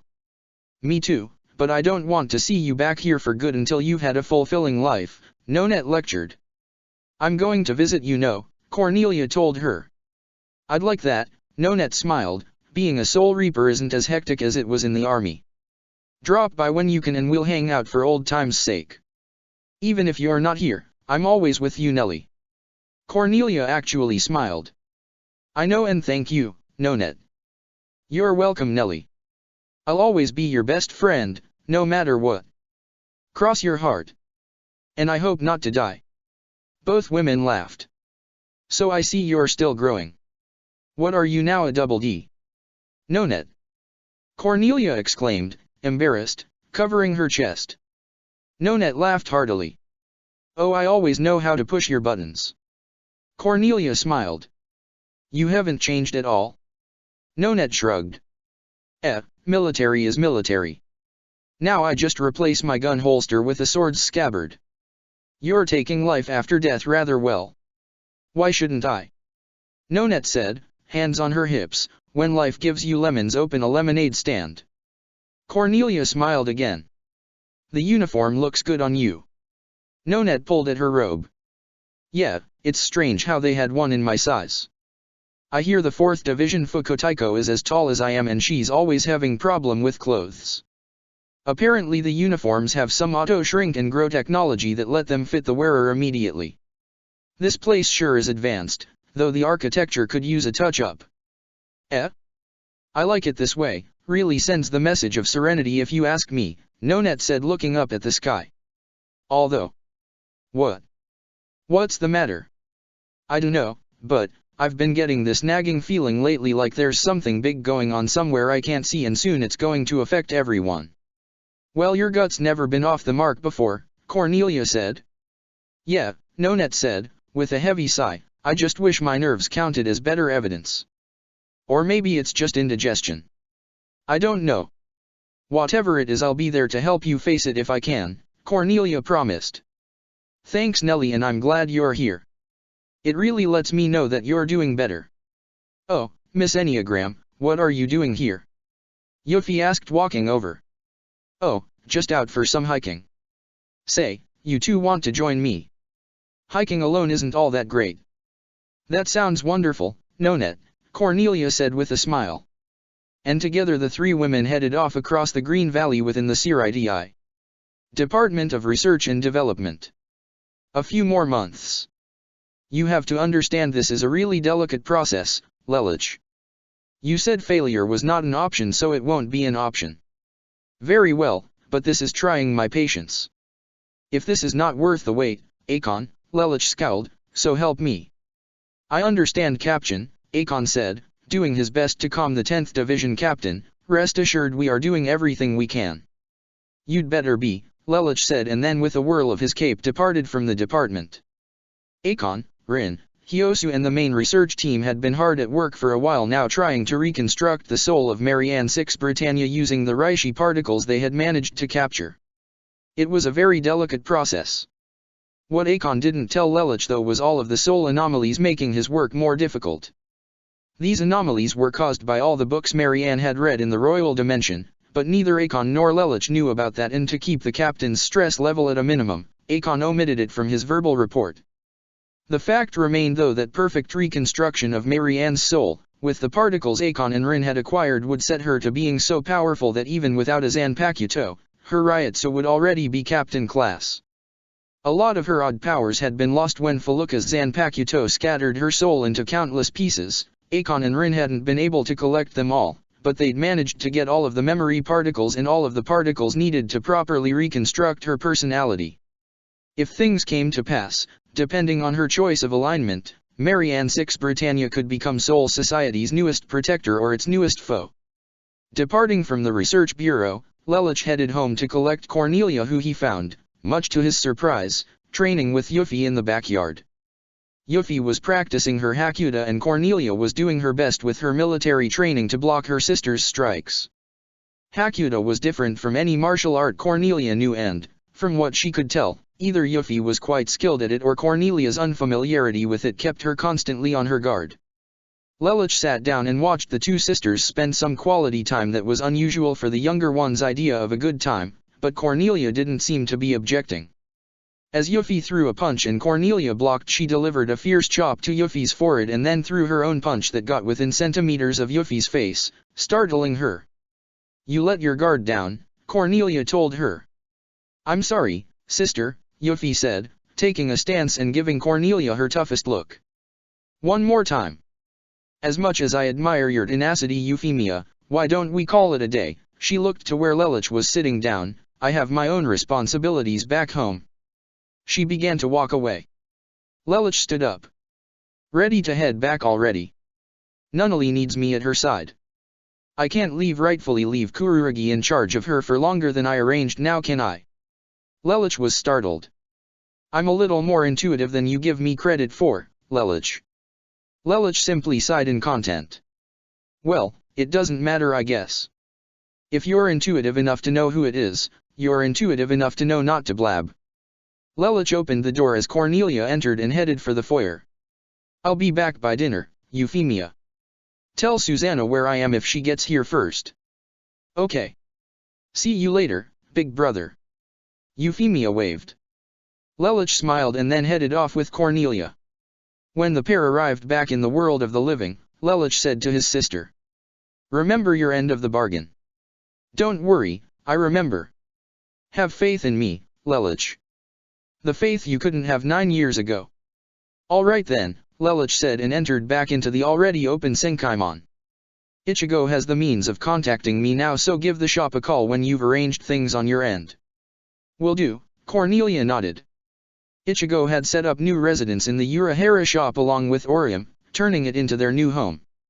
Karakura Town was currently being renovated after Cornelia helped pulled strings to help get him a meeting with Kaguya so that he could ask her to please put money into renovating the place. Kaguya agreed.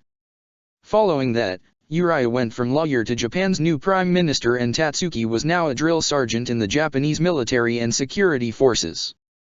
Kigo was taken off the blacklist, and he and Chad had started their comeback tour after getting the band back together. Ichigo and Orium intended to open up a restaurant within the Urahara shop, since it was spacious enough on the inside, and Ichigo intended to become head of local security once Karakura Town was back up and running. Surprisingly enough, Tamaki was going to be mayor of the town. Orium said she would simply manage the restaurant. It was her dream job after all. In the months that followed, with the winter holidays coming up, construction slowed and politics and security were of the utmost integrity and at their highest work output, with people acting like subhumans during the cold season. As the weather got warmer, March to be precise, there was finally a lull in the action, and Cornelia finally was able to get a hold of Ichigo to tell him to contact Lelouch. By the time things finally could be arranged, it was the middle of May 2020. New Pendragon Memorial Garden. Where are we going, big sister? Nunnally asked, as Cornelia drove around the city with her. There's someone special I want you to meet, someone who wants to see you. Cornelia winked at her sister, waggling a finger like she was a mother surprising her child on their birthday. To see me? Nunnally questioned. You'll understand when we get there, Cornelia said. She drove around until she came to the memorial constructed up on a hill within the greener part of the city. Despite Cornelia's better judgment, Nunnally had a statue constructed of her mother and brother. The plaque read, "Gone but not forgotten. Remembered as they once were." The area was under security by Cornelia's orders. No one was allowed near the statue without access lest it be wrongfully defaced. Of course that didn't stop the pigeons and other flying creatures, much to the Empress and Cornelia's chagrin. Nunnally had the statue constructed as one of the first things she did as Empress, for her personal solace. It was part of the memorial park she had constructed for the victims of Old Pendragon.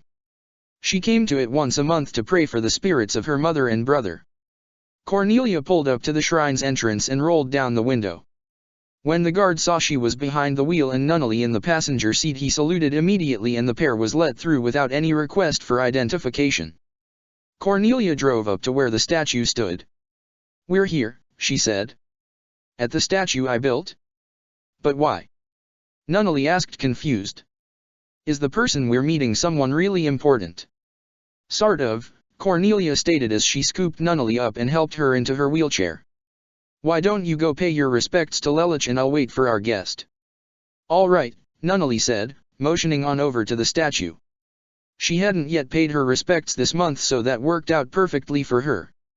She was within a meter of the stone-gray statue and looked up at the reconstruction of her brother. "Hi big brother," Nunnally said to the statue, "it's me again. Cornelia took me to come visit you on her own today. It's kind of surprising actually. Why can't I sense him anywhere?" Cornelia bit her thumbnail through her glove. "What is he up to?" "The former areas are really doing well. All of my support campaigns are really coming through. Britannia is starting to be seen as a good nation again. Even the Japanese are coming around despite not liking me at first because of all the things you did." Nunnally's eyes turned sad. I know why you did what you did. I don't know if you heard me when you died. I would have just been happy staying at your side forever. You didn't have to change the world for me, big brother. I just wanted to be at your side, forever." Something clicked in Nunnally's mind as a memory of warmth and being held swept through her. "I have every intention of staying with you for as long as I possibly can." Nunnally hiccuped and her eyes bulged. Her heart beat fast. She coughed. Cornelia made to check if she was all right, but felt a strange sensation within Nunnally's spiritual power. This sensation, this is when I began to remember that day. As much as I enjoy this little reunion, the time is not ready for this meeting just yet. Lelouch, when you said that, you... Cornelia gasped as Lelich's spiritual power slowly came into her senses. She looked forward and noticed that Nunnally wasn't in any pain, and then she saw her brother slowly begin to materialize from the bottom up, standing in front of the statue of himself in the exact pose, but with different attire and a warm smile. He was wearing a tight-fitting black tank top and a red jacket with a pair of blue jeans. Big Brother. Lelich simply got down from off the pedestal of the statue and reached forward from where he was standing and ruffled Nunnally's hair. His touch, I can feel him, this is real. Her eyes began to fill with tears. Hi, Lelich said to her. There was no mistaking his voice, Nunnally. If Nunnally could have, she would have leapt into her brother's arms. Knowing this, Lelich picked her up and held her in a warm, comforting embrace. Big Brother, Nunnally clamped her fragile arms around Lelich. She started to cry as he held onto her with a warm smile on his face. They were small little sobs at first, but eventually Nunnally lost control and just bawled into her brother's shoulder as he held her so tenderly. Still holding her, Lelich sat down on the grass. With Nunnally still sobbing, he and Cornelia exchanged smiles and nods, and the elder brightened and walked a little farther down the path to give the blood siblings some privacy. Lelich rearranged Nunnally in his arms, cradling her as if she was a newborn baby. How long has it been since I've wanted to just hold you like this? Wasn't it just a year ago, you were there, weren't you? That was different, Lelich told her. Things were happening and I didn't know if I could hold you, but now, I'm free from what's been holding me down, Nunnally, and though I won't be around, I'll hold on to you whenever I can. I still love you, I always have. Nunnally looked at her big brother with those doe eyes of hers, tears in them. I know. I know you have. I'm so sorry, Lelich suddenly bent forward in apology. Nunnally didn't know what for, but he began to explain. All you ever wanted was to be at my side, and I selfishly tried to change the world for peace, thinking that that's the way you wanted to live. I never considered your feelings at all. I wound up separating us, driven by my vengeful heart. And no matter how much I atone or make up for things, it won't change the fact that we don't exist in the same way anymore. What do you mean? I'm really dead, Nunnally. The only reason you're able to see me right now is because you, like Cornelia, have spiritual power. When you were little, didn't you always make friends with spirits? You remember that? Nunnally asked. I watched my past replay during the time I've not been at your side. Nunnally, the last thing I wanted to do was make you unhappy, and here I've gone and taken away the one thing that made you the happiest, me. Nunnally clung tighter to Lelich. Big Brother isn't lying, but he should be, she squeaked. I'm so confused. Cornelia can explain things to you a little better, another time. Lelich held Nunnally closer. Right now, just let me hold you. I don't want to be separated from you. This isn't fair. Big Brother is so selfish. Nunnally whined, yanking on Lelich's clothing in frustration and protest. I know, and I'm sorry. I didn't mean for things to end up this way. No matter what I do, no matter how much I change my life for the better, things will always be empty without you, Lelich sobbed. Lelich. I'm married now, you know. I have lots of friends, I'm captain of a team of what you'd consider superheroes. But if it meant making you happy, I'd trade it all away if it meant being with you. Lelich lost the ability to form words and just cried as he held his sister in his arms. I want to take you back with me, but Britannia needs its empress. You and I can never be, not for a very long time. You don't have to leave right away, do you? I was only able to reserve a couple of hours. But I can come visit, and Big Brother can come visit me, right? I can try. No, I'll definitely come, even if it's only several times a year. I will definitely come and see you. Just come here and call for me and I'll do my best to come here. I'll hold you and you can tell me everything you've done since we last saw each other. You said you were married, can I meet your wife someday? Nunnally asked.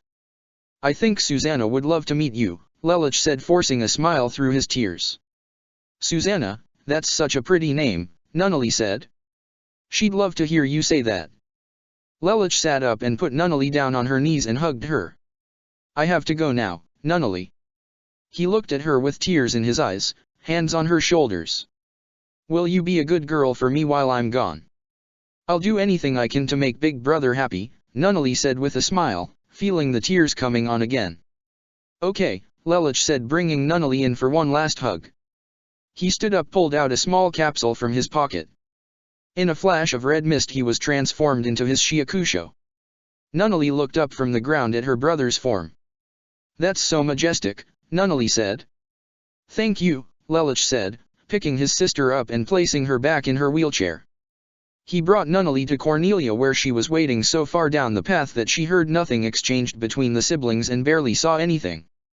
I entrust her to you, Lelich said to Cornelia. I won't let anything happen to her, you have my word. I don't need your word. I know it in my heart.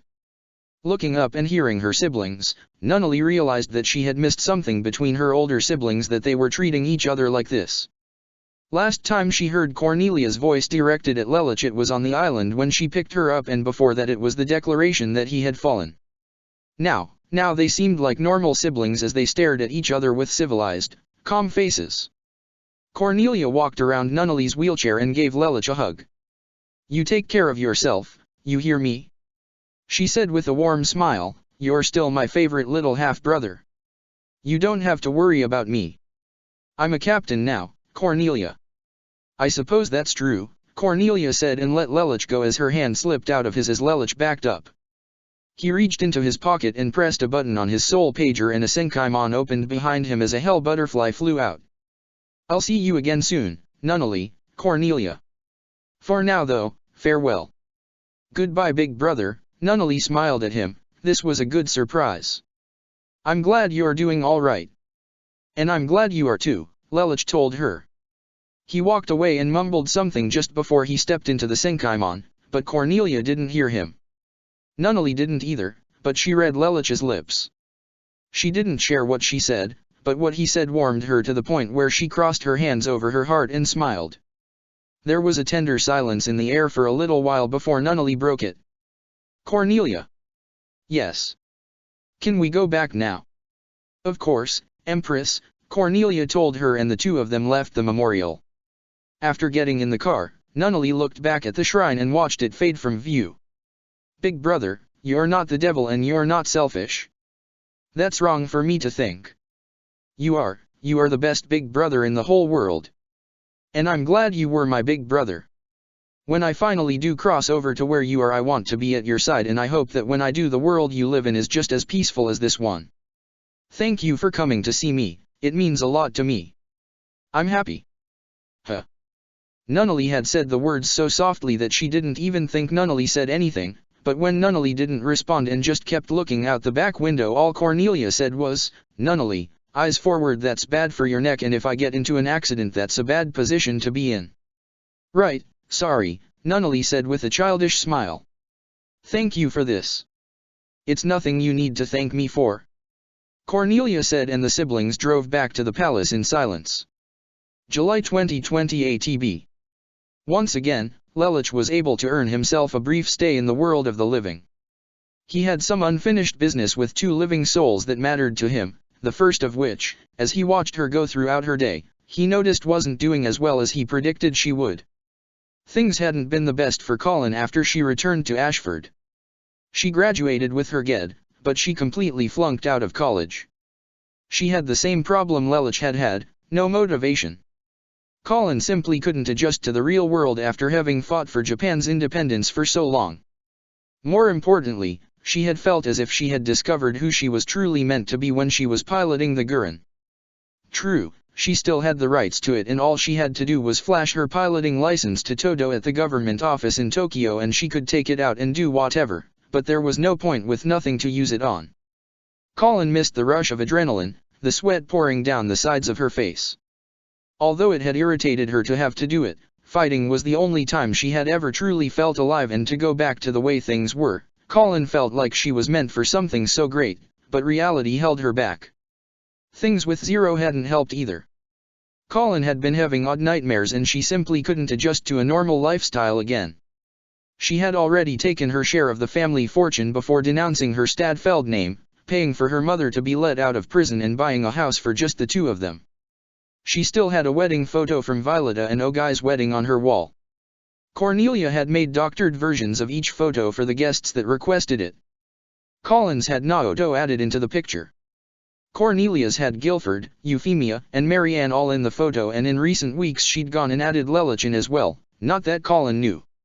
After getting yelled at by her boss at her part-time job in retail again, only to be subsequently fired, Colin returned home exhausted and collapsed on her bed in irritation after spending the day at the arcade instead. After supper all she could do was bitch and moan internally about how much her life sucked. Lelich had stalked outside her house until night fell. Then, once Colin and her mother were sound asleep, Lelich carefully opened the second-floor window to Colin's bedroom quietly and closed it behind him. As he stood by her bedside as the redhead lay face down, topless in the hot summer weather with only a thin cover sheet draped over her. Of course, Lelich didn't know she was topless. He intended to wake her, but he had to have the proper setup. Digging into his pocket, he pulled out a small balloon-like object. In the last couple of years, Urahara had finally perfected portable GGI technology, which is what this was. Lelich carefully slipped into it, dressed in the same clothes he had arrived in the Soul Society, in the same clothes he had met Nunnally in, though that time he had just changed clothes and had remained in soul form and flexed his hand a couple of times to make sure his GGI was fully functional. It'd been a while since he'd worn one and the first time he'd used the portable GGI, so he spent a few moments making sure it was working. Once he was certain it was functioning properly, gently he strode across the room to gently shake Colin's shoulder, but as he approached she moved and he could tell she'd just gone into rapid eye movement. Lelich backed away as Colin's legs scrunched up towards her chest as she turned onto her side and brought her knees up towards her chest. Colin then began talking in her sleep. "Idiot." Lelich's brow crinkled and he listened to Colin talk. "You stupid idiot." Colin bit down and her shoulders trembled. She was crying in her sleep. "Why didn't you trust me?" 0. 0. 0. Colin flopped on the bed and her eyes shot open and she was now facing the wall as she sat up. She looked down and put a hand on her bare chest, completely oblivious to the fact that Lelich was nearby, now wishing he'd chosen a cooler month to make his visit. Colin was still haunted by Lelich's presence. Ever since coming in contact with what she believed to be him, she'd tried to move on, but something was stopping her. She felt like such a hypocrite saying all that stuff about moving on and not wanting to die, but in truth, Lelich and Zero had been everything to her. Colin's life was going nowhere fast. In a matter of years Colin wouldn't be able to lounge around in her house all day and do nothing productive. This was also the third time she'd been fired from a job. As much as she wanted to go out into the world and be an upstanding citizen, she felt like she had really discovered who she was in the resistance, and now she felt like there was nothing left for her. Colin settled back down in bed, but as she turned over she saw what she believed to be the impossible. It can't be. She then noticed that Lelich was avoiding her gaze, and then she remembered she'd gone to bed topless. Furiously Colin bolted from bed, grabbed a plain white nightshirt and slammed her door shut and locked it. "You idiot!" she exclaimed, furiously in a loud whisper. "I don't know if this is an illusion or not, but do you have any idea what time it is?" "Yes, because it is totally my fault that you decided to go to bed topless and forget to lock your window," Lelich teased. Colin walked up to him and pinched his cheek as if trying to discern if this was an illusion or the real deal. You know that hurts, right?" Lelich responded. Colin let go and stared at the floor. Now she knew this was not an illusion. Somehow the supposed-to-be dead 99th Emperor was standing right in front of her and had snuck into her bedroom. "What are you doing here and how?" Colin asked in irritation. "Well, I came to see you, give you closure," Lelich told her. "So then you're..." Lelich finished her sentence for her. "Dead, yeah. I would think you hadn't forgotten what you experienced last year." "But, I can see you," Colin looked at Lelich in the eye. "I couldn't see you last time." "It's a long story," Lelich said. "I'm listening." Colin folded her arms and scowled. "I don't have time to go through it all," Lelich said, putting his hands behind his back, "but I can give a brief summary. I died and was sent to the afterlife 144 years before I even died. What you witnessed last year was me fighting myself that hadn't been displaced yet, but had died and become an evil spirit while I matured and grew in both body and spirit over the last 145 years up to that point and fought it to stabilize the timeline. I wanted to see you, see other people, change things, but I couldn't. However, now with the timeline stabilized, I can give you the closure you want, and then I have to go, for real this time. This is the last time I'll see you. Colin was heartbroken. Until the day you die, this will be the last time you'll see me, Lelouch told her. If this was really the last time, Colin intended to make sure that she did everything she had always wanted from Lelouch since she had realized how she felt about him. Without hesitation, Colin promptly pursed her lips and attempted to kiss Lelouch, but he put a finger on her lips. She looked at him in confusion. I hate to disappoint, but if that's the kind of closure you're looking for, I can't do that. I'm married now, Colin. Colin took a step back and her eyes bugged out. Married? You? She shook her head violently and then folded her arms and smirked. Did hell freeze over in the last century and a half? No, last I saw a hell gate open it looked pretty warm, Lelouch joked. Besides, my wife reminds me a lot of you, loyal to a fault. Do you have a picture? Colin asked. Not on me, sorry, Lelouch responded, but this isn't about me. This is about you. Colin's eyes turned sorrowful like someone had just kicked her dog. She was now going to ask Lelouch everything she wanted after the end of Zero Requiem, the same questions she'd asked him last year, but couldn't get the answers to. Why didn't you take me to your side? Why didn't you explain to me what was going on? Why didn't you fight back when you were being accused? I wanted you to live. That's not good enough, Lelouch. I didn't care about anything. As long as I was at your side, nothing mattered. Even before I knew who you were when you were Zero, I would have done anything you asked. Careful what you say when you say anything. I mean it. Colin exclaimed, thoroughly killing Lelouch's attempt at humor. All you had to do was say the word and I would have done whatever it was you asked. I believed in you from start to finish. Yes, I was shocked to find out who you were, but C.C and Big Blue helped me realize things and I came to accept it. I would have followed Zero into the void, Lelouch. If it wasn't for the fact that Susanna was every bit as loyal as Colin, Lelouch would have questioned such a declaration of loyalty. The only thing I can do is apologize, but apologies will never be enough, Lelouch said solemnly. I had a very different outlook on the world when I was commanding the Black Knights than I do now. If I could relive my life all over again with the knowledge I possess, perhaps I would have taken you to my side, but it's not good to ponder on what could have been. I fought to give the world a future. That future is pointless without you in it, Colin said, getting emotional. I am in it, but just not here. I'm watching over you and everyone else. The life I lead now is a wonderful one. I wouldn't trade what I have. Don't worry about me anymore, I'm doing just fine. I came here because I thought you might be still suffering. Colin stared at the floor again, I don't know what to do with my life anymore. I flunked out of college and I have no motivation to apply to another one. When I was in the Black Knights, I felt I had found out the person I was always meant to be. But now I'm just Colin Kojaki, high school graduate and college dropout with contractual rights to an advanced nightmare frame. She looked angrily at Lelouch as she grabbed at her nightshirt. You don't realize the scar left behind in my heart and your sisters. Skin deep, you never cared about anyone except yourself.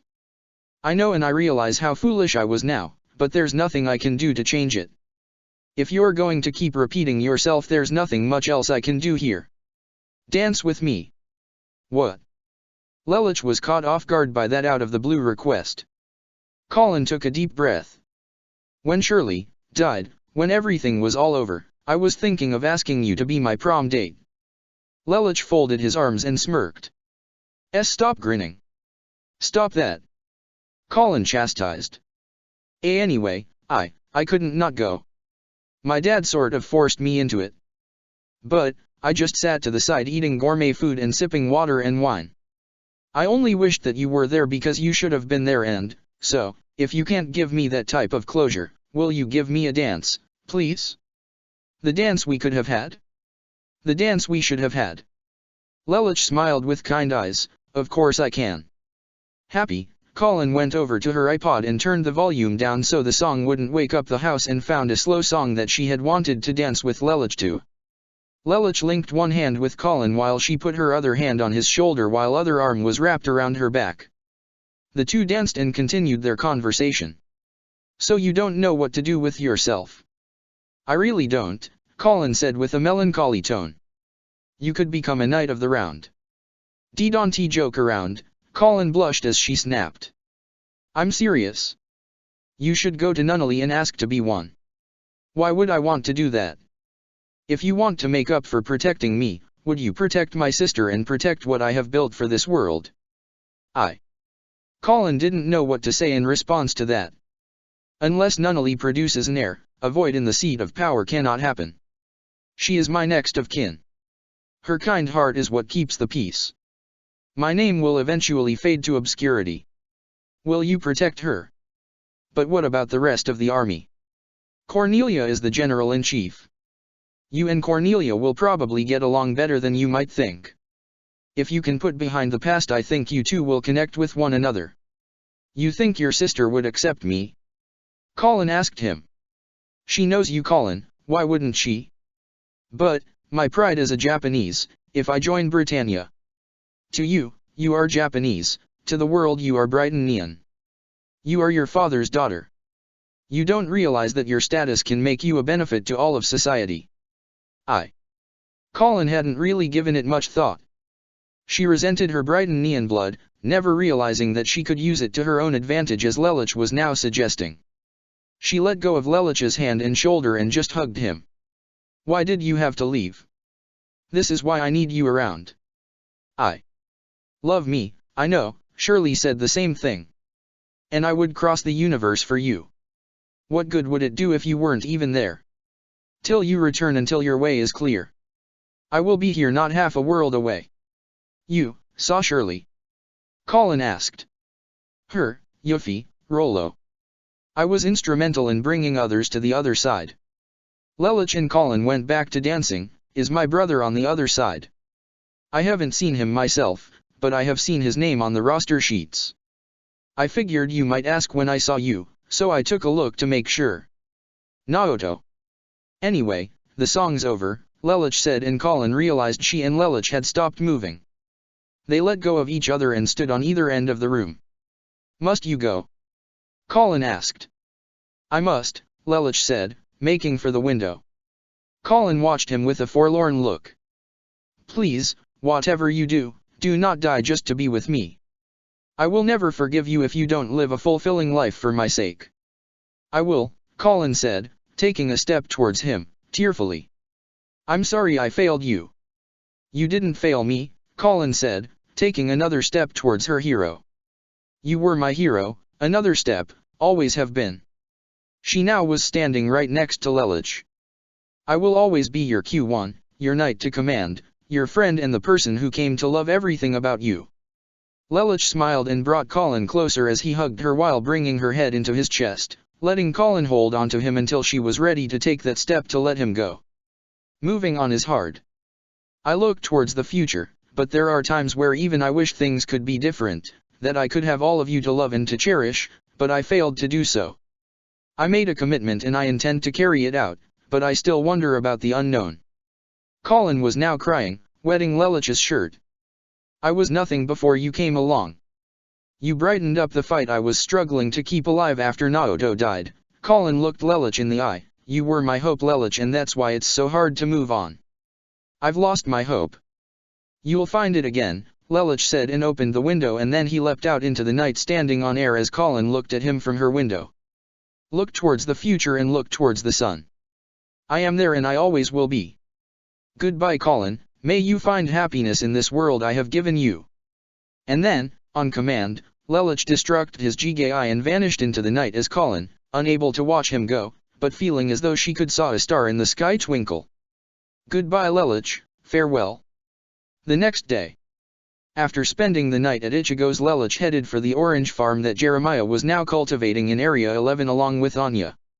However, neither individual was why he was going to the farm. His intention was to visit a particular woman with green hair, the immortal witch that had started it all. He still needed to talk to her about his geese, and talk to her he would. Cece was currently riding in the back of a horse-drawn carriage of hay that Jeremiah was currently driving. Lelich sat himself down on top of the back of the carriage behind Cece. He would wait until she knew he was here or until he knew how to start the conversation. Cece was lying on her back looking up at the sky as the clouds passed overhead. She was using cheese as a pillow and had a briefcase with her. For what reason, Lelich had no idea. I said that geese would condemn you to a life of solitude, Cece said, speaking out of the blue. I think maybe that's not true at all, right Lelich? About time you noticed I was here, Lelich said, pushing himself off his perch and down into the hay pile with his original companion.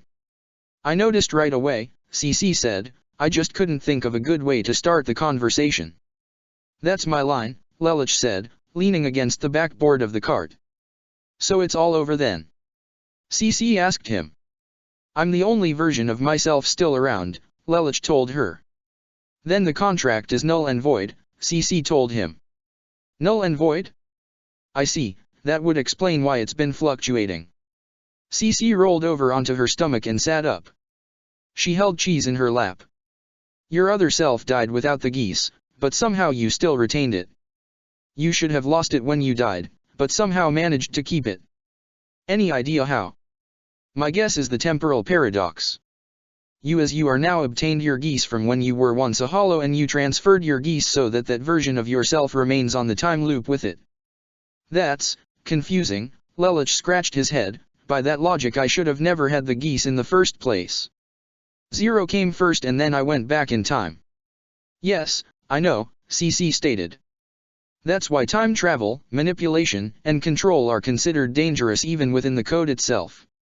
It is a dangerous power that not many are capable of handling. That's why someone like Rollo became an imperfect subject. To obtain a geese with any of those three powers and be a perfect holder of the code is inconceivable. So since my contract is null and void, what are you going to do now? Find a new person to form a contract with. I've been thinking about it since you spoke to me last and what you said, and now I know why you thought I would come to want to live. And so, since you died, I've been thinking, might I come with you to the place of the Soul Reapers if that's possible? You seem capable of traveling in between both worlds. So is it possible for a living being to live in the land of the dead? Possible? It's happened before, Lelich chuckled. Then as I said, might I come with you? Wait, Lelich was trying to wrap his head around Cece's request and put a hand up. You want to live in the Soul Society? Cece looked up at the sky. If you've lived for this long, then that means there are others like you who have lived this long as well. I knew Soul Reapers were spirits of the dead, but I did not know they were long-lived. I can tell from the tone you're taking with me and the lack of stress in your face that you seem like you've been happy. I too wish to be happy. But I saw the ring, Lelich, Cece said and smiled at him. Congratulations. Ah, thank you, Lelich chuckled. So that's the woman who helped make me who I am, huh? Oh yeah, I had almost forgotten. Cece is responsible for making your form the way it is. So does make that her my mom and me your illegitimate child? What the hell are you saying all of a sudden? Lelich freaked out internally. Cut that out. Ian Tamashi cackled and laughed in getting Lelich all bent out of shape. So may I? Cece asked Lelich again, her smile gone and now looking at him inquisitively. You still haven't answered me. I don't know. It's kind of against regulations, Lelich rubbed the back of his head with uncertainty, but since I'm a captain I could talk to Anohana Suteko about it. I've got 2 extra bedrooms in the household. I could easily give them to one of you if she permits you to have permanent residence. Thank you, Lelich, Cece said, bringing cheese closer to her face to cover her smile. That means a lot to me. Anything for a friend, Lelich smiled. You've changed, Cece stated. Huh? Lelich snapped from his thoughts. Cece stroked the plush in her grip. When you were alive, you never would have said something so heartfelt. Seeing you now, it's like you're a completely different person. I find myself wishing I could have witnessed this growth firsthand. Lelich cracked a small smile and extended his legs out fully down at the ground. Yeah, I guess I have changed a lot. It's a good change, I think. Cece lowered the plush and let Lelich see her genuine smile. If your mother saw you, she'd be proud of you. Mother. I know what you're thinking, Lelich, but I knew your mother better than you did.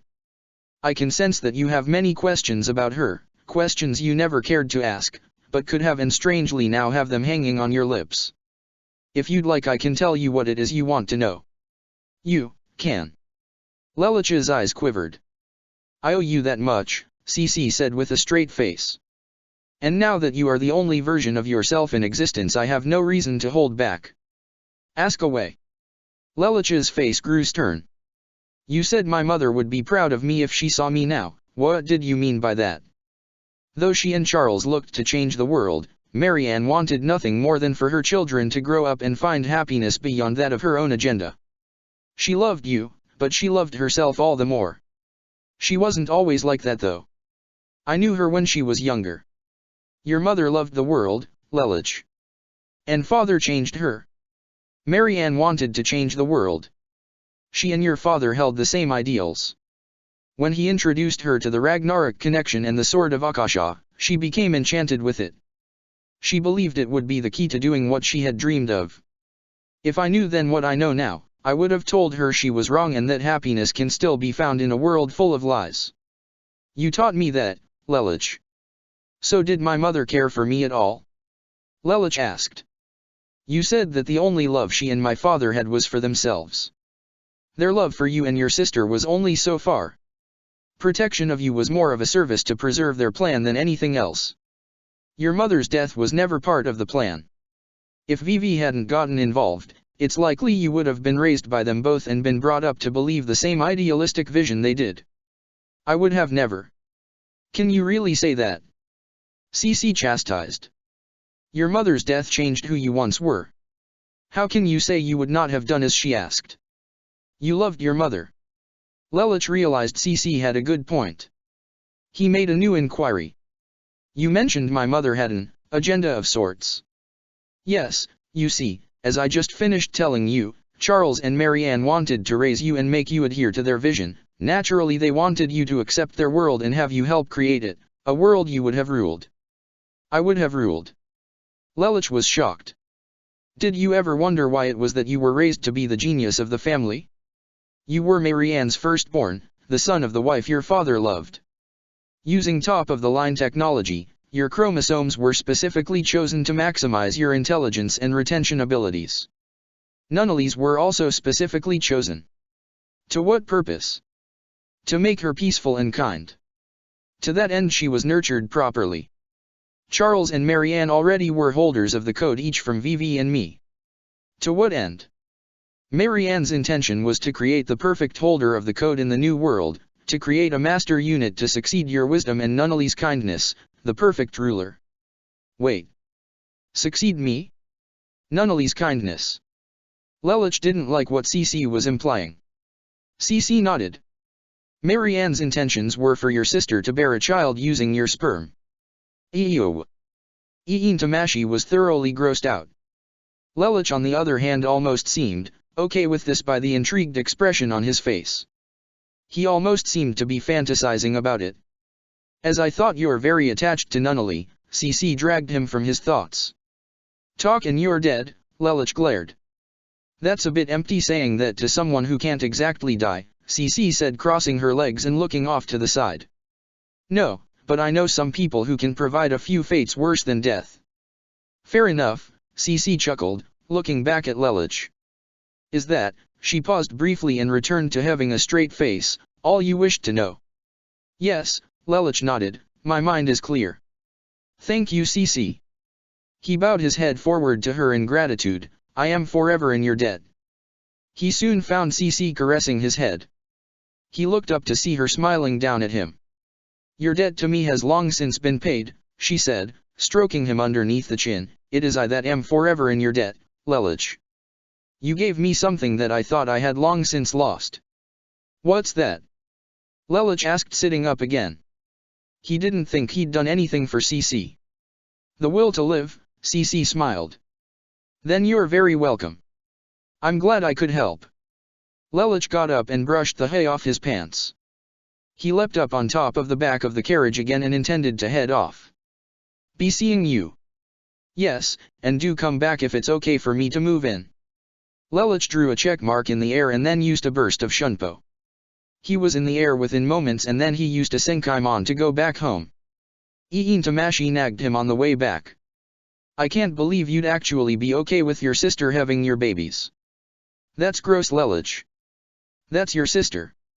Funny, I thought you'd be teasing me about the whole thing like you did when I was denying being attracted to Nemia because she's like a sister to me. There's a fine line between teasing and reality. I thought you said you didn't have a sister complex. I lied. Thoughts started swirling about in Lelouch's head regarding him and Nunnally that Iin Tamashi could unfortunately see. Oh you. Stop that right now. I don't need to see that. Stop the fantasies and just stop talking to me. We will never speak of this again. Fine by me, Lelouch said, sliding his hands into his pockets. It was evening by the time Lelouch finally found some time to himself.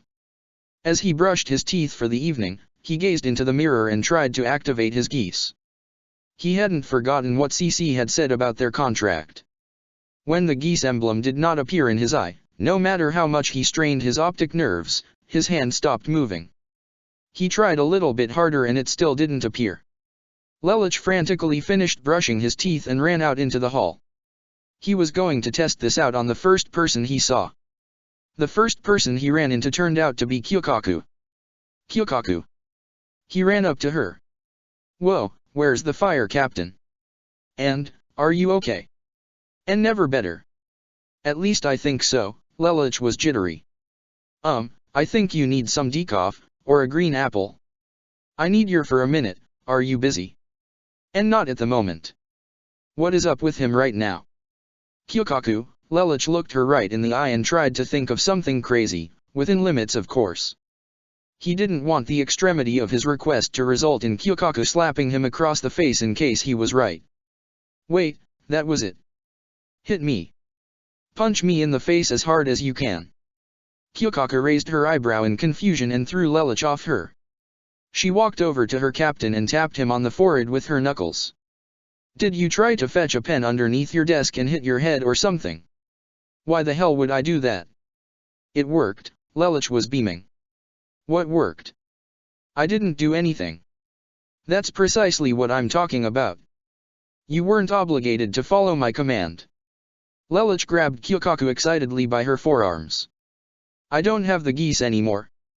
In all of the excitement and in a complete lack of judgment, Lelouch kissed his fifth seat on the cheek. Kyokaku, you're the best. Lelouch ran off, leaving a dumbstruck, blushing Shiba in his hallway. Lelouch ran outside in euphoria and leaned back and shouted out. I'm free. Aha, Lelouch placed a hand over his eye. Ahahahahahahahahaha. He laughed, but though it was a laugh in joy, it still sounded manic. Eli Lelouch Dano. Lelouch looked over to see Susanna. She always came by at this hour. Lelouch righted himself immediately, fixed his lapels and cleared his throat. Susanna. I'm sorry you saw that.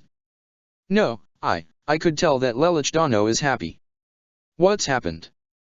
Lelouch walked over with a large smile and pulled Susanna to him, one arm around her waist and the other hand on her cheek. He kissed her with incredible force and such passion that Susanna had to moan and gasp for air, cheeks turning red. When they broke away she gave him an aroused look of longing. Lelouch Dano, that was so passionate. You haven't kissed me like that, in a really long time. What happened? I'm free, Susanna, Lelouch told her. He held her and the two spun around until they landed with Susanna firmly against Lelouch with his back to the wall. His arm snaked down and grabbed her ass. Susanna was embarrassed. Lelouch Dano, people will see. There's nothing wrong with a public display of affection. I haven't done anything eki yet. He turned Susanna's head as he cupped her chin gently with his index, middle finger, and thumb. But, I'm free, Susanna. My contract with CC is over. I no longer have the geese.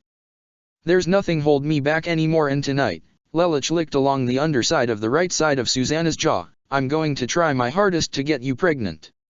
Lelouch stood up, spun Susanna like a top and let her fall back on his arm. Lelouch wished he had a rose to stick in between his teeth. Susanna was enjoying every bit of this. Lelouch was never this overly romantic with her. This was new to her. Lelich took her hand in his and smiled charmingly at her. There is nothing holding me back now, Susanna. I have all of my answers. I have no ties to the past or fears or worries. It's just you and me and this. He kissed her again, pinching the back of her neck with his thumb and forefinger. Susanna laughed, that was so corny. I'll work on the wooing a bit. You don't have to try so hard. I love you and everything about you, Susanna smiled. I know, it's just I feel so elated right now. Let's go to your room then, Susanna rubbed her free hand over the center of Lelich's pectorals. Your wish is my command. In the next instant Susanna felt herself being carried by Lelich, bridal style.